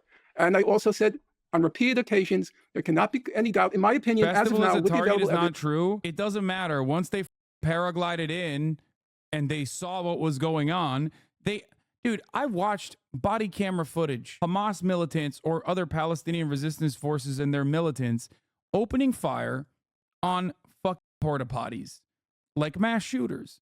You do not do that if you are simply trying to kill Israeli security forces. You do that because you're there to kill as many people as possible. Please, none of those events justify Israel's occupation. None of those events justify Israel's apartheid state. None of those events justify the ethnic cleansing campaign that ensued on October 8th, okay? It's ridiculous. The actual targets that they were trying to hit and successfully did hit were military bases. Having said that, however, they did definitely seek out outposts like the kibbutzim that they consider a military target that I do not. And I've seen it. Like I watched it. I watched Palestinian resistance forces kill civilians. I saw it. I saw it with my own two eyes. I watched the footage. They filmed the footage. There is no reason to try to portray the broader Palestinian population or even the Palestinian resistance as perfect victims, because I'm not in the business of trying to paint a black and white picture unless we're talking about the morality of an apartheid regime, because the apartheid regime is a black and white picture. The morality is clear. Apartheid is wrong. There is no justification for it, okay? The correct approach to October 7 is to lay the blame squarely on the Israeli apartheid state. And if survivors from the kibbutzim could come to that conclusion, you should at least honor their perspective and honor their experiences. I think a lot of people get lost in their endless ways of trying to fit a perfect narrative. You mean actual settler outposts or just sites where they gather? No, like the justification for targeting the kibbutzim is that like they are deliberately designed to be the first line of defense against Palestinians, and therefore they're technically perceived as a military outpost, even if it is comprised entirely of unarmed non-militants. I do not agree. I'm saying that I do not agree with that assessment. I think that they are still civilian outposts. And most of the people that died in those civilian outposts were civilians. They were women, children. Some of them actually died due to artillery fire from the Israeli occupying force, for sure. But it's not like the West Bank. That's not true. They are not unarmed, and many reservists and retired IDF. It doesn't matter, bro. Come on. Under international conflict, there are rules of engagement. What are you talking about? Once a Hamas militant is rendered out of combat because of injuries or because they no longer are holding up a weapon, you're not allowed to kill them. Okay, it would be considered a war crime. In the same vein, if you go into a kibbutzim and there are veterans there of the IDF, right, and you kill them, you're still, and they're unarmed, which many were, they are non-combatants. This is still a war crime. Hamas militants are not occupying. It's not fair to conflate the two at all. It doesn't matter. What are you talking about? It's not about an occupation. It's about what you are allowed to do and what you're not allowed to do. I hope that people don't think that I am like ever engaging in like apologia for the state of Israel. I'm just simply stating what my assessment is.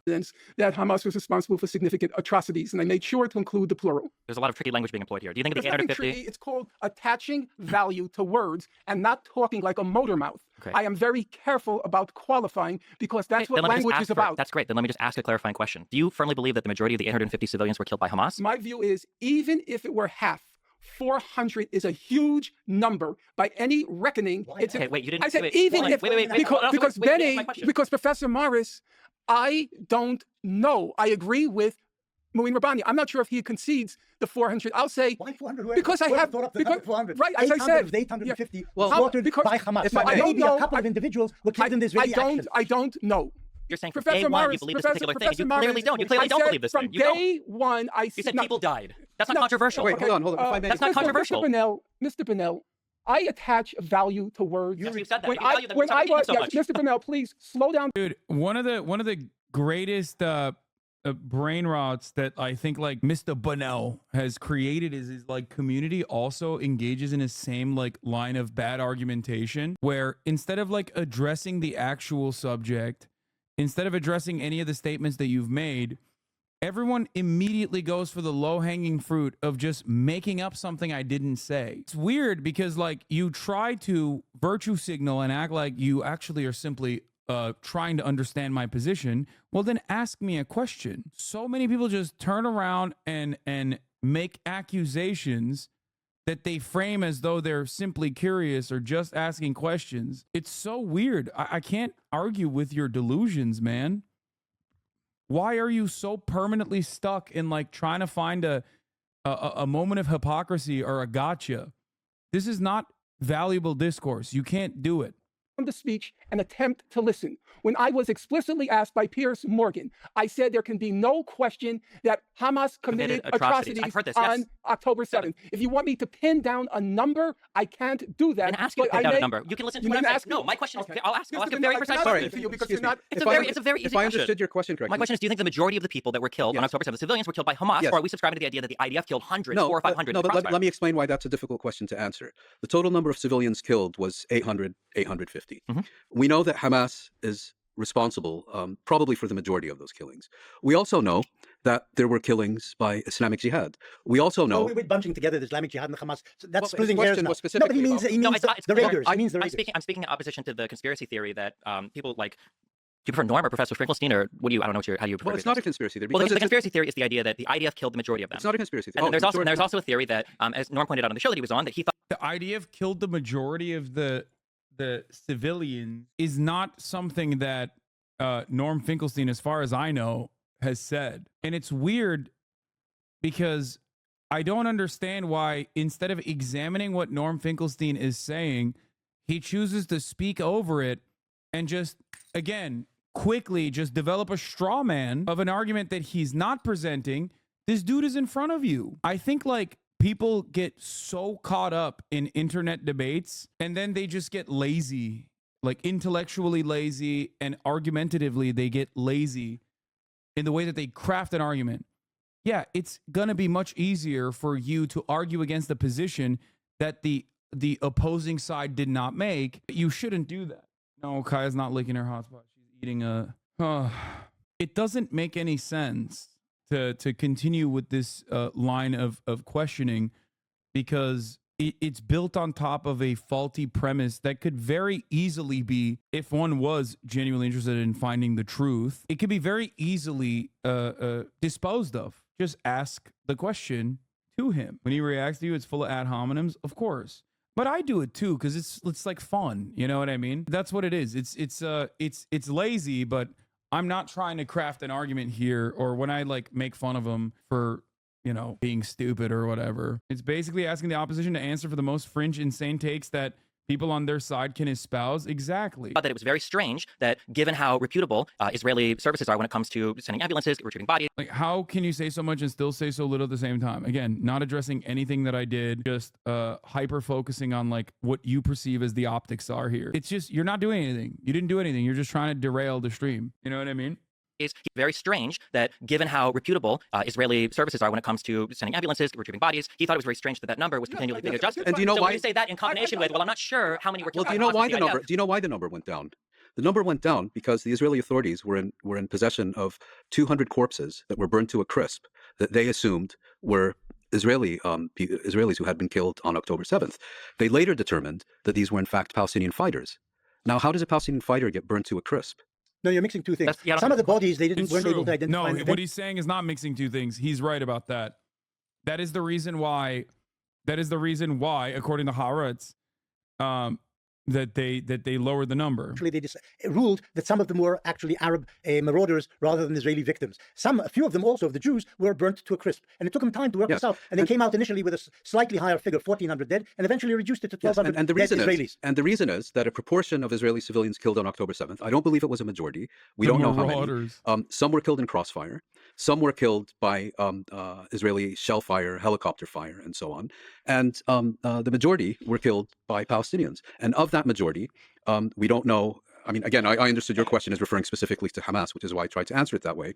But if you meant generically Palestinians, yes. If you mean specifically Hamas, we don't have a clear breakdown of how No, I don't many mean were specifically killed. Hamas, but I just think when you use the word some, that's doing a lot of heavy We'll lifting. use some. That's fine, but some can mean anywhere from 1% to 49%. But we don't know. Some. So the numbers here and the details are interesting and important almost from a legal perspective. But if we zoom out, the moral perspective, are Palestinians from Gaza justified in violent resistance?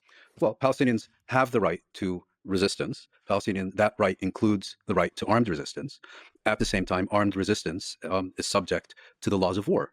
And there are very clear regulations that separate He's right. legitimate acts of armed resistance. Yes, he's right. And the moment that you are expressly targeting civilian occupied areas with the express purpose of killing civilians, which the kibbutzim targeting would, in my opinion, fit that bill, you are now violating international rules of law. I mean, international rules of war. Now, it's laughable to have this conversation now, as I have said time and time again, that Hamas is the lesser evil. When we're talking about Israel and Hamas, Hamas objectively is the lesser evil. It is objectively the lesser evil because it does not maintain an apartheid state. It is also objectively the lesser evil due to the very real fact that they killed mathematically less civilians per capita in comparison to enemy combatants, armed enemy combatants, versus Israel's actions post October 7. Israel has also obviously razed Gaza entirely, including deliberately targeting civilian dense areas and deliberately targeting civilian infrastructure. An infinitely larger act of terror. From acts of armed resistance that are not legitimate. And The attacks of October 7th, where did they land for you? there's been almost exclusive focus on the attacks on civilian population centers and the killings of civilians on October 7th. What is much less discussed, to the point of amnesia, is that there were very extensive attacks on Israeli military and intelligence facilities on October 7th. I would make a very clear distinction between those two. And secondly, I'm not sure that I would characterize the efforts by Palestinians on October 7th to seize Israeli territory and Israeli population centers as in and of themselves illegitimate. You mean attacking Israeli civilians is No, legitimate? no, that's So not what I didn't said. understand what you said. I think what you had on October 7th was an effort by Hamas to seize Israeli territory and population And centers. kill civilians. That's not what I said.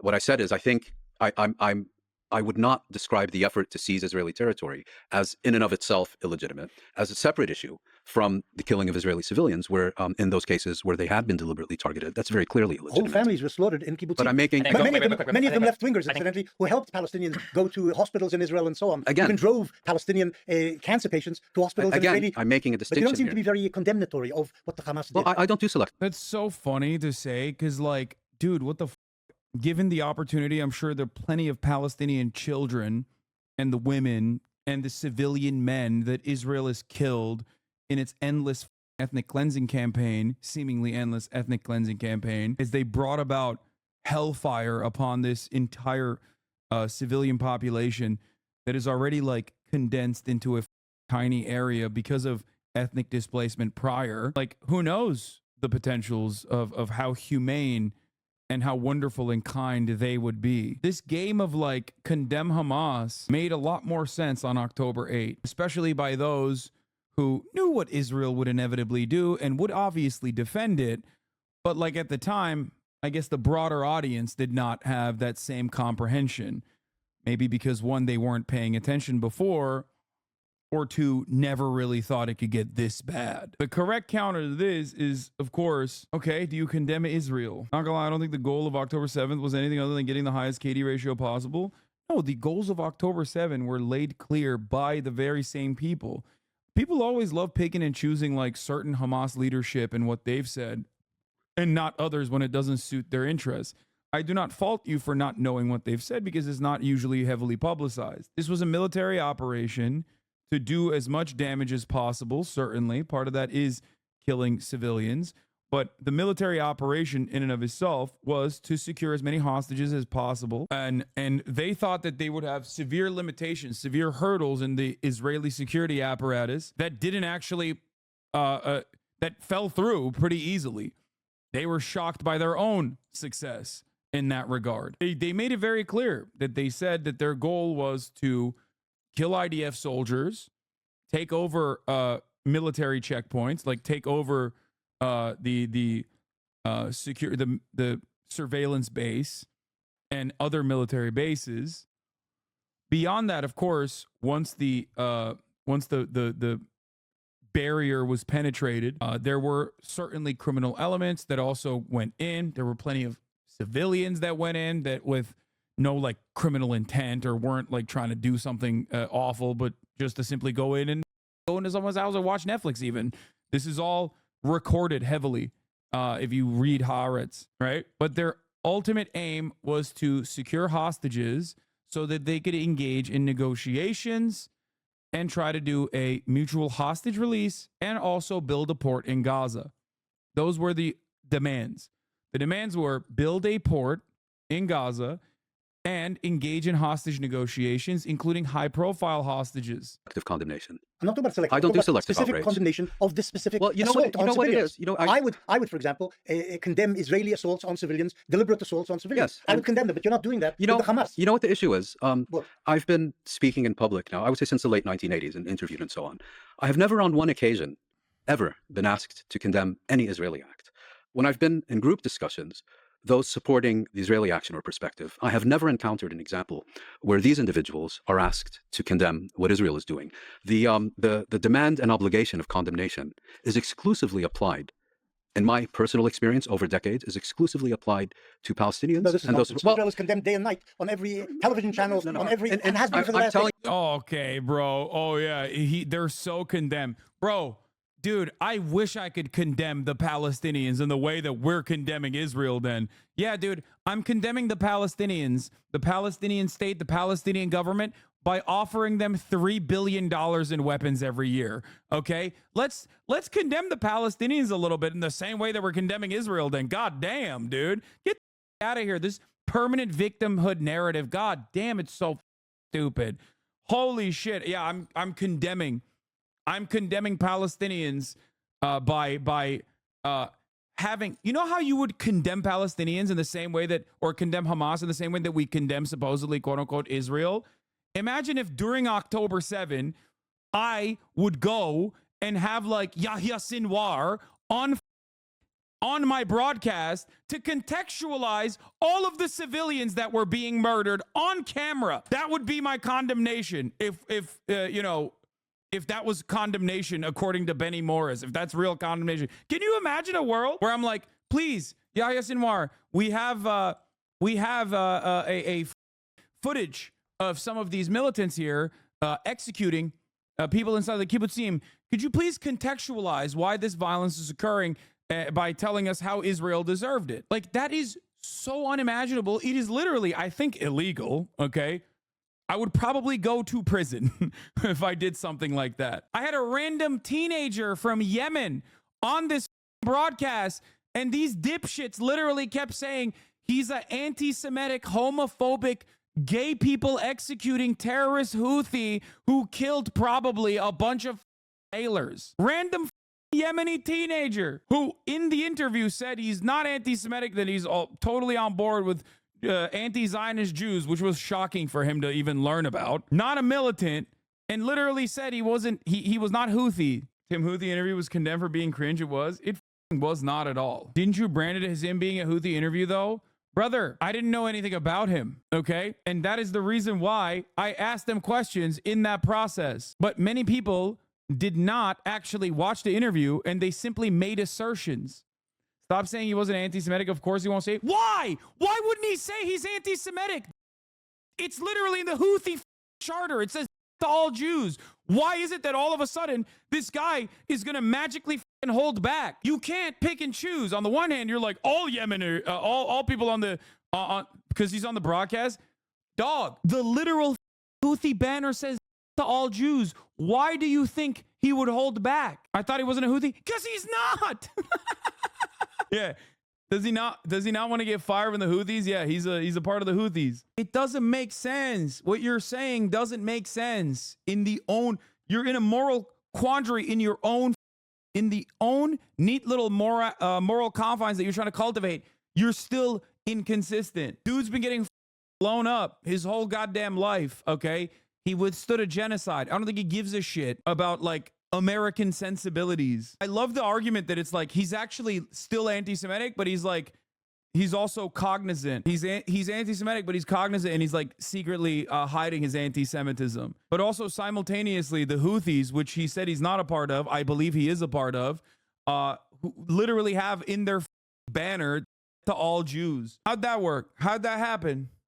So on the one hand, they're very open about it, that they put it on a goddamn banner, but also simultaneously super secretive about it. About a personal experience lasting decades. You said, quote.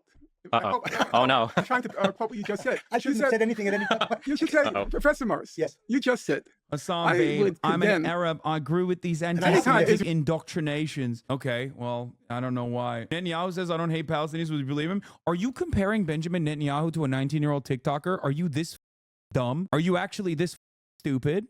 Hello? Is there something wrong with your brain? Benjamin Netanyahu is personally responsible for the death and destruction of thousands of Palestinians.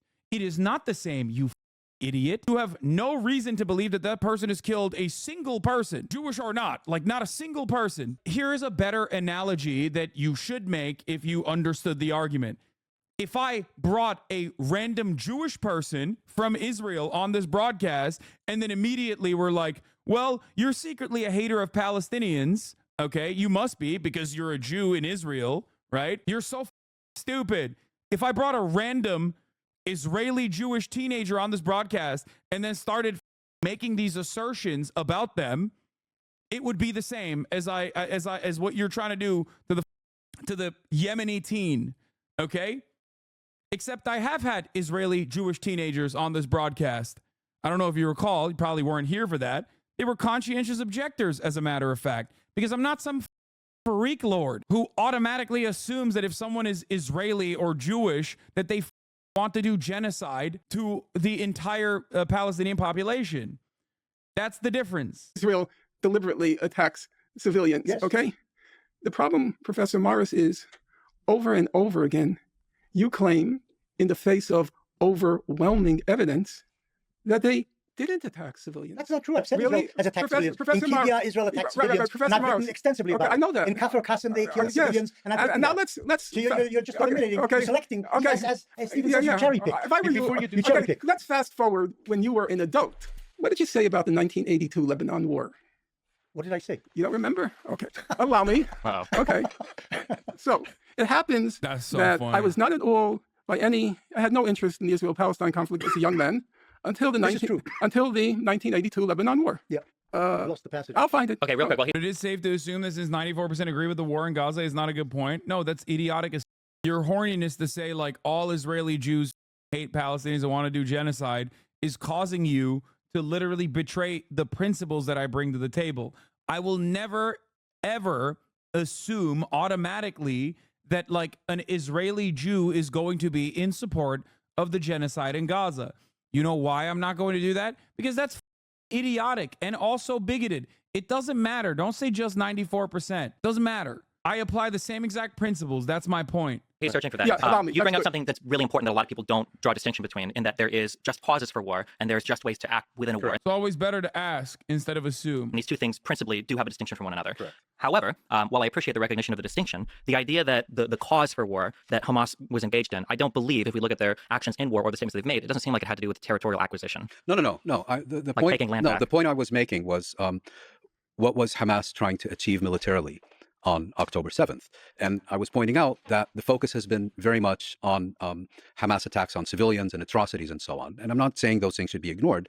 What I'm saying is that what's getting lost in the shuffle is that there were extensive attacks on military and intelligence facilities. Mhm. And as far as let's say, the other aspects are concerned, because I think either you or Lex asked me about the legitimacy of these attacks, I said, I'm unclear whether efforts by Hamas to seize Israeli population centers in and of themselves are illegitimate, as opposed to actions that either deliberately targeted. Do you think these guys actually care and are maybe confused, or are they just simply saying that? It wasn't a random Yemeni guy, though? Oh, never mind. Tour on Titan. No, dude, I'm moving the face cam because, like, I'm trying to do my very reasonable best to not violate TOS for ban evasion. Okay? That's it. I will repeat it over and over again, regardless.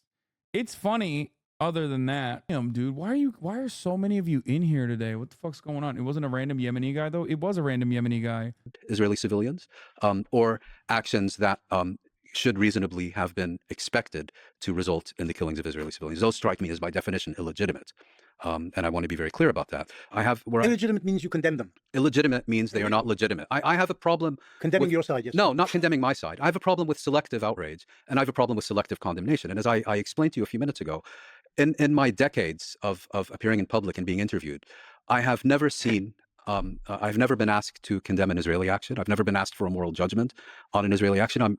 Exclusive request for condemnation has to do with what Palestinians do. And just as importantly, I'm sure if you watch BBC or CNN, when is the last time an Israeli spokesperson has been asked to condemn an Israeli act? I've never seen it. I don't think we condemn the Arab side either, though, right? I don't think there's any condemnation. No, but now that we're talking about Israeli victims, all of a sudden morality is Well, I central. think the reason why it comes up is because there's no shortage of international condemnation for Israel. As Norm will point out a million times, that there are 50 billion UN resolutions. Yeah, dude, I'm condemning. I like I said, I'm going to condemn the Palestinians by giving them $3 billion worth of weapons, an Iron Dome, and also total legal permission by vetoing any Security Council provision.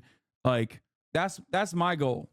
You know, man, what broad condemnation falls upon Israel. Oh, what a terrible fate. Oh.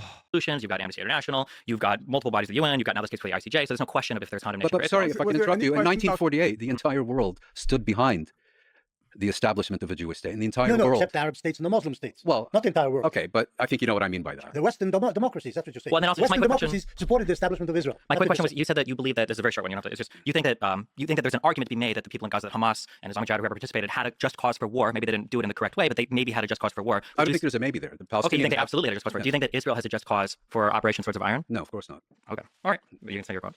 Okay. First of all, on this issue of double standards, which is the one that irks or irritates Muin, you said that you are not a person of double standards, unlike people like Muin. You hold high a single standard, and you condemn deliberate Israeli attacks on Civilians. When they occurred, civilians.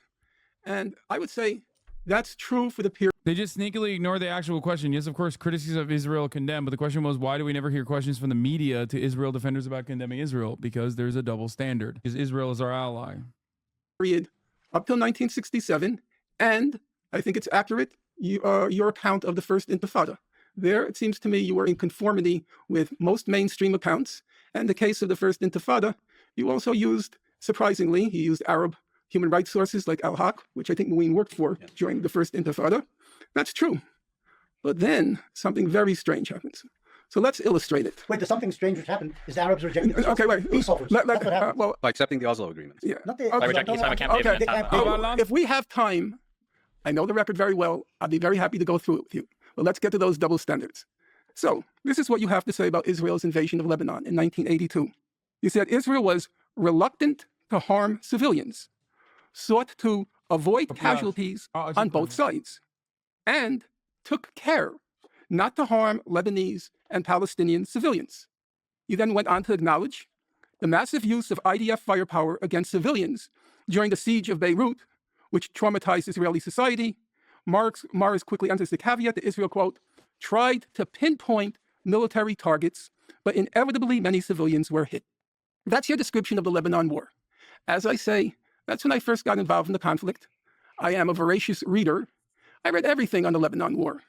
I would say there's not a single account of the Lebanon War in which the estimates are between 15 and 20,000 Palestinian and Lebanese were killed, overwhelmingly civilians, the biggest bloodletting until the current Gaza genocide.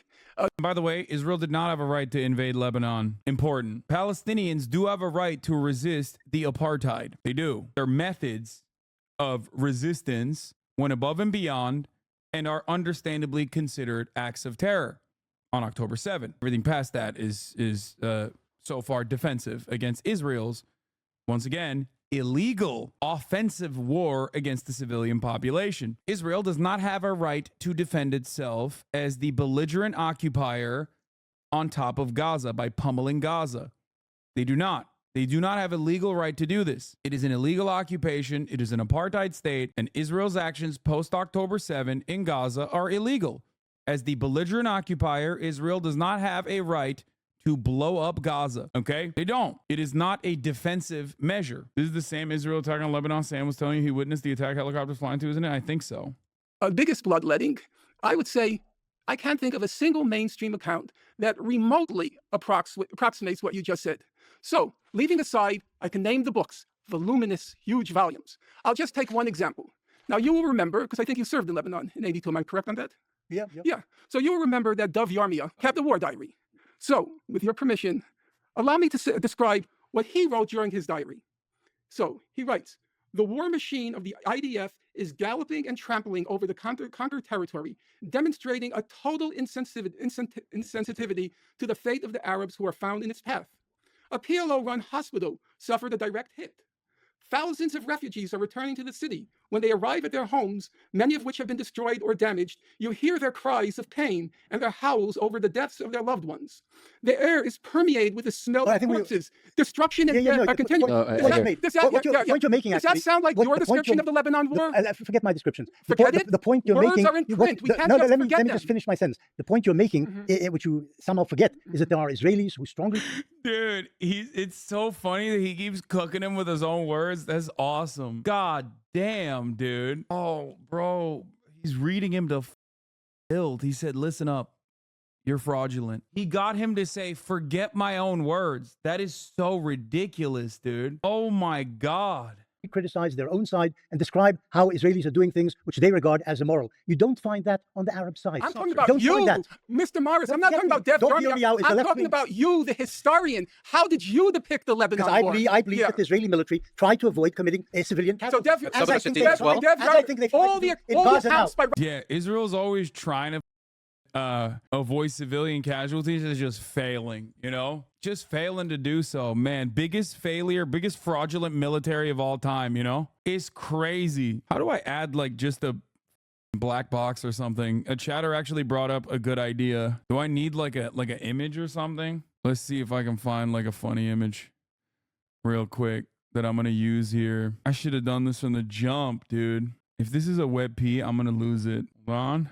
Robert Fisk and Pity the Robert Nation. Fisk is I know. All that. I know. Journalist. I know. Has always been. Right. So that's why you can say with such confidence that you don't condemn deliberate Israeli attacks on civilians because there weren't any. No, I didn't say there weren't any. Yeah, you didn't. You agreed that I have condemned Israeli attacks on civilians. I never quarrel with facts. Your description of the 1982 war is so shocking it makes my innards writhe. And then your description of the Second Intifada. Your description of defensive shield, when Arab suicide bombers were destroying Jews in masses in buses and in restaurants. That's the Second Intifada. Do you remember that? You can try suicide bombers in Jerusalem's buses and restaurants. I am completely aware of that.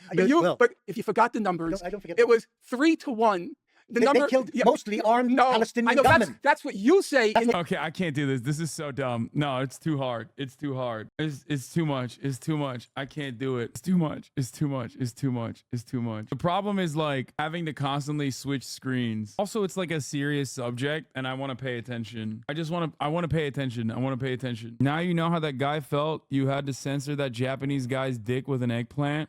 That's what I say. But that's not what Amnesty International said. That's not what Human Rights Watch said. I don't remember what they said. I do. No, that's not what I don't know whether said. their figures are right.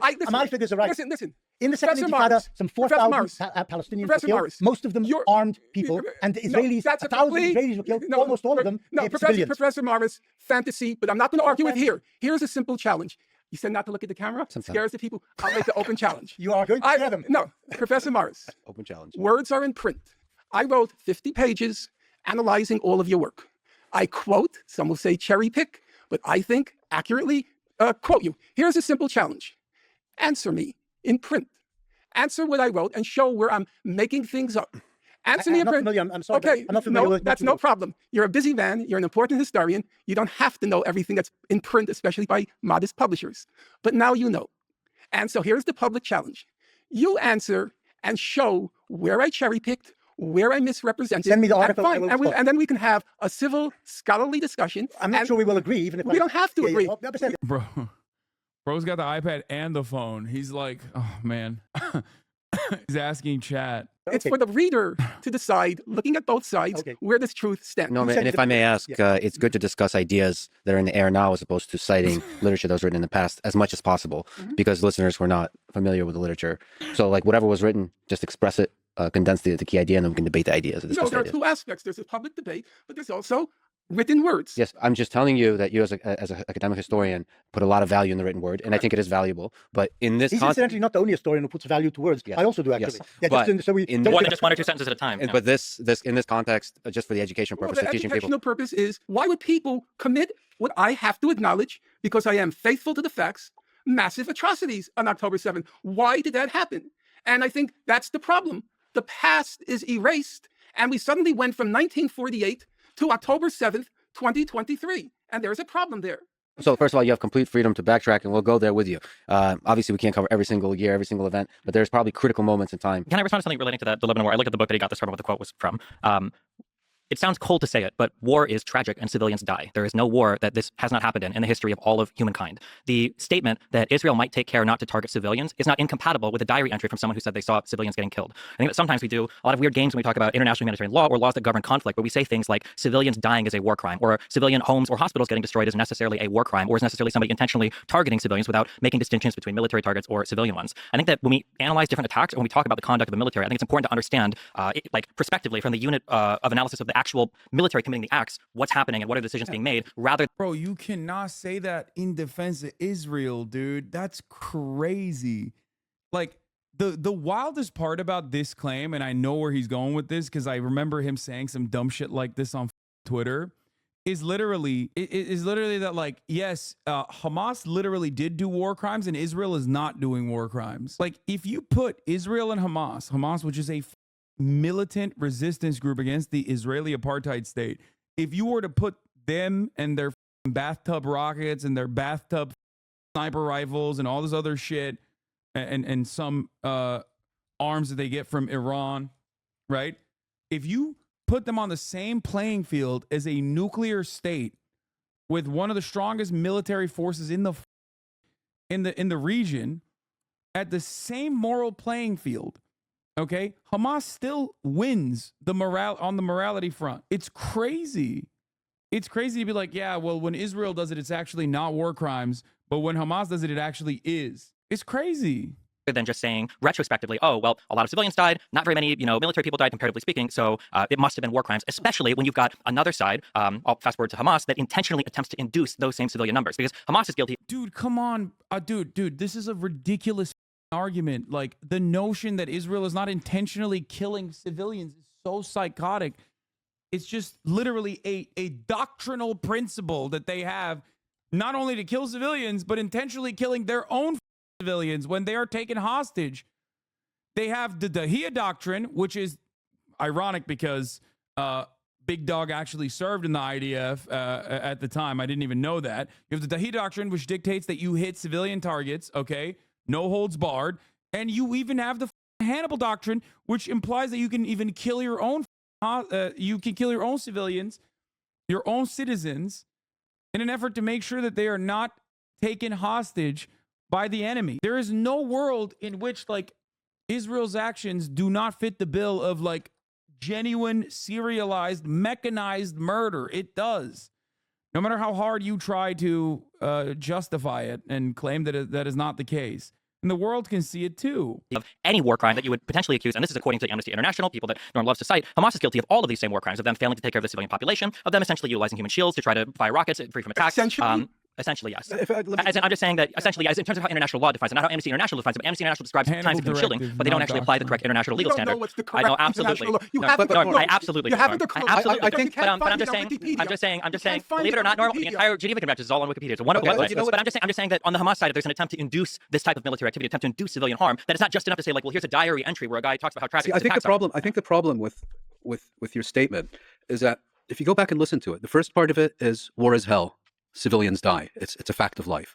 And you state that in a very factual manner. Then when you start talking about Hamas, all of a sudden you've discovered morality, and you've discovered condemnation, and you've discovered intent. And you are unfortunately far from alone in this. I'll give you, you know who for me is a perfect example? Well, wait, hold on. Just a second. We don't need examples. So, the false equivalency of the two sides is astounding. When Hamas kills civilians in a surprise attack on October 7th, this isn't because they are attempting to target military targets and they happen to stumble into a giant festival of people that... Well, they did happen to stumble into it. They did, but when they stumbled into it, it wasn't an issue of trying to figure out a military target or not. They weren't failing in distinction. There wasn't a proportionality assessment done. It was just... Anyone that claims that Israel is not deliberately targeting civilian infrastructure and civilians is either the dumbest person I've ever seen in my entire life, like straight up schizophrenic, delusional, or they are a bloodless propagandist. In the case of Destiny, it's a little bit of both, okay? I love the optics lovers, dude.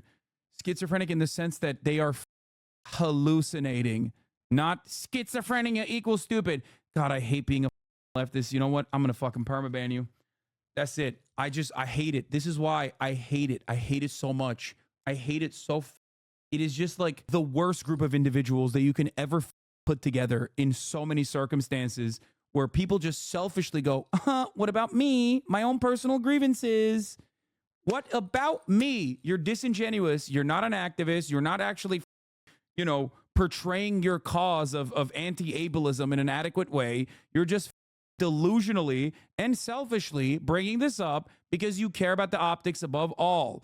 That's it. Oh, I hate it. To kill civilians. Even the Amnesty International in 2008 and in 2014, and even today, will I don't think you'll find anyone who will deny that Hamas has targeted civilians. Sure. You gave the example but there's a difference of suicide bombings during the Second Intifada. I mean, facts are facts. Sure. But I'm saying that the Hamas targeting against civilians is different than the incidental loss of life that occurs when Israel does.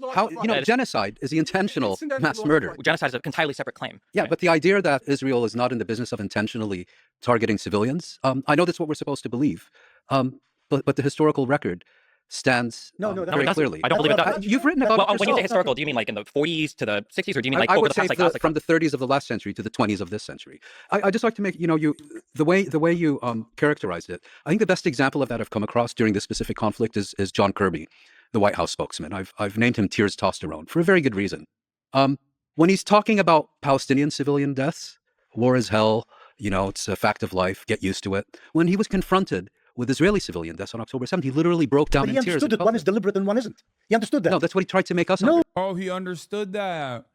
Oh, Israel is just small being genociding. They're not deliberately killing just 25,000 plus women and children. They're just a oopsie. I'm going to be honest with you. What? You try to defend Palestinians, yet you do nothing for them? You're so disingenuous to your values? Come on, bro. I know it's the top of the hour and you're trying to do a ad break, but come on. I just clapped someone for way less than that. Like, I know it's coming. Please, I have a headache, dude. I've been covering this shit for like 6 hours. I can't believe it. You've never had a whoops moment where you bombed the hospital? No, and I've certainly not had a whoops moment where I bombed every hospital, like engaged in a siege in every hospital. I've never really had a whoops moment where I just had UAV drone sniper rifles that shoot at old ladies leaving a church. I haven't done that either. I've never had a whoopsie moment where I have artificial intelligence setting targets according to Israeli investigators. I've never done those oopsies and the daisies. It's just so, it's like, oops, tripped and fell, 30,000 dead. How did that happen? Yeah, I've never oopsie daisy disguised myself as a doctor to enter a hospital in the West Bank and occupied Palestinian territory to go and execute a dude that is literally in the hospital bed. Never had that one either. Yeah, there's no, God, I liked it so much more when they were discussing like history. But the moment that they moved over to like post October 7 and he's engaging in like clear-cut genocide denial is just so gross, so disgusting, so monstrous, so awful. You have no leg to stand on, man. It's just sick. It's sickening. Oh, no, he was speaking facts. The Hamas guys who attacked the kibbutzim, apart from the attacks on the military sites, when they attacked the kibbutzim, were out. This is like this is also a genuinely insane argument to present at face value. That like October 7 is bad, okay, for the amount of civilians that were deliberately targeted and killed, but also everything past that for the past 5 months is like every living person in Gaza's life is fucking hell. And that's actually just a oopsie daisy. It's psychotic, dude. It's psychotic. It is akin to Nazi Germany justifying the Holocaust because of the Warsaw Ghetto Uprising, the final solution specifically. And being like, oopsie, it just happened like that. I don't know. They just kind of did that on their own. It blows my goddamn mind. Like, it is pure fascism. Both of these arguments are pure fascist arguments. Out to kill civilians, and they killed family after family, house after house. The Israeli attacks on Hamas installations better. and You know don't better. know better. No, you don't know Israeli pilots. I did it already. I ran the ad break. I ran it. Stop trying to bait me already. I already ran the 3-minute ad break. Okay. Well, I didn't actually run it, but I said I already did the debate. Thank God. You know, you don't know I Israeli know, pilots. thank God. They believe that they are killing Hamasniks. They're given I'm certain sure they believe objectives, it. and I'm that's sure what they they attack. believe it. And if the I'm Hamas sure is they hiding believe it. behind I'm sure they civilians, believe- civilians every die. time they target, Simple as every that. time they target a kid, I'm sure they believe it's Hamas. When they killed the 4 kids in the They believe yeah, they I know were they believed it, Hamasniks. even though they were You know that, diminutive but size. you know Even though they were that, but diminutive. that angle you don't see the size. No, they saw You don't see the size. Let's see the size. Oh, I know what he's quoting here, but you've lied about this Yeah. particular instance in the past. Mr. Those kids weren't just on the beaches as opposite articles. Those kids were literally coming out of a previously identified Hamas compound that they had operated from. They literally Mr. Borelli, you can Mr. Google Borelli, it. with all Mr. due Finkelstein. respect, you're such a fantastic moron. It's terrifying. That wharf was filled with journalists. There were tens, scores of journalists. That was an old fisherman's shack. What are you talking about? It's so painful. Hamas naval- It's so painful to listen to this idiocy. And to be clear, on the other side, Bro, it's Hamas. Those journalists are Hamas. Why doesn't he hit the Kha? He's just doing every other part of the Hasbara. Why doesn't he hit the Hamas? you're implying that Okay. a strike was okayed on the Israeli side where they said we're just going to kill 4 hey, Palestinians hey, today for no hey, reason. Do you believe that? Do you believe that? Do you believe that? Right, after you said, Do you you believe believe that? that? Tell journalists, do you think that they Here we were go. going to kill Here we 4 go. children? Here we go. I will never answer that I will question. answer the question. Pilots will out I will kill even 4 answer children. And it was a, morons' because that was a strike. That was a drone strike. questions. That was a proof. All You we have said to say you- that we're going to okay, kill you children. want- We're going to kill okay, Palestinian you want me children. to Yes, by the way, I do. Yes, I do. I do believe that Israel will deliberately kill 4 children. Why is that such a like, dude, when you have no argument, and Destiny certainly does not have a leg to stand on here, you literally resort to, oh my God, do you literally think Israel would kill 4 children? Deliberately target 4 children? Yes, dumbass. Of course they would. They've killed 15,000 children so far. Why the fuck wouldn't they target 4 more? How clueless are you? What do you mean? Oh my God, I can't believe it. You would say that Israel would kill 4 children. Oh, the horror. The horror. What do you mean? There's 0% chance anyone with more than 3 synapses firing at the same goddamn time could believe this. It just blows my mind. Oh, I have a headache. Oh, Dig hat. Thank you for the 10 give the subs. Look at Benny Moore's face while talking about the 4 killed Palestinian children. He thinks this is all a joke. I mean, no, he's laughing because Norm is cooking his boy here, calling him a fantastic idiot. I genuinely don't understand how you can say that. Like, I want to see the comments. Do people think that this is like, you're such a fantastic moron is terrifying? 2 historians, a journalist, and a video game streamer walk into a bar. You like to quote things? I do like to quote things. They're called facts. He's literally so unable to believe that liberal democracy would go against liberal civility, not realizing that Israel's full-on fascist. Yeah, there is no, I don't think he fucking genuinely believes that Israel is like even remotely Was liberal. inbuilt- I think he just doesn't give a shit. Oh, fuck, where was I? 246 or something? I'm like, I lost my spot here. The strike was okayed on the Israeli side. 246.13. Destiny's like the kid in class who hates his teachers. We're just like four Palestinians killed today for no reason. Do you believe that? Do you believe that? Do you believe that? Right, right. Okay. I said, Do you believe believe- that? Tell a journalist. Do you think that here they we were go. out to kill Here we more go. children?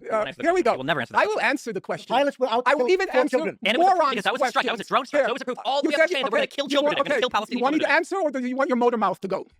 Okay, answer. Motor mouth. In 2018, there was the Great March of Return in Gaza.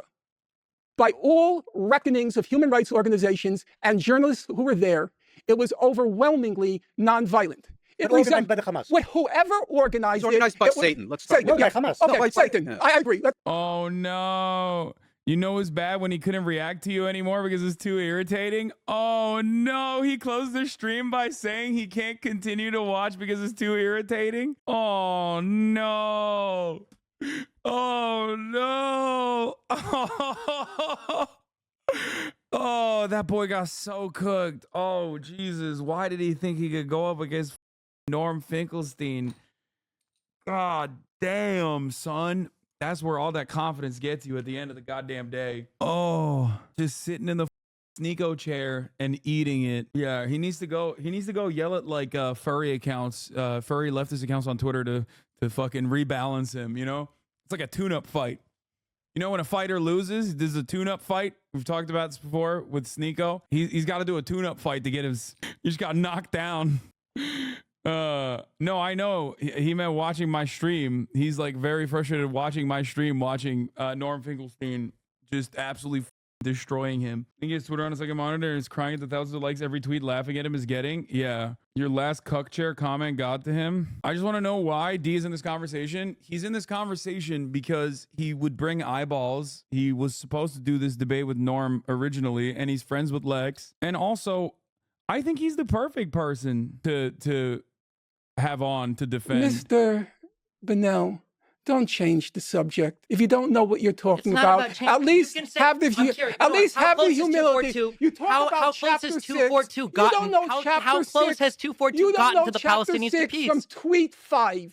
You have no idea what you're talking about. It's just so embarrassing. At least have some humility. Between us, we've read maybe 10,000 books on the topic, and you've read 2 Wikipedia entries, and you start talking about chapter 6. Do you know what chapter 7 is? Answer me. You know, Mr.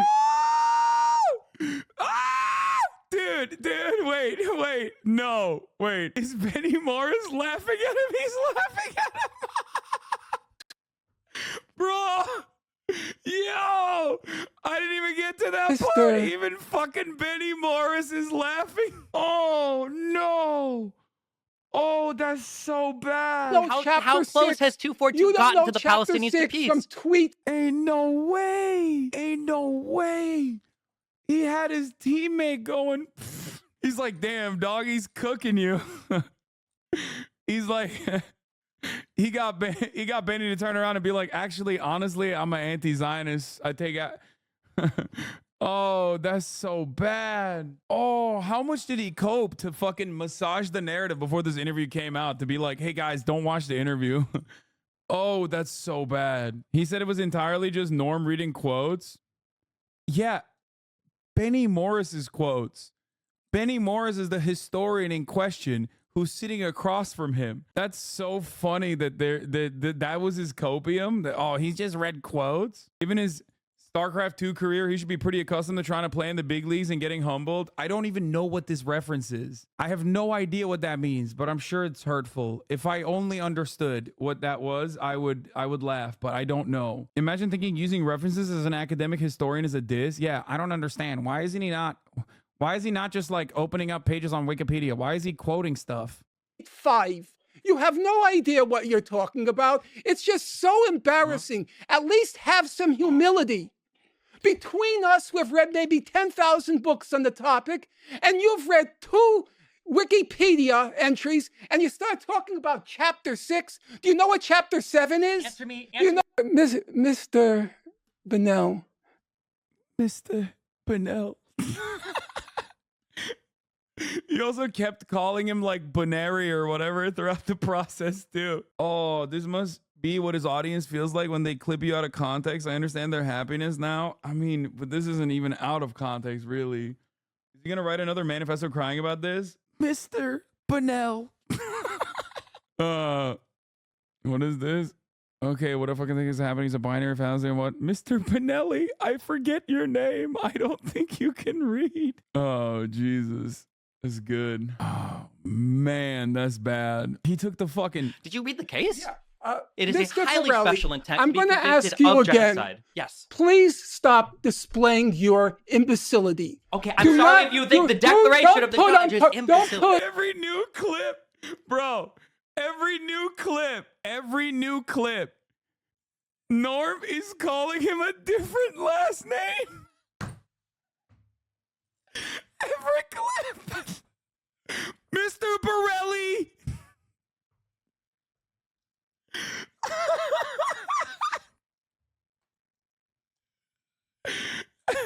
You are an imbecile of the highest order. He's Mr. Bonatello. It's like that's not even a name, Norm. Norm, where did you come up with Bonatello?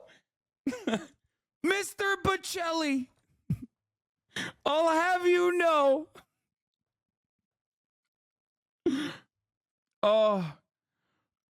Why won't you call out Norm for being a debate pervert? It's so funny that you said that because I have said it before. I have mentioned that he is like a debate pervert of the highest magnitude. If anyone did this to you, you'd be on fire. Yeah, I would be very upset. But it's actually awesome when it's being done to someone that I dislike intensely, especially because they're defending genocide. Thank you for recognizing that, I guess. Like, is this a brilliant observation? Yeah. Yeah, no, yeah. Do you think there's inconsistency here? No, I'm very honest about this. He started off the debate by saying Norm is a principled practice debate pervert. Yeah, he is. The cope, his reply is even worse. Norm Twinkelstein is easily one of the most unserious people I've ever had the misfortune of speaking with. I hope his reading comprehension improves in the future. It's sad that he brags about reading so much when he's apparently only capable of thinking in single quotes. Oh, that's so sad. His reply, we must have spent 2 hours of this convo wasted with Norm trying to cite Benny's own quotes from his own books at him, constantly misunderstanding the context of what he was even saying and acting smugly about it the entire time. Unreal. Bro, someone needs to do a wellness check on the boy. He is fucking cooked on that copium. This is like pure, unadulterated Chinese fentanyl coming over the border by an American citizen that chopped up his car and put the fentanyl directly in the body of the car to evade the Customs and Border Patrol in order to directly traffic this copium into his house. Oh my God. Oh my God. Oh, the Omni Borelli, Mr. Bonarello. Yeah, I think a lot of people forget that like the ultimate debate pervert is like, I mean, okay, this is not funny. The other day, I participated in a debate with Israeli professor Benny Morris and that thing called Destiny. They mocked the notion that Gaza was verging on a famine. This is not as funny because then we get back to like the real world and the genocide that he's defending. And I'm all of a sudden angry again. I just don't understand. Like you have, like this is like a what happened here is basically a Wikipedia autist going up against like the raid boss of having Rain Man level of knowledge on everything that has happened in Gaza. Like a stone turns in Gaza in like 1984 and it's in a book that mother Norm Finkelstein wrote about how that stone turned and the impact of it. And it's like, why would you, like, what did you think was going to happen? There is no amount of Wikipedia pages you can read. This dude cooked Alan Dershowitz, like tenured Harvard professor, debate pervert Alan Dershowitz. Ridiculous argument. Because, oh, really, that it's impossible at the command level. It's impossible at the command level. But you said that they couldn't have done it at the bottom if it weren't also You at the just top. you don't understand the So- strength of the I don't claim that you're understand. making. You're With saying all that due from a respect, top-down level, that with all lawyers, due multiple respect, commanders, all these Mr. people Bunnell, signed do off not tell me on what I don't killing understand. 4 Palestinians. It's true. Children. It's true. I don't spend my nights on Wikipedia. I read books. I admit that as a single. Waste of time. Yeah, as Wasting Bro, he laughs every time he says you read. No, no, no, no. Your debate partner's laughing every time he says you read Wikipedia. Come on, dude. He goes, Mr. Botticelli, all you know is reading Wikipedia, and he's laughing. Oh, no. Oh, no. Oh, no. Oh, what? Dude. Look at his face, defeated. Oh, Benny Moore is cracking. Isn't he laughing at Norm? Don't they hate each other? Listen, in my headcanon, he's laughing with Norm, okay? Destiny said it was a waste of time reading books in that clip. Oh, dude, no one can ever shit on Lex Fridman ever again on this broadcast for as long as I remain a live streamer. Do you understand me? He gave us a gift. He gave all of us a gift. A brief moment of solace to laugh and enjoy in a sea of death, desolation, destruction. Like, at first I was like, why the fuck did he have this dude on with like actual academics, right? And now I'm realizing that was excellent. That was an excellent decision. You just use him as like the applause break, you know what I mean? As a pressure valve. Every now and then he just like chimes in and he's like, actually, you don't understand. When Israel is doing ethnic cleansing, it's good. But when Palestine is actually resisting against an apartheid state, it's bad. And then he's just like, he rips into him. He slaps him around a little bit. Even Benny's laughing. You know what I mean? Everyone's having like, he is the Jar Jar Binks of the conversation. The Bonatello meme's going hard as fuck. You know when your childhood friend meets your current friends and they embarrass you? This is how Lex is feeling right now. No, Lex is eating this because he's like, oh my god, I'm gonna get like 10 million views on this fucking debate. Yeah, absolute cinema peak. He should have turned around and been like, Mr. Bonaldo, go back to your iPad to find a new Wikipedia page to read. Maybe, perhaps you will find a new talking point in there. I know books are a waste of time. With all due regard, Well, you really are. The only thing you take from them are 2 or 3 quotes that you use. I completely respect the fact, and I'll say it on the air, as much as I find totally disgusting what's come of your politics, a lot of the books are excellent. And I'll even tell you, because I'm not afraid of saying it, whenever I have to check on a basic fact, the equivalent of going to the Britannica, I go to your books. I know you got a lot of the facts right. Benny Moore's books I would never say. Yeah, he's repping in Benny Morris's like academic work. He doesn't agree with his. That's what I was trying to explain as well in the beginning of this conversation, which is why it's like so gross when you see a dude like that who has actually the academic bona fides sitting there and being like, yeah, a genocide occurred on October 7, and also everything post October 7 is like, it's just crazy. It does shock me to see someone who has like reckoned with the facts, arrive at the worst conclusions, and then get swept up in like insane amounts of propaganda. Let's get back to it. Let's go for the big one, the big Megillah. It's Satan, okay? Overwhelmingly organized, overwhelmingly nonviolent. Resemble at the beginning the first Intifada. Represent the first, okay, not bombs, but they try to make holes in the fence. Okay, obviously. Let's continue. Bro, he's just like fucking playing with his phone in the corner. Okay. No. Wait. I'm willing to grant you. Please. I'm willing to allow grant me to. You don't have to proceed. Allow me to finish. I don't know anything about this. I'd like to. Okay. I gotta pee. I'll be back. As you know, along the Gaza perimeter, there was Israel's best trained snipers. Correct? I don't know best trained. They were snipers. Fine. Snipers. Okay. All right. Because, hey, laugh. It's hilarious. The story's so funny. You're lying about it. Very much had aspects of violence to it. According even the UN says it themselves. Okay.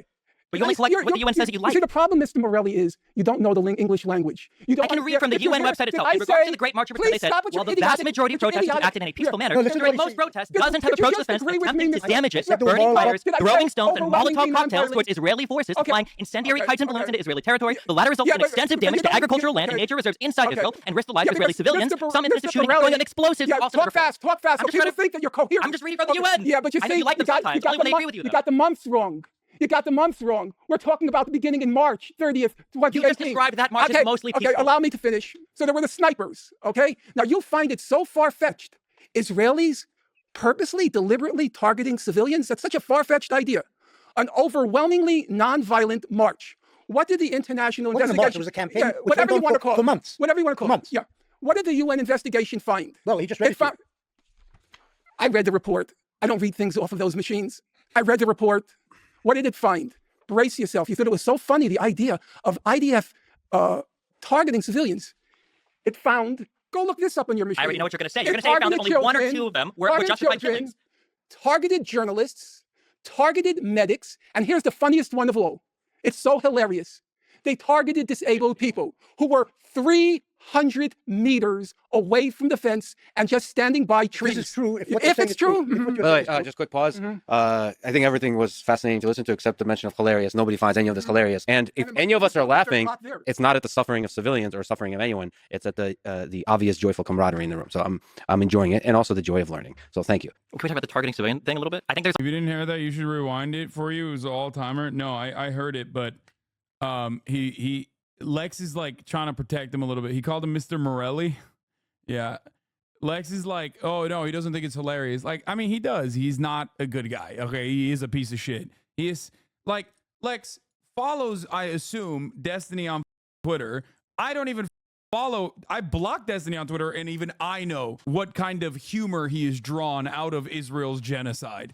So the notion that, Lex follows him on a subreddit. Oh, dude, he knows exactly how humorous Destiny finds this entire thing. It's like an important underlying, not necessarily that. I think it's important to understand. Yeah, I think it's important to understand. There's like three different things here that we need to think about. So one is a policy of killing civilians. So I would ask the other side. I'm going to ask all three because I know there won't be a short answer. Do you think there's a policy top down from the IDF to target civilians? That's one thing. A second thing is he said yes. When yeah, sure, okay, yeah, that's fine. Okay, but then the second thing is, or there's two distinctions I want to draw between. I think Benny would say this. I would say this. I'm sure undoubtedly there have been cases where IDF soldiers, for no good reason, have targeted and killed Palestinians that they should not have done. That would be prosecutable as war crimes, as defined by rough statute. And some have been prosecuted. Yeah, and I'm absolutely sure.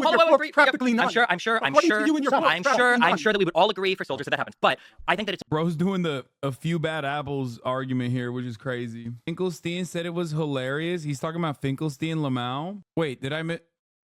You want me to go back on the point? I thought Finkelstein was being sarcastic. Like, he was saying that it's like implying that Destiny finds it hilarious because Destiny was laughing. I wasn't even in the room and I understood that. Am I to understand that me being outside of the room, I have a better understanding of the situation than this chatter who was watching the video in here? That's not what happened, bro. Destiny has been glib and mocking and sarcastic this entire time as he's talking about atrocities, to which he responded with, "Oh, you think this is like, oh, this is hilarious." Every time they target a kid, I'm sure they believe it's Hamas. When they killed the 4 kids on the they believe. Yeah, I know they believed it, even though they were diminutive size. Even though they were diminutive. You don't see the size. Yeah, no, they saw. Let's see the size. Let's see the size. Oh, I know what he's quoting. You've lied about this particular instance in the past. Those kids weren't just on the beach. Wait, hold on. This is I went too far back. Things of human rights organizations and journalists who were there. It was overwhelmingly organized, overwhelmingly nonviolent. Resembled at the beginning the first Intifada. This clip is the exact moment a chatter linked it before. Correct. I don't know best trade. It was snipers. Fine. Snipers. Okay. All right. Because you can literally hear him laugh, bro. Hey, laugh. It's hilarious. The story's so funny. You're lying about it. You can hear him laugh. He's being sarcastic and is addressing. Literally just rewind. That's not what happened, bro. Brother, okay, I'm going to be honest. We have tone indicators for chatters such as yourself. But as someone who wasn't even in the room who could pick up on the context, I suspect that maybe you should listen to someone who does have the physical capacity of understanding context if you just are that permanently unable to read it. Okay? You were in the room, you were watching, I was out of the room and I was listening, and even I could tell what the actual context was. You, on the other hand, are physically unable to do so. So if that's the case, I'm giving you the tone indicator. Okay? I'm giving you the tone indicator. No disrespect, chatter. If you legitimately can't comprehend it, like if you have like a physical inability to understand sarcasm, satire, nuance in general, then like I'm trying to help you out here. I don't understand why this is so difficult for you to comprehend. Half the time, it's like me trying to educate chatters on nuance. And by the way, there's plenty of people with autism in this community, and they are getting it. So, you know, that's a you thing, it seems. Represent the first, okay, not bombs, but funny. Snipers. Fine. Snipers. Okay, all right. Because, hey, yeah, there you go. if you wanted to see the actual moment with his face. Laugh. It's hilarious. The story's so funny. You're lying about it. It's Very so much return funny. had aspects of Okay, violence to it. okay, According even the UN says it themselves. Okay. You understand? And that chatter? No, I'm not gonna ban that chatter. Maybe he is genuinely incapable of seeing it. He laughed after reading about a starving refugee being shot and run over. Recently divorced genocide apologist can barely contain his laughter at a starving refugee being shot then run over. that Israeli troops opened fire on a crowd of hungry Palestinians pulling boxes of flour and canned food off aid trucks, scattering the crowd. When the shooting stopped, one witness said, the Palestinians returned to the trucks and the soldiers opened fire again, wounding him in his leg, which was subsequently run over by a vehicle. I'm sorry. This is literally just like for people who think being a sociopath is cool, like just cultivating an entire audience of just Patrick Bateman lovers. I think everything it does is a performance for his audience of shitty people. Yeah.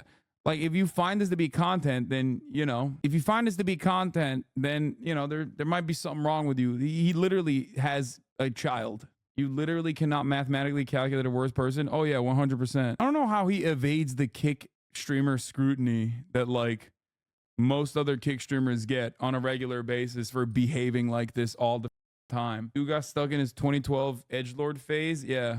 So I legitimately don't know the context here, who that person is or why they're bad. Bro, what are you talking about? He just laughed at a Palestinian person. I think is reading an article about, because when anybody calls him out, his fans dox them. Yeah, well, they can't dox everybody. But you only select what the UN says that you like. See, the problem, Mr. Morelli, is you don't know the English language. You don't I can read from the UN website itself. In regards to the Great March, they said the vast majority of protesters who acted in a peaceful manner during most protests doesn't have Yeah, he was laughing at the flower massacre. Okay. I don't know.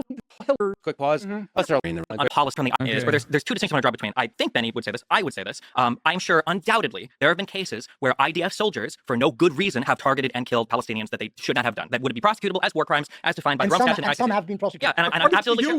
Practically none. I'm sure that we would all agree for soldiers that happens. But I think that it's important. I think that it's important that when we talk about military strikes, or we talk about things especially involving bombings or drone attacks, these are things that are signed off by multiple different layers of command, by multiple people involved in an operation, including intelligence gathering, including weaponeering, and there also have typically lawyers involved. When you make the claim that an IDF soldier shot a Palestinian, those three people, the three hostages that came up with the white flags, that something horrible happened, I think that's a fair statement to make, and I think a lot of criticism is deserved. But when you make the statement that 4 children were killed by a strike, notice that he's only ascribing blame to Israel when Israel itself says, yeah, we up.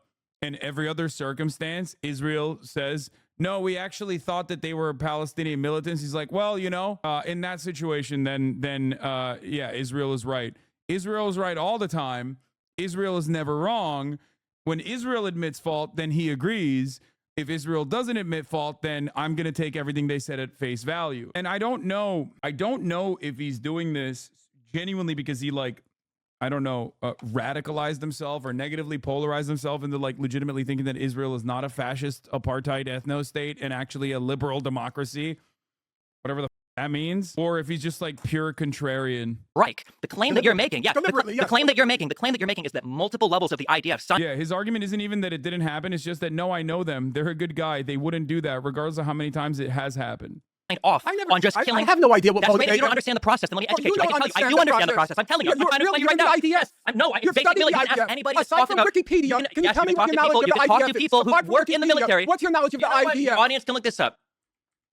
No, it's basic military. You can ask anybody that's aside talked from about Wikipedia. Can you tell me what your knowledge of the IDF is? You can talk to people who work in the military. What's your knowledge of the IDF? Your audience can look this up. This conversation was infinitely more productive and actually better when it was like Benny Morris talking. Now that it has turned into it turned into a fest. It turned into a fest when like at least Benny is wrong and says a lot of immoral shit, but he has like a level of respect for academic integrity. You know what I mean? He has a level of respect for people's like scholarly work, and isn't just like regurgitating talking points that he picked from reading a Wikipedia page. So it sucks.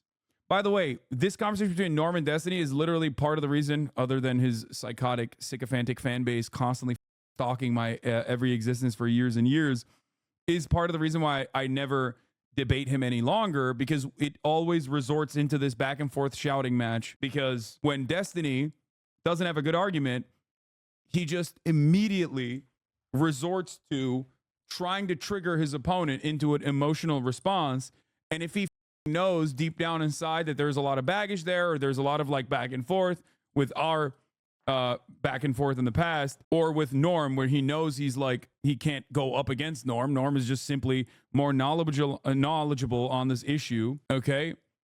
He's going to start nuking the debate. To be fair, Norm isn't helping either. He's resorting to ad homs. Yeah, no, he's a stubborn dude in the same way that I am as well. So he's just like yelling back and forth now. Do you think that bombing and strikes are decided by one person in the field? Do you think one person Can I is in control of respond an to that? airplane or a drone strike? As a pilot doesn't do it on Yes, his own. strike Can I cells have respond? entire apparatuses hierarchy. that are designed to figure out how to strike and who to strike. So when you say that 4 children are targeted, you're saying that a whole apparatus is you trying make to my murder argument better than 4 me. Palestinians. He's trying to, okay, if I'm going to make serious analysis here, Mr. Bonarello is basically trying to reduce all of the academic work, all of the NGOs that have like consistently covered Israel's genocidal actions into one strike against 4 Palestinian children, as though 15,000 Palestinian children have not been murdered by Israel in the past 4 or 5 months. That would make anyone go insane. Okay. It's just ridiculous. It's a ridiculous thing to say in the face of like an overwhelming sea of information.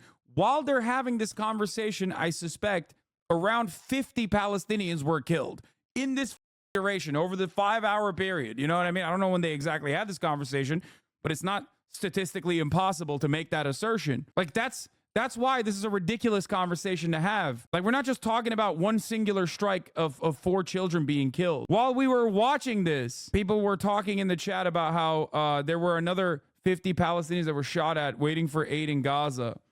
I don't know. I haven't seen it yet. I haven't like looked into it, but there were people in the chat saying that. Now, I don't know if this is what happened so far. I haven't seen it, and I will read it, and I will cover it tomorrow, most likely. I've never seen his community so mad. They're actively trying to get you banned for watching this, lol. I know. It won't work because he's not the focal point of this conversation. And also on top of that, I'm like taking all of the necessary precautions beyond that too. He's building the argument upon the assertion that across the entire Israeli command, one guy might object to murdering children, and therefore it's an oopsie and justified. We'll read some tweets. This is the maximum amount of copium that we will get to. Once again, where are they trying to ban you? Show it. Mass reporting for ban evasion. I'm sure the people that are pointing that out are probably in the same either Discord or chat rooms that they're trying to do. Anyway, we're going to continue with the video. You make my argument better than me. Ridiculous argument. Because, really, that it's impossible at the command level. It's impossible at the command level. But you said that they couldn't have done it at the bottom if it weren't also at the top. You don't understand the strength of the claim that you're making. You're With saying all that due from respect, a top-down level, that lawyers, multiple commanders, and all these people signed off do not tell me on what I don't killing understand. 4 Palestinians. It's true. Children. It's true. I don't spend my nights on Wikipedia. I read books. I admit that as a single Waste of time. Yeah, Wasting time. I know books are He 100% is laughing at a him. waste of time. With all due regard, Well, there. for you, they are. The only thing you take from them are 2 or 3 quotes that you use. I completely respect the fact, and I'll say it on the air, as much as I find totally disgusting what's come of your politics, a lot of the books are excellent. And I'll even tell you, because I'm not afraid of saying it, whenever I have to check on the base. Oh, they're trying to get me banned here. Remember when someone asked, where are they trying to get you banned? Turns out it's on LSF. Destiny calls out the hypocrisy of Twitch immediately 37 minutes ago. I haven't even watched the clip, but I suspected something along the lines of, I can't believe Twitch hypothetically bans everyone for watching videos of me, but in this circumstance, they're not banning Hasan, who's watching a video of me. No, dog, you're in the video. You are not the focal point of the video. The terms of service on that are relatively clear. It is pretty funny to be like, I'm such a toxic person that like this platform banned me. Why won't they ban the person for watching a video with 3 professionals discussing ongoing geopolitical conflict because I happen to be in the frame, being a dumbass, being the Jar Jar Binks of the comedic relief of the 3 actual knowledgeable people discussing a matter of geopolitical interest. Man, yeah, I'm sure XQC is never brought up in this conversation when he watches Destiny videos all the time. I'm not going to show you the meme, okay? You don't deserve it. No. Enough. Basic fact, the equivalent of going to the Britannica, I go to your books. I know you got a lot of the... It's so funny because his fan base originally came in here to be like, why are you covering him? Why are you covering him? Is it because you're scared? Come on, show us him. And now are turning around and being like, look, see, he's watching him. Please ban him, Twitch. The facts right. Benny Moore's books I would for the never, listener. I would never say books are a waste of time, and it's regrettable to you that you got strapped with a partner who thinks that all the wisdom, He didn't say they're a waste of time. I'd like to respond to what you were saying. I think the question that we're trying to answer, I think you don't understand Israel, you know. Let me finish, really please. understands Israel. I think we're how all it works. I think we're all agreed that Palestinians have deliberately targeted civilians, whether we're talking about Hamas and Islamic Jihad today or previously. I prefer the word murdered and raped rather than targeted. Targeted is too soft for what the Hamas did. I'm okay with I'm not talking about. I'm talking about this now. Yeah, but I'm trying to answer his question. Yeah. Okay. Historically, there is substantial evidence that Palestinians have targeted civilians. Whether it's been incidental or systematic is a different discussion. I don't want to get into that now. For some reason, there seems to be a huge debate about whether any Israeli has ever sunk so low as to target a civilian. How does it feel to be irrelevant outside of your little insignificant bubble? I'm happy. Why are you making my bubble larger? I want to be left alone by the likes of you, man. I swear to God, I'm being for real with you, angry badger. Why so angry? I want you to be a happy badger. We just agreed. We've just said that this has happened here and there. And I think we've agreed on that. Okay, I think what we're saying is it's not policy, which is what you guys are implying, that they kill civilians deliberately. If I understand you correctly. Okay. Let's just completely dispel this rumor, this notion, this false statement that Israel is oblivious to the death and destruction it is causing. Israel knows what it's doing. Israel has a clear-cut policy, a doctrine called the Dahiyya Doctrine, dictates that civilian targets will be deliberately, like civilian buildings will be deliberately targeted, okay? 972 magazine, which is an Israeli magazine, went further and actually investigated this last siege, this last mowing of the lawn operation that they've engaged in, where more than 30,000 people have been murdered by Israeli rockets, and found that they had three different tiers of targets, including, but not limited to, civilian targets that they deliberately take down. Their rules of engagement are death and destruction.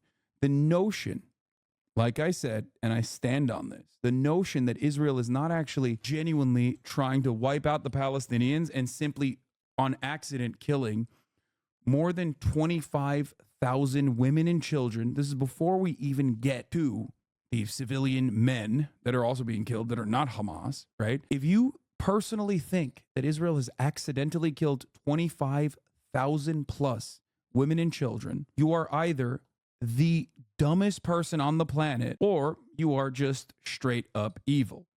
They call those power targets, which means their targeting of civilian buildings is intentional collective punishment, which is a war crime. Yes, absolutely. The intentional displacement of 2 million plus people and the catastrophic famine that the people of Gaza are currently withstanding is a war crime. It is collective punishment. It is evil. It is straight fascist. I cannot understand how people try to defend this. It is not an accident. It is perfectly deliberate.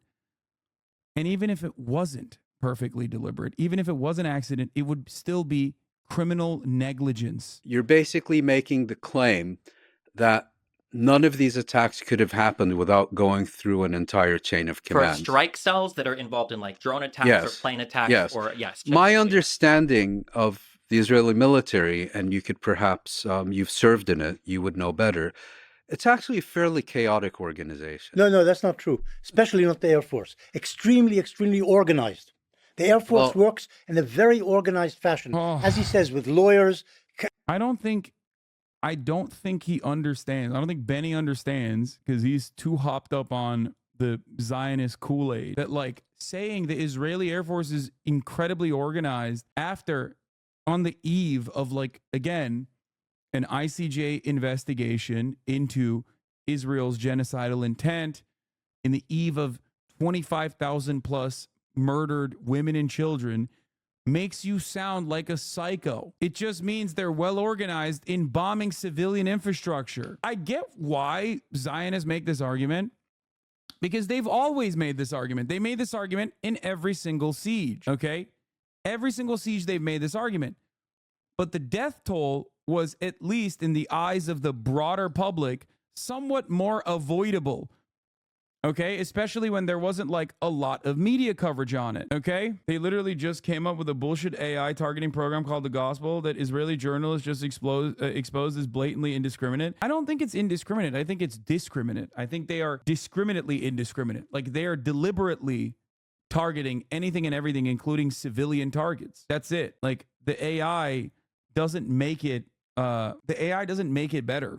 A chain of command, and ultimately the pilot drops the bomb where he's told to drop it. In Protective Edge, was that 200 strikes in like 60 seconds, I think? I think at the opening of Protective Edge, like the coordination between... You're talking about 2008. I think Protective Edge was 2014. But I'm just saying that the coordination in the military is pretty tight. My understanding of the Israeli military, it's very is that it's quite chaotic, and there's also a lot of testimonies from Israel. But be that as it may, okay, I'm prepared to accept both of your contentions, that it's a highly organized and disciplined force. Air Force, under any scenario, is going to be more organized than the other branches. And you're saying such a strike would have been inconceivable. Well, I'm not necessarily saying inconceivable. I'm just saying that like that would have required you're basically murderous intent for so many different levels. I don't think good evidence has been presented to say that that's your basic claim is that it would be fair to assume that such a strike could have only been carried out with multiple levels of authorization and signing off. Mm-hmm. Okay, let's accept that for the sake of argument. We have now seen incident after incident after incident after incident where entire families are vaporized in single strikes. Who is in the families? Who lives in the house? Family inside, members. No, family or next members, to the house in which these families are We killed. have seen incident after... Do you know that Hamasniks weren't in that house? Do you know that their ammunition dumps weren't in those houses? Why do I have to prove a negative? You're saying that they deliberately targeted families. If Israel wanted to kill civilians in... I wish they would have brought the 972 magazine piece. Like, I wish they talked about that. In Gaza, they could have killed 500,000 by now with the number of strikes they've done. And therefore, the fact that they've only killed... Yeah, this is not a good argument, man. That's crazy. Dude, if they wanted to, they could do even harder genocide is not a good argument. Yeah, they could, and it would have shut down their genocidal operation in the eyes of the Western world probably faster. It would have also opened up Israel to more, not just scrutiny, but like direct targeting from regional actors. So they're constantly in a state of calculating how many civilians can we kill and ethnically displace. But it's not a target, it's not a math calculation of civilians per enemy combatants. It's a calculation of how many civilians can we kill without like America completely shutting off support. And that number is, 30,000 plus, by the way. And we are coming to the end of it. A certain small number. 30,000 is a small number. Small number in proportion. You consider 30,000 a small number. In proportion over 4 months probably is an indication that it's targeted and that there are Hamas targets in these places. So I've given, 12,000 children is only. And if that's the case, why is it? You said only. Only. Though, Professor Morris, here's a question for you. If we take every combat zone in the world for the past 3 years, every combat zone in the world. In Vietnam, the Americans killed a million people. I'm not talking about Vietnam. They could have killed 40 million. I was against. That's crazy, bro. You're using Vietnam to defend Israel's actions in Gaza? That's wild. The Goldstone report definitely dismissed the human shield theory. On the other hand, the only 2 Israeli soldiers condemned by Israeli courts in Gaza used a child as a shield while doing an assault. Yeah. in the anti-war movement. So don't. Goldstone is the inception of the UN as Hamas, by the way. And then they'll always use like, well, Goldstone himself went back on his report later. Killed a million people. Fine. And 30 million Russians were killed. So during World War II, so everything else is irrelevant. Okay. Here's the question. Professor Morris, here's a question. It's very perplexing. If you take every combat zone in the world for the past 3 years and you multiply the number of children killed by 4, every combat zone in the world, you get Gaza. Okay? So when you what say is that supposed to prove? Okay, I'm going to tell you. Just shut up. What is that supposed to prove? That Israel is killing a shit ton of children, and that is like not legally permissible and completely, utterly immoral. Relying on Hamas numbers. No, I'm not Hamas relying. numbers are I'm not relying on. Now, yeah, when you're losing the argument, quickly go into, oh, those are Hamas numbers. Nice. Yeah, those are Hamas numbers. Okay, dude, come on. Yeah, Hamas numbers that Israel itself uses, Hamas numbers that the U.S. State Department relies on, the Hamas-backed Palestinian Health Ministry, okay, no matter how hard you try to frame it, is the foremost authority. If you have an issue with their numbers, let third-party international investigators in to the mother Gaza Strip. But you can't do that because you're too horny to kill them too. There are no other numbers. Another calculation from Israel is, well, it's better to just keep saying Hamas numbers and have everyone rely on it, our government included, especially when they're matched against the population numbers that Israel already has, because they have the names and addresses of every single person that lives in the Gaza Strip to begin with. I've done the math on Hamas civilian to death ratio. IDF has killed about 1,000 times more civilians that were killed by the Allies bombing Dresden. Calling it a consequence of war is insane. The numbers that everybody else, I'm relying on the numbers. Even if we take the numbers, though, what does that prove? Those are Hamas numbers. Okay. Which may not be true. Fine. They could invent anything because you don't. Okay, if they can invent any number, then bring in third-party investigators. Once again, but you won't do that. You would never argue for that. That they are a mendacious organization. I know mendacious. Also, if they're Hamas numbers, why did you earlier say that those numbers are actually low? Cognitive bias is in display. First, he said, well, those numbers are low. We could kill way more if we wanted to. And now he's turning around and be like, and those are Hamas numbers, actually, so you can't trust them. He's just hitting every angle he can, because deep down inside, every single human being, and I genuinely believe this, every single human being, no matter how aggressively fascist they are, still understand that murdering children is wrong. Okay? Murdering women and children is wrong. And that's why he has to cope with it by moving the goalposts. It's not just about like defending his position and doing a shitty job at it. Okay? I think deep down inside he wants to believe it. And that's why he's like he's like falling off of a cliff and desperately trying to grab onto any kind of ledge he can in this argument. If they could make any number, why wouldn't it be higher? Why not make the alleged lie more tragic and painful? It's bullshit. Exactly. Believe me. You like mendacious as in the Israeli Ministry of Foreign Affairs. Okay, so here's the thing.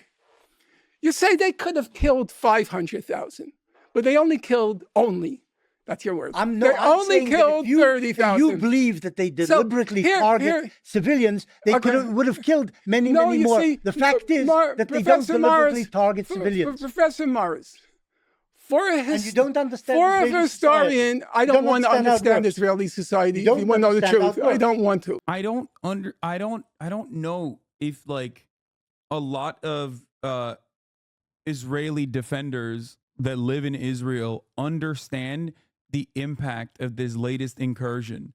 I think they think that they will go back to business as usual, and the regular order of the apartheid will set back in, and the routine violence, and everyone will just like go back to the drawing board. It'll be like October 6th all over again. And I personally don't think that is going to happen. As someone who's been covering this for years and years and years, I've never seen this level of support for the Palestinians in my entire life. I've never seen that. And I don't think people in Israel recognize it. I think there are some liberal Zionists who are like, originally super gung-ho. Now they're starting to to come back to reality. Okay. This level of atrocity cannot go unanswered, cannot go unnoticed. There will be consequences for it. I don't want to get inside their heads. That's the problem. 90% of a good historian tries to get into the heads of there's a limit. the various there's a limit. protagonists. There's a limit. When That's what a good historian 90% does. when 90% of Israelis think that Israel's using enough or too little force in Gaza, I don't want to get inside that head. 40% think that Israel's using insufficient force in Gaza. I don't want to get inside that head. I don't want to get inside the head of people who think they're using insufficient force Is Zionism the same as nationalism? Yes. against the population, against the population, half of which is children. I don't want to get inside that head. But here's the point, because your partner wants to know the point. You don't understand political constraints.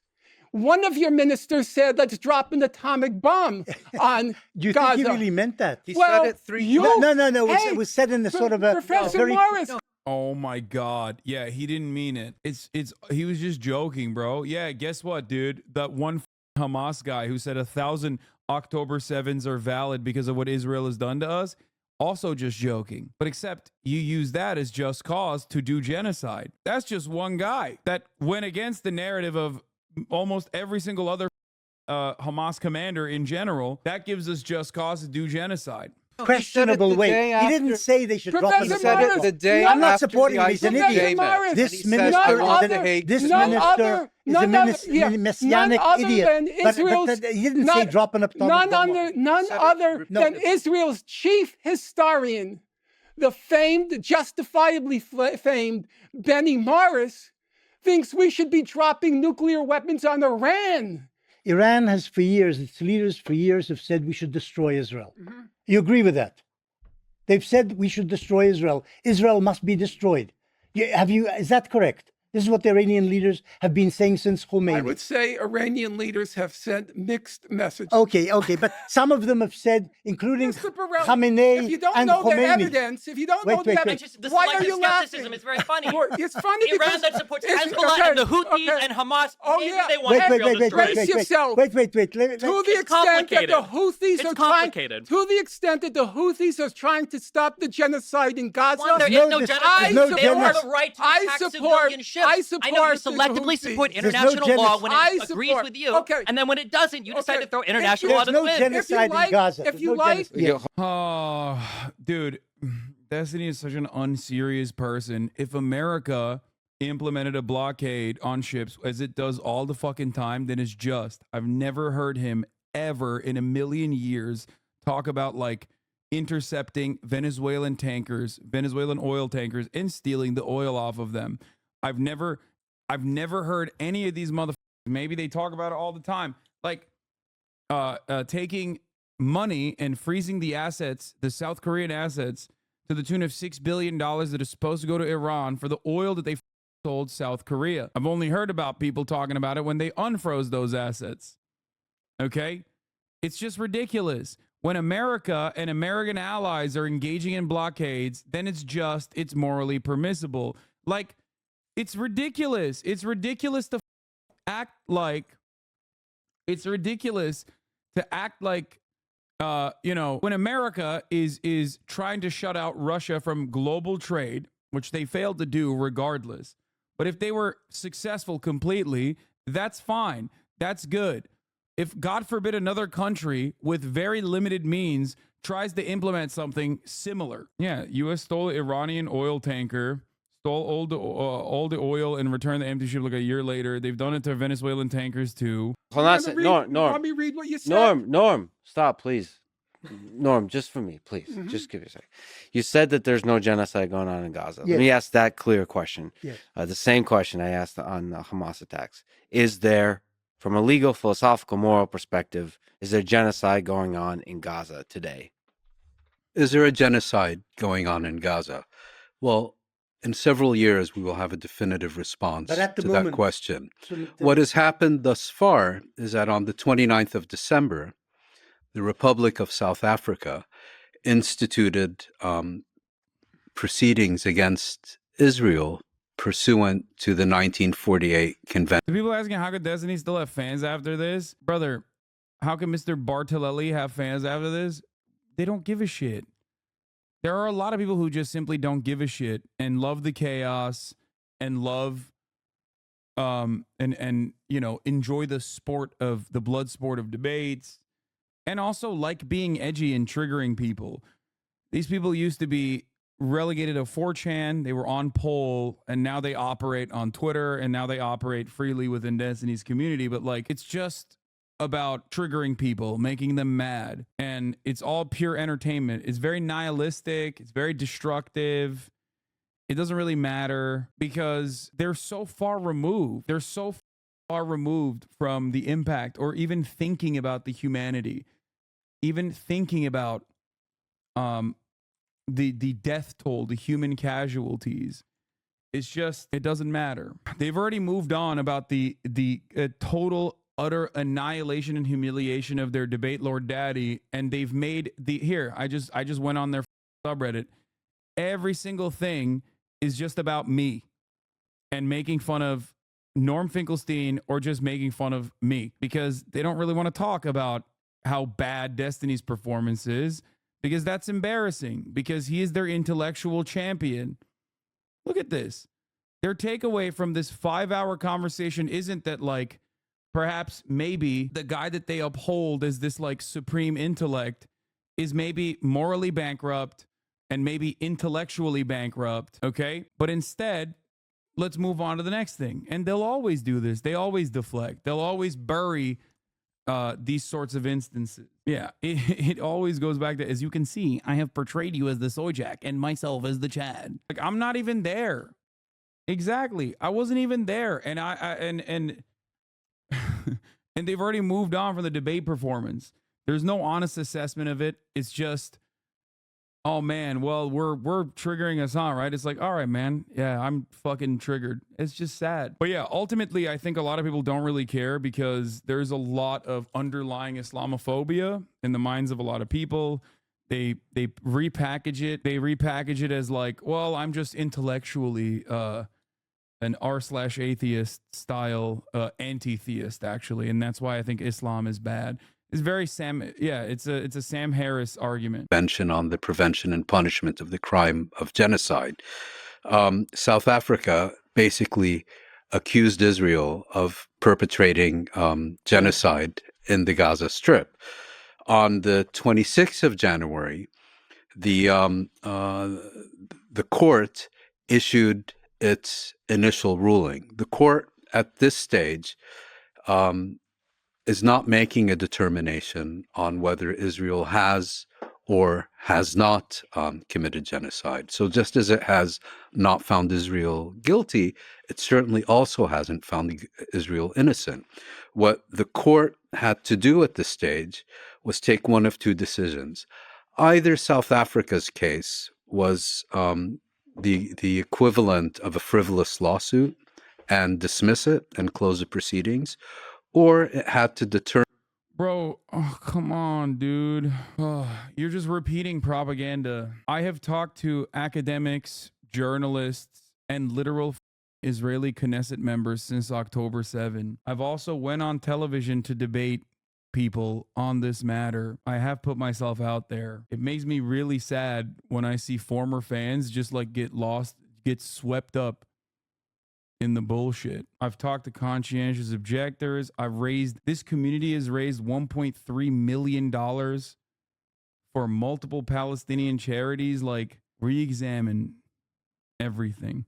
Determine that South Africa presented a plausible case that Israel was violating its obligations under the Genocide Convention, and that it would, on that basis, hold a full hearing. Now, a lot of people have looked at the court's ruling of the 26th of January and focused on the fact that the court did not order a ceasefire. I actually wasn't expecting it to order a ceasefire, and I wasn't surprised that it didn't, because in the other cases that the court has considered, most prominently Bosnia and Myanmar, it also didn't order a ceasefire. And South Africa, in requesting a ceasefire, also didn't ask the court to render an opinion on the legitimacy or lack thereof of Israel's military operation. From my perspective, the key issue on the 26th of January was whether the court would simply dismiss the case or decide to proceed with it.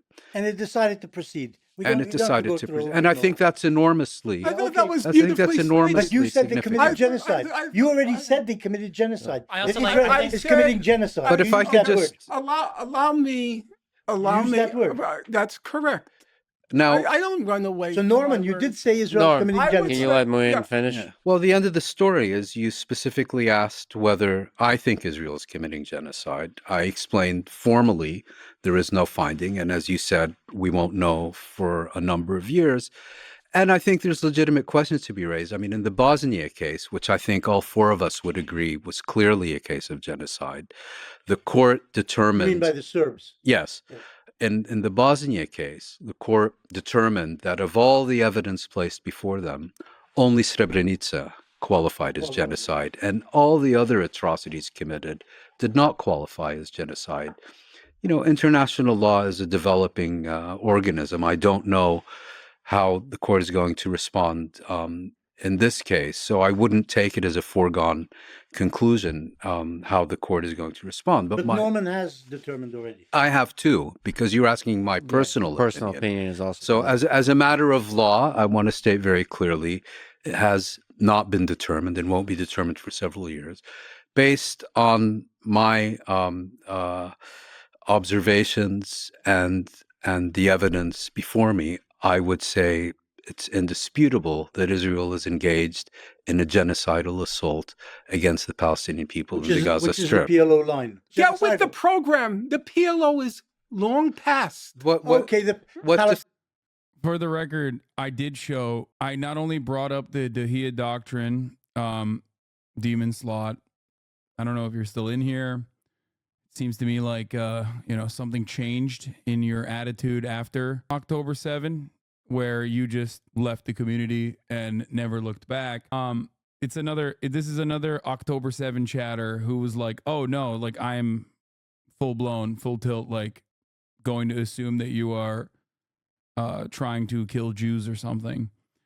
It's Zionism is legitimately the brain disease. It will rob you of your moral core. Your moral compass will be broken, and you will become a different person as a consequence of these firmly held beliefs. The intentionally killing unfounded by the ICJ, by the way, is not unfounded by the ICJ, and the deliberate killing, I actually did show you, not only with the Dahia doctrine, which is a long-standing Israeli military principle, but also I literally pointed you in the direction of something that I've already covered before time and time again, the 972 magazine article that shows the specific ways in which Israel deliberately targets civilian infrastructure. There are a lot of people like him that left this community post October 7, by the way. They came in here, they watched what I had to say, and they were done. This is what I was talking about with respect to how many progressive, except for Palestine, people exist in progressive circles. There have been any war crimes. Is Israel currently committing war crimes in Gaza? Not to my current knowledge, I don't think so, but I would have to see if anything like currently differently has changed. But right now, I don't believe anybody has levied the claim that there have been any war crimes committed since October 7th. I don't believe so. Do you think that is that in any way relevant to you when discussing the conflict? Let's say if Israel were to be committing internationally recognized war crimes in Gaza, and may I add, in the West Bank, and I could prove that to you, and you'll say, yes, I agree, would that change anything in your overall perception of the conflict? Right now, I don't necessarily think so, but I mean, I probably think that the underlying things themselves are probably bad without them being a war crime. I think it's defined as a war crime, I think it's considered internationally illegal for Israel to be building settlements in the West Bank. I think that's a really bad thing for a variety of reasons. Simply from 48 onwards into the future, has there at any point been an ethnic cleansing of Palestinians? 47 and 48 was inarguably a mass expulsion of a certain ethnic group of people from territories. I mean, that would qualify as ethnic cleansing. Post that, if I would consider like settler expansionism to be a form of a type of ethnic cleansing, I mean, you could arguably probably say that. I think I would say it's probably roughly true. I don't really like the term ethnic cleansing. I think it's just a shitty term. It doesn't it brings with it like a whole bunch of like moral condemnation. But I don't think ethnic cleansing is necessarily always bad, and there are different ways to do it that might be good or bad. So yeah, I don't know. what? I don't think ethnic cleansing is always bad, and there are ways to do it that are not necessarily bad. Bro, I don't watch this dude at all. So I just like when I find something new, like when you guys send me some new shit, I'm like, it is still, it's just wild. Fine. As you were saying, genocide is not a body count. Thank you, America Very, for the can't give this genocide consists of two elements: the destruction of a people in whole or in part.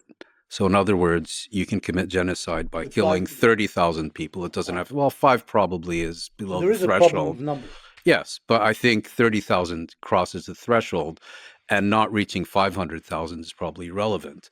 And the second element is there has to be an intent. In other words, and you believe there's an intent? Yes, I think if there is any other plausible reason for why all these people are being murdered, it's not genocide.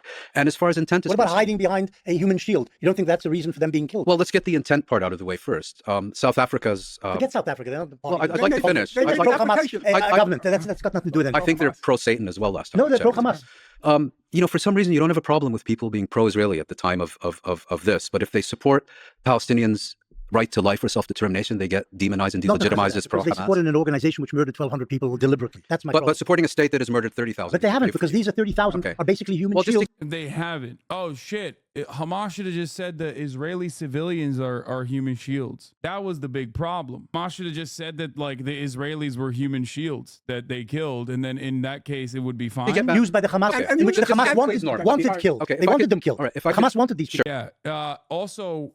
blocking humanitarian aid is also because they're human shields, which, by the way, Central Committee, they do literally say that. They say that the aid will get into the hands of Hamas terrorists, so we can't have them. So that in their worldview, like, that does actually make sense to them, which is psychotic. 15,000 human shield children. Sure. If I could just get... You don't think they wanted them killed? No, I don't. Provide them with shelters. They build tunnels for their fighters, but not one shelter for their own civilians. You asked me about intent. Of course they want them killed. Okay. You asked me about intent. And the reason that I bought in the South African application is because it is actually exceptionally detailed on intent by quoting numerous... All sorts of idiotic ministers in Israel. Well, yeah, including the Prime Minister, the Defense Minister, the Chief of Staff. Didn't say genocide. No, he said According to Asa Kasher, use the word according to Asa Kasher, are a really... According to Asa Kasher, the philosopher of IDF, he said that Netanyahu was avowing genocide. Now, he's an idiot? So he didn't say he's an idiot, but he's past it. So the reason I raised the South African application is twofold: Hamas or no Hamas. It's exceptionally detailed on the question of intent. And secondly, when the International Court of Justice issues a ruling, individual justices have the right, can give their own opinion. And I found the German one to be the most interesting on this specific question, because he was basically saying that he didn't think South Africa presented a persuasive case. But he said their section on intent was so overpowering that he felt he was left with no choice but to vote with the majority. So I think that answers the intent part of your question. So for the ICJ case that South Africa's brought, I think there's a couple things that need to be mentioned. One is, and I saw you two talk at length about this, the plausibility standard is incredibly low. The only thing we're looking for is a basic presentation of facts that make it conceivable, possible, that plausible, which legally this is obviously below criminal conviction, below, below. Think of it as an indictment. Sure, possibly. Maybe even a lower level than even an indictment. So plausibility is an incredibly low standard, number one. Number two, if you actually go through and you read the complaint that South Africa filed, I would say that if you go through the quotes and you even follow through to the source of the quotes, the misrepresentation that South Africa does in their case about all of these horrendous quotes, in my opinion, borders on criminal. Well, 16 ICJ judges disagree. That's fine if 16 ICJ judges disagree, They must but be I'm going to give... incompetent. You know, they could be, but... even the American judge, she must have been awful incompetent if she was The misrepresentation of, like, Israeli officials saying that they have genocidal intent, really messed up to show that to the world, actually. able to see the misrepresentations that Mr. Bonnell, based on his Wikipedia entry, was able to find. So this is based on the official ICJ report that was released. I'm not sure if you read the entire thing. I read every... Okay, that's great. Oh my God, you just reminded me of this. That's so funny. Where is it? Someone just said, I'm glad Dee's a lawyer, Lamau. Yeah. Someone in the chat said, remember, he's over here trying to talk like a lawyer, but remember when he failed a practice LSAT test? I forgot about that arc. Many arcs in the long history of Bonarelli, when he went after a respectable lawyer, famously the one who successfully defended the Sandy Hook victims' families against Alex Jones and secured like an insane award to the tune of $1 billion.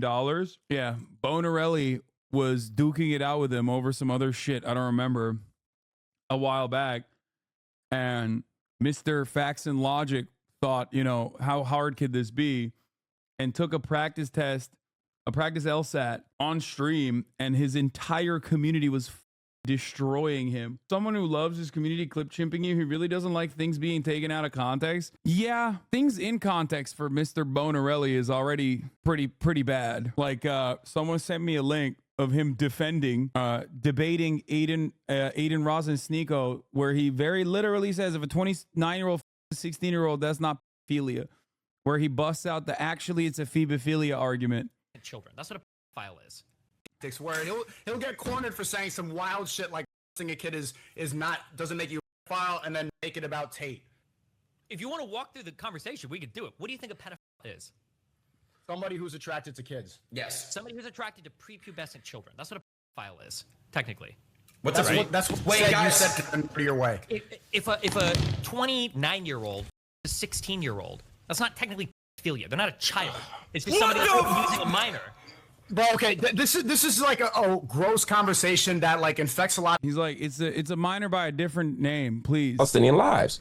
And so when we see, for example, a bomb drop in a refugee camp, or we see a residential home struck, well, we know there's 8 people in there and maybe one is Hamas connected, maybe, right? Then we're taking a very high risk. And when we look at the fact that most of the people killed are women and children, 2/3 at this point. Well, I don't, those numbers, well, children is a misnomer because it depends on what we mean by children. Are we talking about under 17? 18? Yeah, I don't think that's a valid use of the word children for this particular region. Why? Because 15, 16, 17-year-olds can be part of the military and can fight. Right. Which becomes, and when we say for this region, in this particular region, 17-year-olds should not be classified as children. Did you go through and actually identify any of the sources? Actually, 15, 16, 17. Actually, brace yourself for this, and Moeen could confirm it. Yaniv Kogan, an Israeli, and Jamie Stern Reiner, half Israeli, they checked every single quote in the Hebrew original. And Yaniv Kogan, love the guy. He has terrifying powers of concentration. He checked every single quote. Is that correct, Moeen? And Jamie checked every single quote in the English, in the context. And were there any contextual questions, they told us. I think they found one. Yeah, I think they found one. So I do not believe that those 15 judges, it was 15-2. 16-2, I think. There are 15 on the court plus 2, so it's 17, so it's 15-2. I don't think those 15 judges were incompetent, and I certainly don't believe the president of the court, an American, would allow herself to be duped. Okay, because you might recall, Mr. Burrell. Mr. Burrell. I just want to read one. Sure. So this was taken from the South African complaint. There's tons of these, but so here's one. In the complaint for the ICJ, they said that on the 12th of October, 2023, President Isaac Herzog made clear that Israel was not distinguishing between militants and civilians in Gaza, stating in a press conference to foreign media in relation to Palestinians in Gaza, over 1 million of whom are children, quote, it's an entire nation out there that is responsible. Yeah. It is not true, this rhetoric about civilians not aware, not involved. I saw that. It's absolutely not true, and we will fight until we break their backbone, end quote. If you actually go to the news article that they even link it in their complaint, the full context for the quote was, quote, it is an entire nation out there that is responsible. It's not true, this rhetoric about civilians not being aware, not involved. It's absolutely not true. They could have risen up. They could have fought against that evil regime, which took over Gaza in a coup d'etat, but we are at war. We are defending our homes. We are protecting our homes. That's the truth, and when a nation protects its home, it fights, and we will fight until we break their backbone. He acknowledged that many... Wait, okay. Gazans had nothing to do with Hamas, but was adamant that others did. Quote, I agree, there are many innocent Palestinians. Bro, what do you mean? He said, I agree that there are many innocent Palestinians, but they didn't rise up against Hamas. But it's a war. Sorry. The added context says the exact same thing that you think it somehow disparages. Dude, look at Benny's face. You don't agree with this, but you have a missile in your goddamn kitchen and you want to shoot it at me. Am I allowed to defend myself? We have to defend ourselves. We have the right to do so. This is not the same as saying there's no distinction between militants and civilians. By the way, this is literally what Osama bin Laden said. Like, Americans are all responsible for voting for the same reactionary politicians that destroy the Middle East, and therefore they will all die before doing 9/11. A little bit different than my quote on America deserved 9/11, but that's what everyone said. I was saying civilians in Gaza. His statement here is actually fully compliant with international law to the letter, because if you are storing military supplies in civilian areas, these things become military targets, and you're allowed to do proportionality assessments afterwards. So this is supposed to be one of many quotes that they've shown that is supposed to demonstrate genocidal intent, but it is very easily explained by military intent or by a conflict between two parties. I saw that press conference. Wait, let me just say something. All of this talk is a bit irrelevant because it may sound to the listeners that the court in The Hague has ruled that Israel is committing genocide. No, I think it hasn't. no. It's just going in the next few years to look at the whole subject. Okay. There has been no determination at all. Fine. And as Stephen says, some of the quotes are not exactly accurate quotes or taken out of context. Yes. Okay. It is correct, as Muin put it, that it'll be several years before the court makes a determination. And my guess is that it will determine there was no genocide. That's my guess. Yes, no, I'm just giving you my guess. I can't predict. I got it all wrong, actually, as Muin will attest. I got it all wrong the first time. I never thought the American judge would vote in favor of plausibility. So you admit that you were wrong? Yeah, of course. I think I tell Muin twice a day I was wrong about this and I was wrong about that. I'm not wrong about the facts. I try not to be, but my speculations, they can be wrong. Okay, leaving that aside. First of all, as Muin pointed I think the moment that you find yourself defending a genocidal regime alongside a kick streamer who has argued about, how 16-year-old is actually just ephebophilia and not pedophilia is the moment where you have lost the plot, lost the sauce. Like, what are you doing? Reevaluate everything. You know what I mean? Reconsider your life choices. You're in the bad place. You're no longer in the good place. out, there's a difference between the legal decision by the ruling and an independent judgment. Now, South Africa was not filing a frivolous case. That was 84 pages. It was single. Even 84 pages can be frivolous. It takes an hour and a half to read. It was not a massive case. It was single-spaced, and it had literally hundreds of footnotes. It can still be frivolous. It's possible. Of course, it but could this be. one wasn't. Yeah, I read the report. To tell you the truth, I followed very closely everything that's been happening to October 7th. I was mesmerized. I couldn't believe the comprehensiveness of that particular report. Number two, there are two quite respected judges, there were two quite respected experts of international law sitting on the South African panel, John Dugard and Vaughan Lowe. Vaughan Lowe, as you might know, he argued the war case in 2004 before the International Court of Justice. Now, they were alleging genocide, which in their view means the evidence in their minds, we're not yet at the court, the evidence in their minds compels the conclusion that genocide is being committed.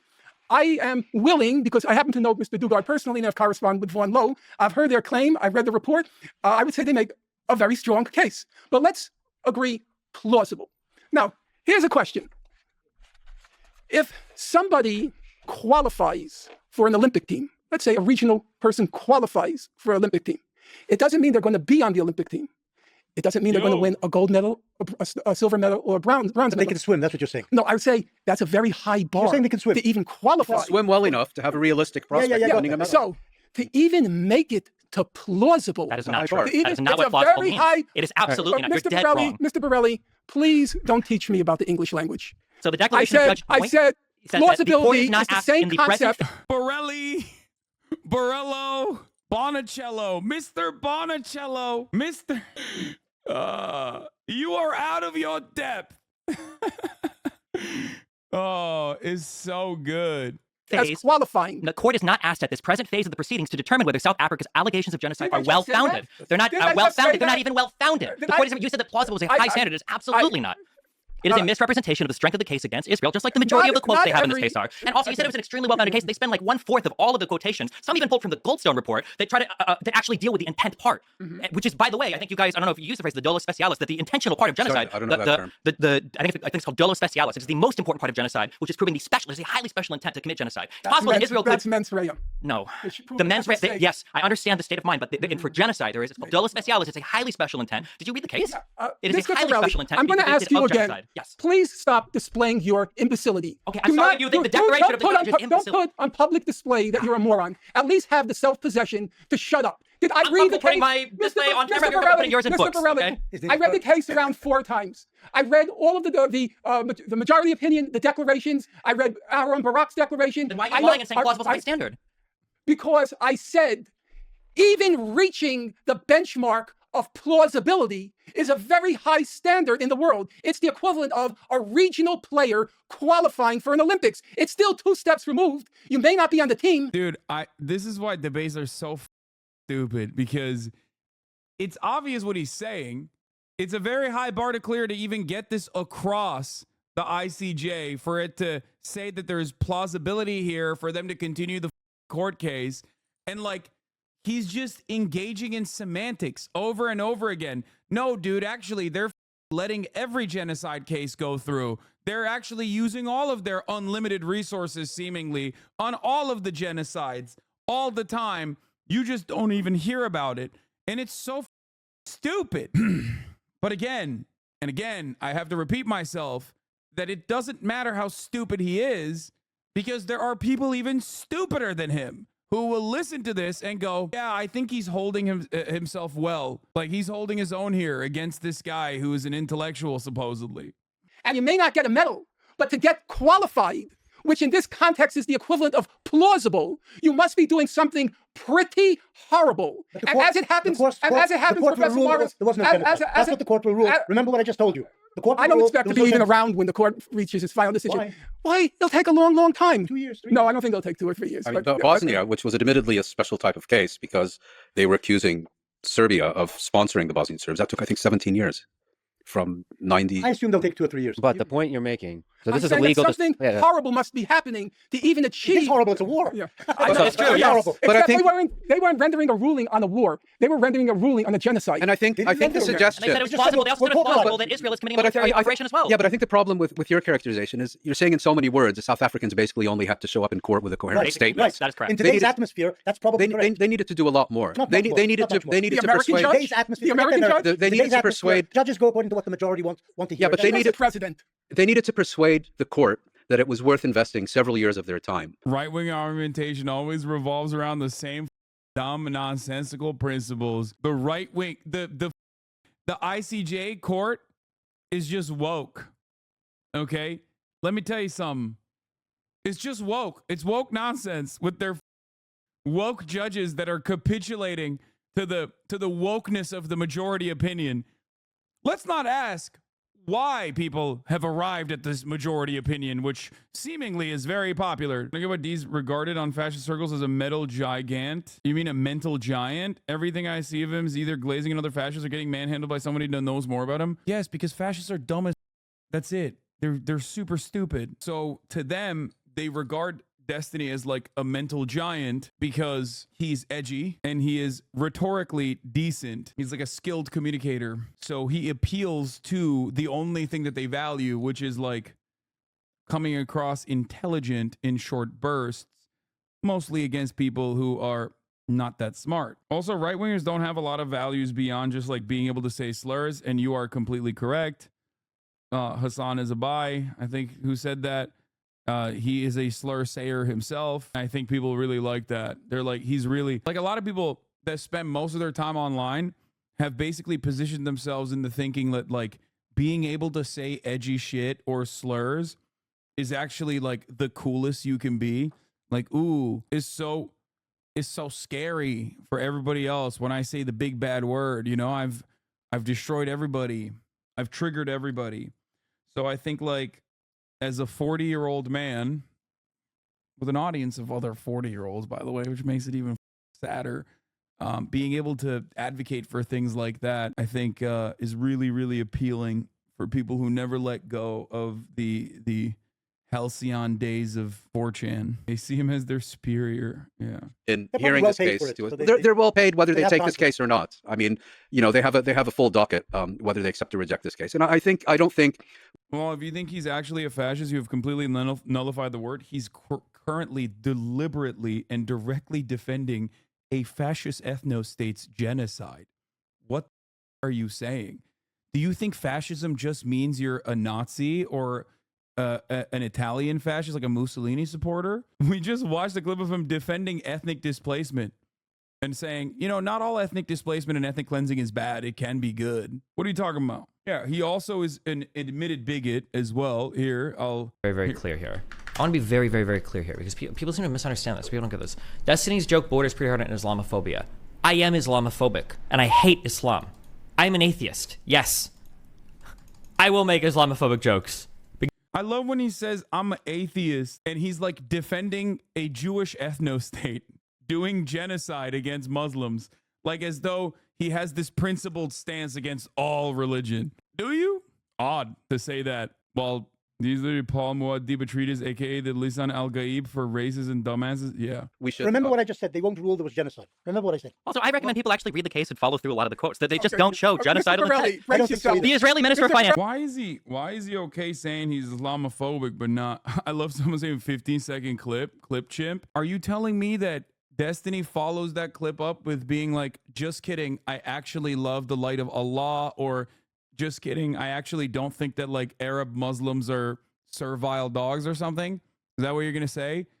I mean, he's been Islamophobic to me, so I have personal firsthand experience with his Islamophobia on top of everything he's ever said about Muslims in general. Yeah, he said the Shahada right after. Like, how could that be clipped out of context? You must eat the whole shit before you tell me it smells bad. He literally has called me a Turkish terrorist multiple occasions. But of course, he was making a good, coherent argument there when he said that. You're not even Muslim? I don't think you know what Islamophobia means. Yeah. Like the first guy that killed a Sikh dude in Texas after 9/11, when he was saying like, Allah Akbar, like go back to your country, and he shot and killed that guy. He wasn't doing an Islamophobic hate crime, even though the woke courts declared that he was, because the guy was Sikh. Oh, it was not in Texas. It was in it was in Arizona. Sorry. I'm very smart, by the way. Yeah, Islamophobia is simply a criticism of the religion, and it's certainly not racialized as a form of bigotry. He was just being an atheist, bro. What do you mean? So on the 8th of October, 2023, this is taken from the ICJ. This is from South Africa's submission. Bezalel Smotrich, I can't read this, stated, there you go. Okay, at a meeting of the Israeli cabinet that, quote, we need to deal a blow that hasn't been seen in 50 years and take down Gaza, end quote. But again, if you click through and you read the source, their own linked source, it says, as per this own source, quote, the powerful finance minister, settler leader, Bezalel Smotrich, I can't pronounce this, demanded at the cabinet meeting late Saturday that the army, quote, hit Hamas brutally and not take the matter of the captives into significant consideration, end quote. Quote, in war, as in war, you have to be brutal, end quote. He was quoted as saying, quote, we need to deal a blow that hasn't been seen in 50 years and take down Gaza, end quote. You can't strip the quotation of Hamas, a entity you're at war with, and then pretend there's genocidal intent. That's not how That's not genocide. Hey, so when the Ukrainians say we need to defeat Russia, that's not genocide. No, when Ukraine says we need to defeat Russia, is that genocidal? Do they mean killing all Russian citizens? Professor Mars, here's another one. When the defense, ridiculous? Yes, ridiculous. The American judge. He also doesn't determine policy. The American judge. This is what the Islamophobia joke clip was referring to. Oh, yeah. I remember that when he was talking about, like, I'm not going to play that clip, obviously, for obvious reasons. American judge read. You are holding the American judge to, Well, he was the president. He'll abuse his authority when it agrees with him, and we won't deal with the actual facts of the matter, ever. Okay. The American judge read several of the quotes. Look at the American Supreme Court today. They may support Trump. Shows you how worthy Professor Mars, without going too far afield, if you heard a statement by the defense minister said, we are going. That's the guy he was referencing? I missed that part. Israeli lawmaker, my wife wouldn't want to give birth next to an Arab woman. Dude, you guys don't understand. He's just he's just the atheist. Habayit HaYehudi politician Bezalel Smotrich, famous psychopath, okay? He's actually just an atheist.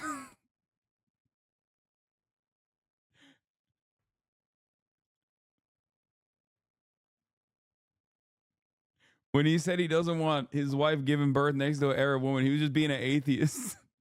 To prevent any food, water, fuel, or electricity from entering Gaza. Did Israel do that? Okay, no, I'm wondering. What he said. I'm asking. Isn't Israeli government policy? But we're talking about statements now. Intent. How would you interpret that? After 1,200 of your citizens are murdered the way they were, I would expect extreme statements by lots of politicians. But you're by lots of politicians. But you don't accept extreme. But that's not Israeli policy. Wait, but you don't accept. What he said isn't Israeli policy. But you don't. They let in water. They let in gas. I'm sure you don't accept. But you don't accept. Oh, bro, extreme statements followed up by extreme actions. Okay, that's the whole point. Genocidal intent, and also how it translates to like genocidal actions on the ground. That's the whole point of the ICJ court case. And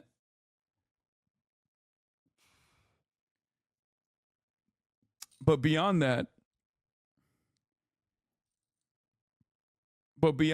what he's going to say now, what Rabbani is going to say here is, but you don't have that same principle stance for Palestinians, which he doesn't. Extreme Palestinian statements after they lost their entire country, not just 1,200 people. That's a good point.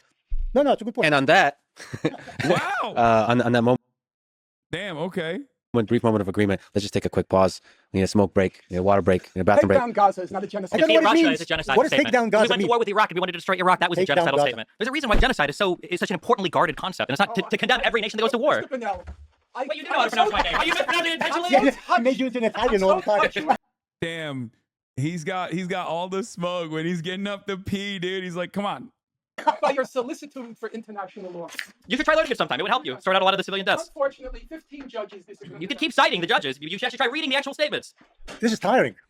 You've invited us to a tiring session. Yeah, there you go. Was D always like this, or did a culmination of taking L's make him into a reactionary, non-sounding weasel? I think he just developed a resentment towards the left and just kind of carried that on. I don't really know. Meth and mushrooms? I don't know what like the turning point is really.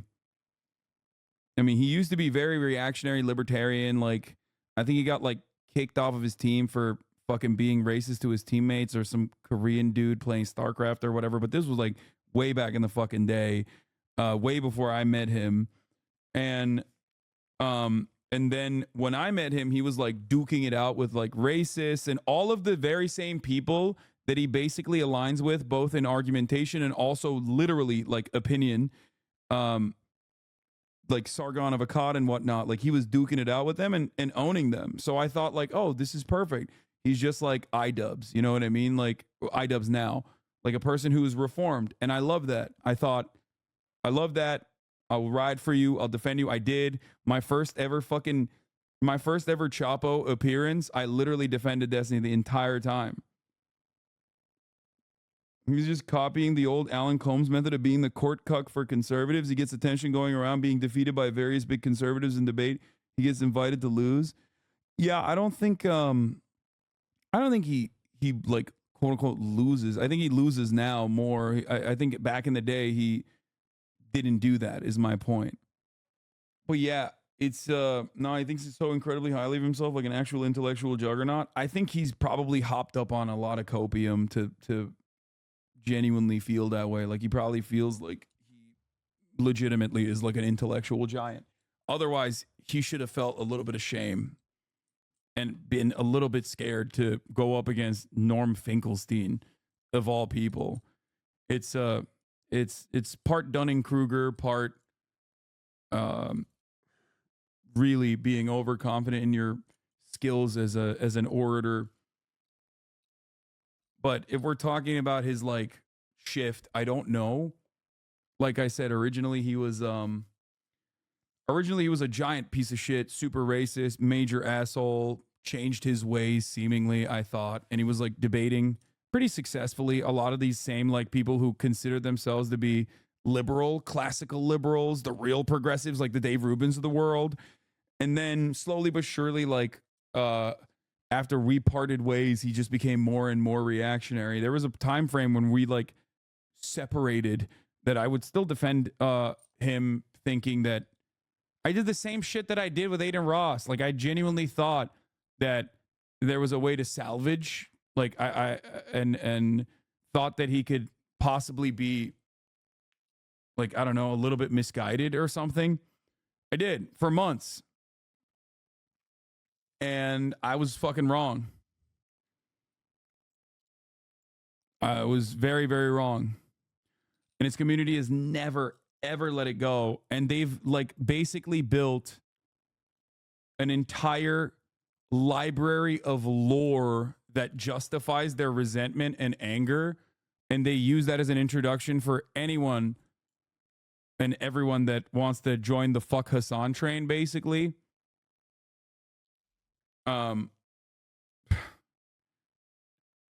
There are entire libraries of content dedicated to like documentaries that his fan base have made about our friendship and how one-sided and how awful I am to him. And it's a cult of personality surrounding just not just loving Destiny, but I think in parts also hating me, which is crazy.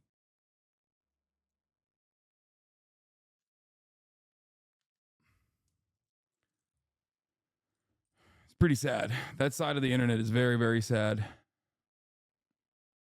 You had to say the small orbiter who built resentment or admiration for him like all the others, but you went ahead and blew up and you did the most reprehensible thing exists outside him.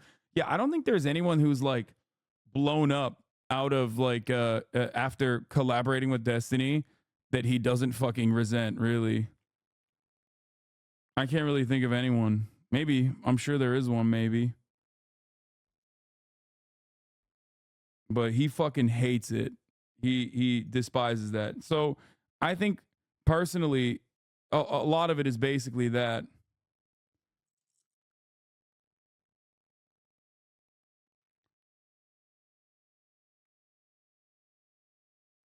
Hasan was never a deorbiter. That's revisionism. Yeah, I wasn't. I did collaborate with him a lot early on, and I do attribute some of my early success to him. And I said it for much longer than even after we had parted ways. I openly stated that. But having said that, it is pretty funny to think that, like, to all the people that are like, yo, he made you or whatever. His subreddit already is flooded with memes of your reaction before the stream ends. Lol, I watched some of his vids. Oh no, they're in here. They've been in here all day. But his subreddit seems beyond unhinged to like a worrying level of obsession with the left and figures from it. Yeah. No, his entire community is like very, very resentful of anything that is anyone that Destiny hates. They hate way harder than he does. And that's all they do for the most part. There's no like real clear-cut definitional ideology there beyond, attacking whoever his enemies are. His sub will call you a tanky, a reactionary, a racist, a capitalist, all in one sentence. Yeah. Okay. There are major things to discuss here, not just what some court is doing that judge in 2 years' time. Yes. Okay. So what you just said is my whole. I think I'm gonna end it here for now. There's another fucking hour to go, hour and a half. It's been 9 hours, I realized. Holy fuck, dude. I covered this the whole day. Tomorrow, we are going, you either die a Hasanabi head or live long enough to see yourself become the D-man. That's not a good way to live. I thought there were some highs and some lows, but a lot of highs regardless. I thought that was like more fun than I thought it was going to be.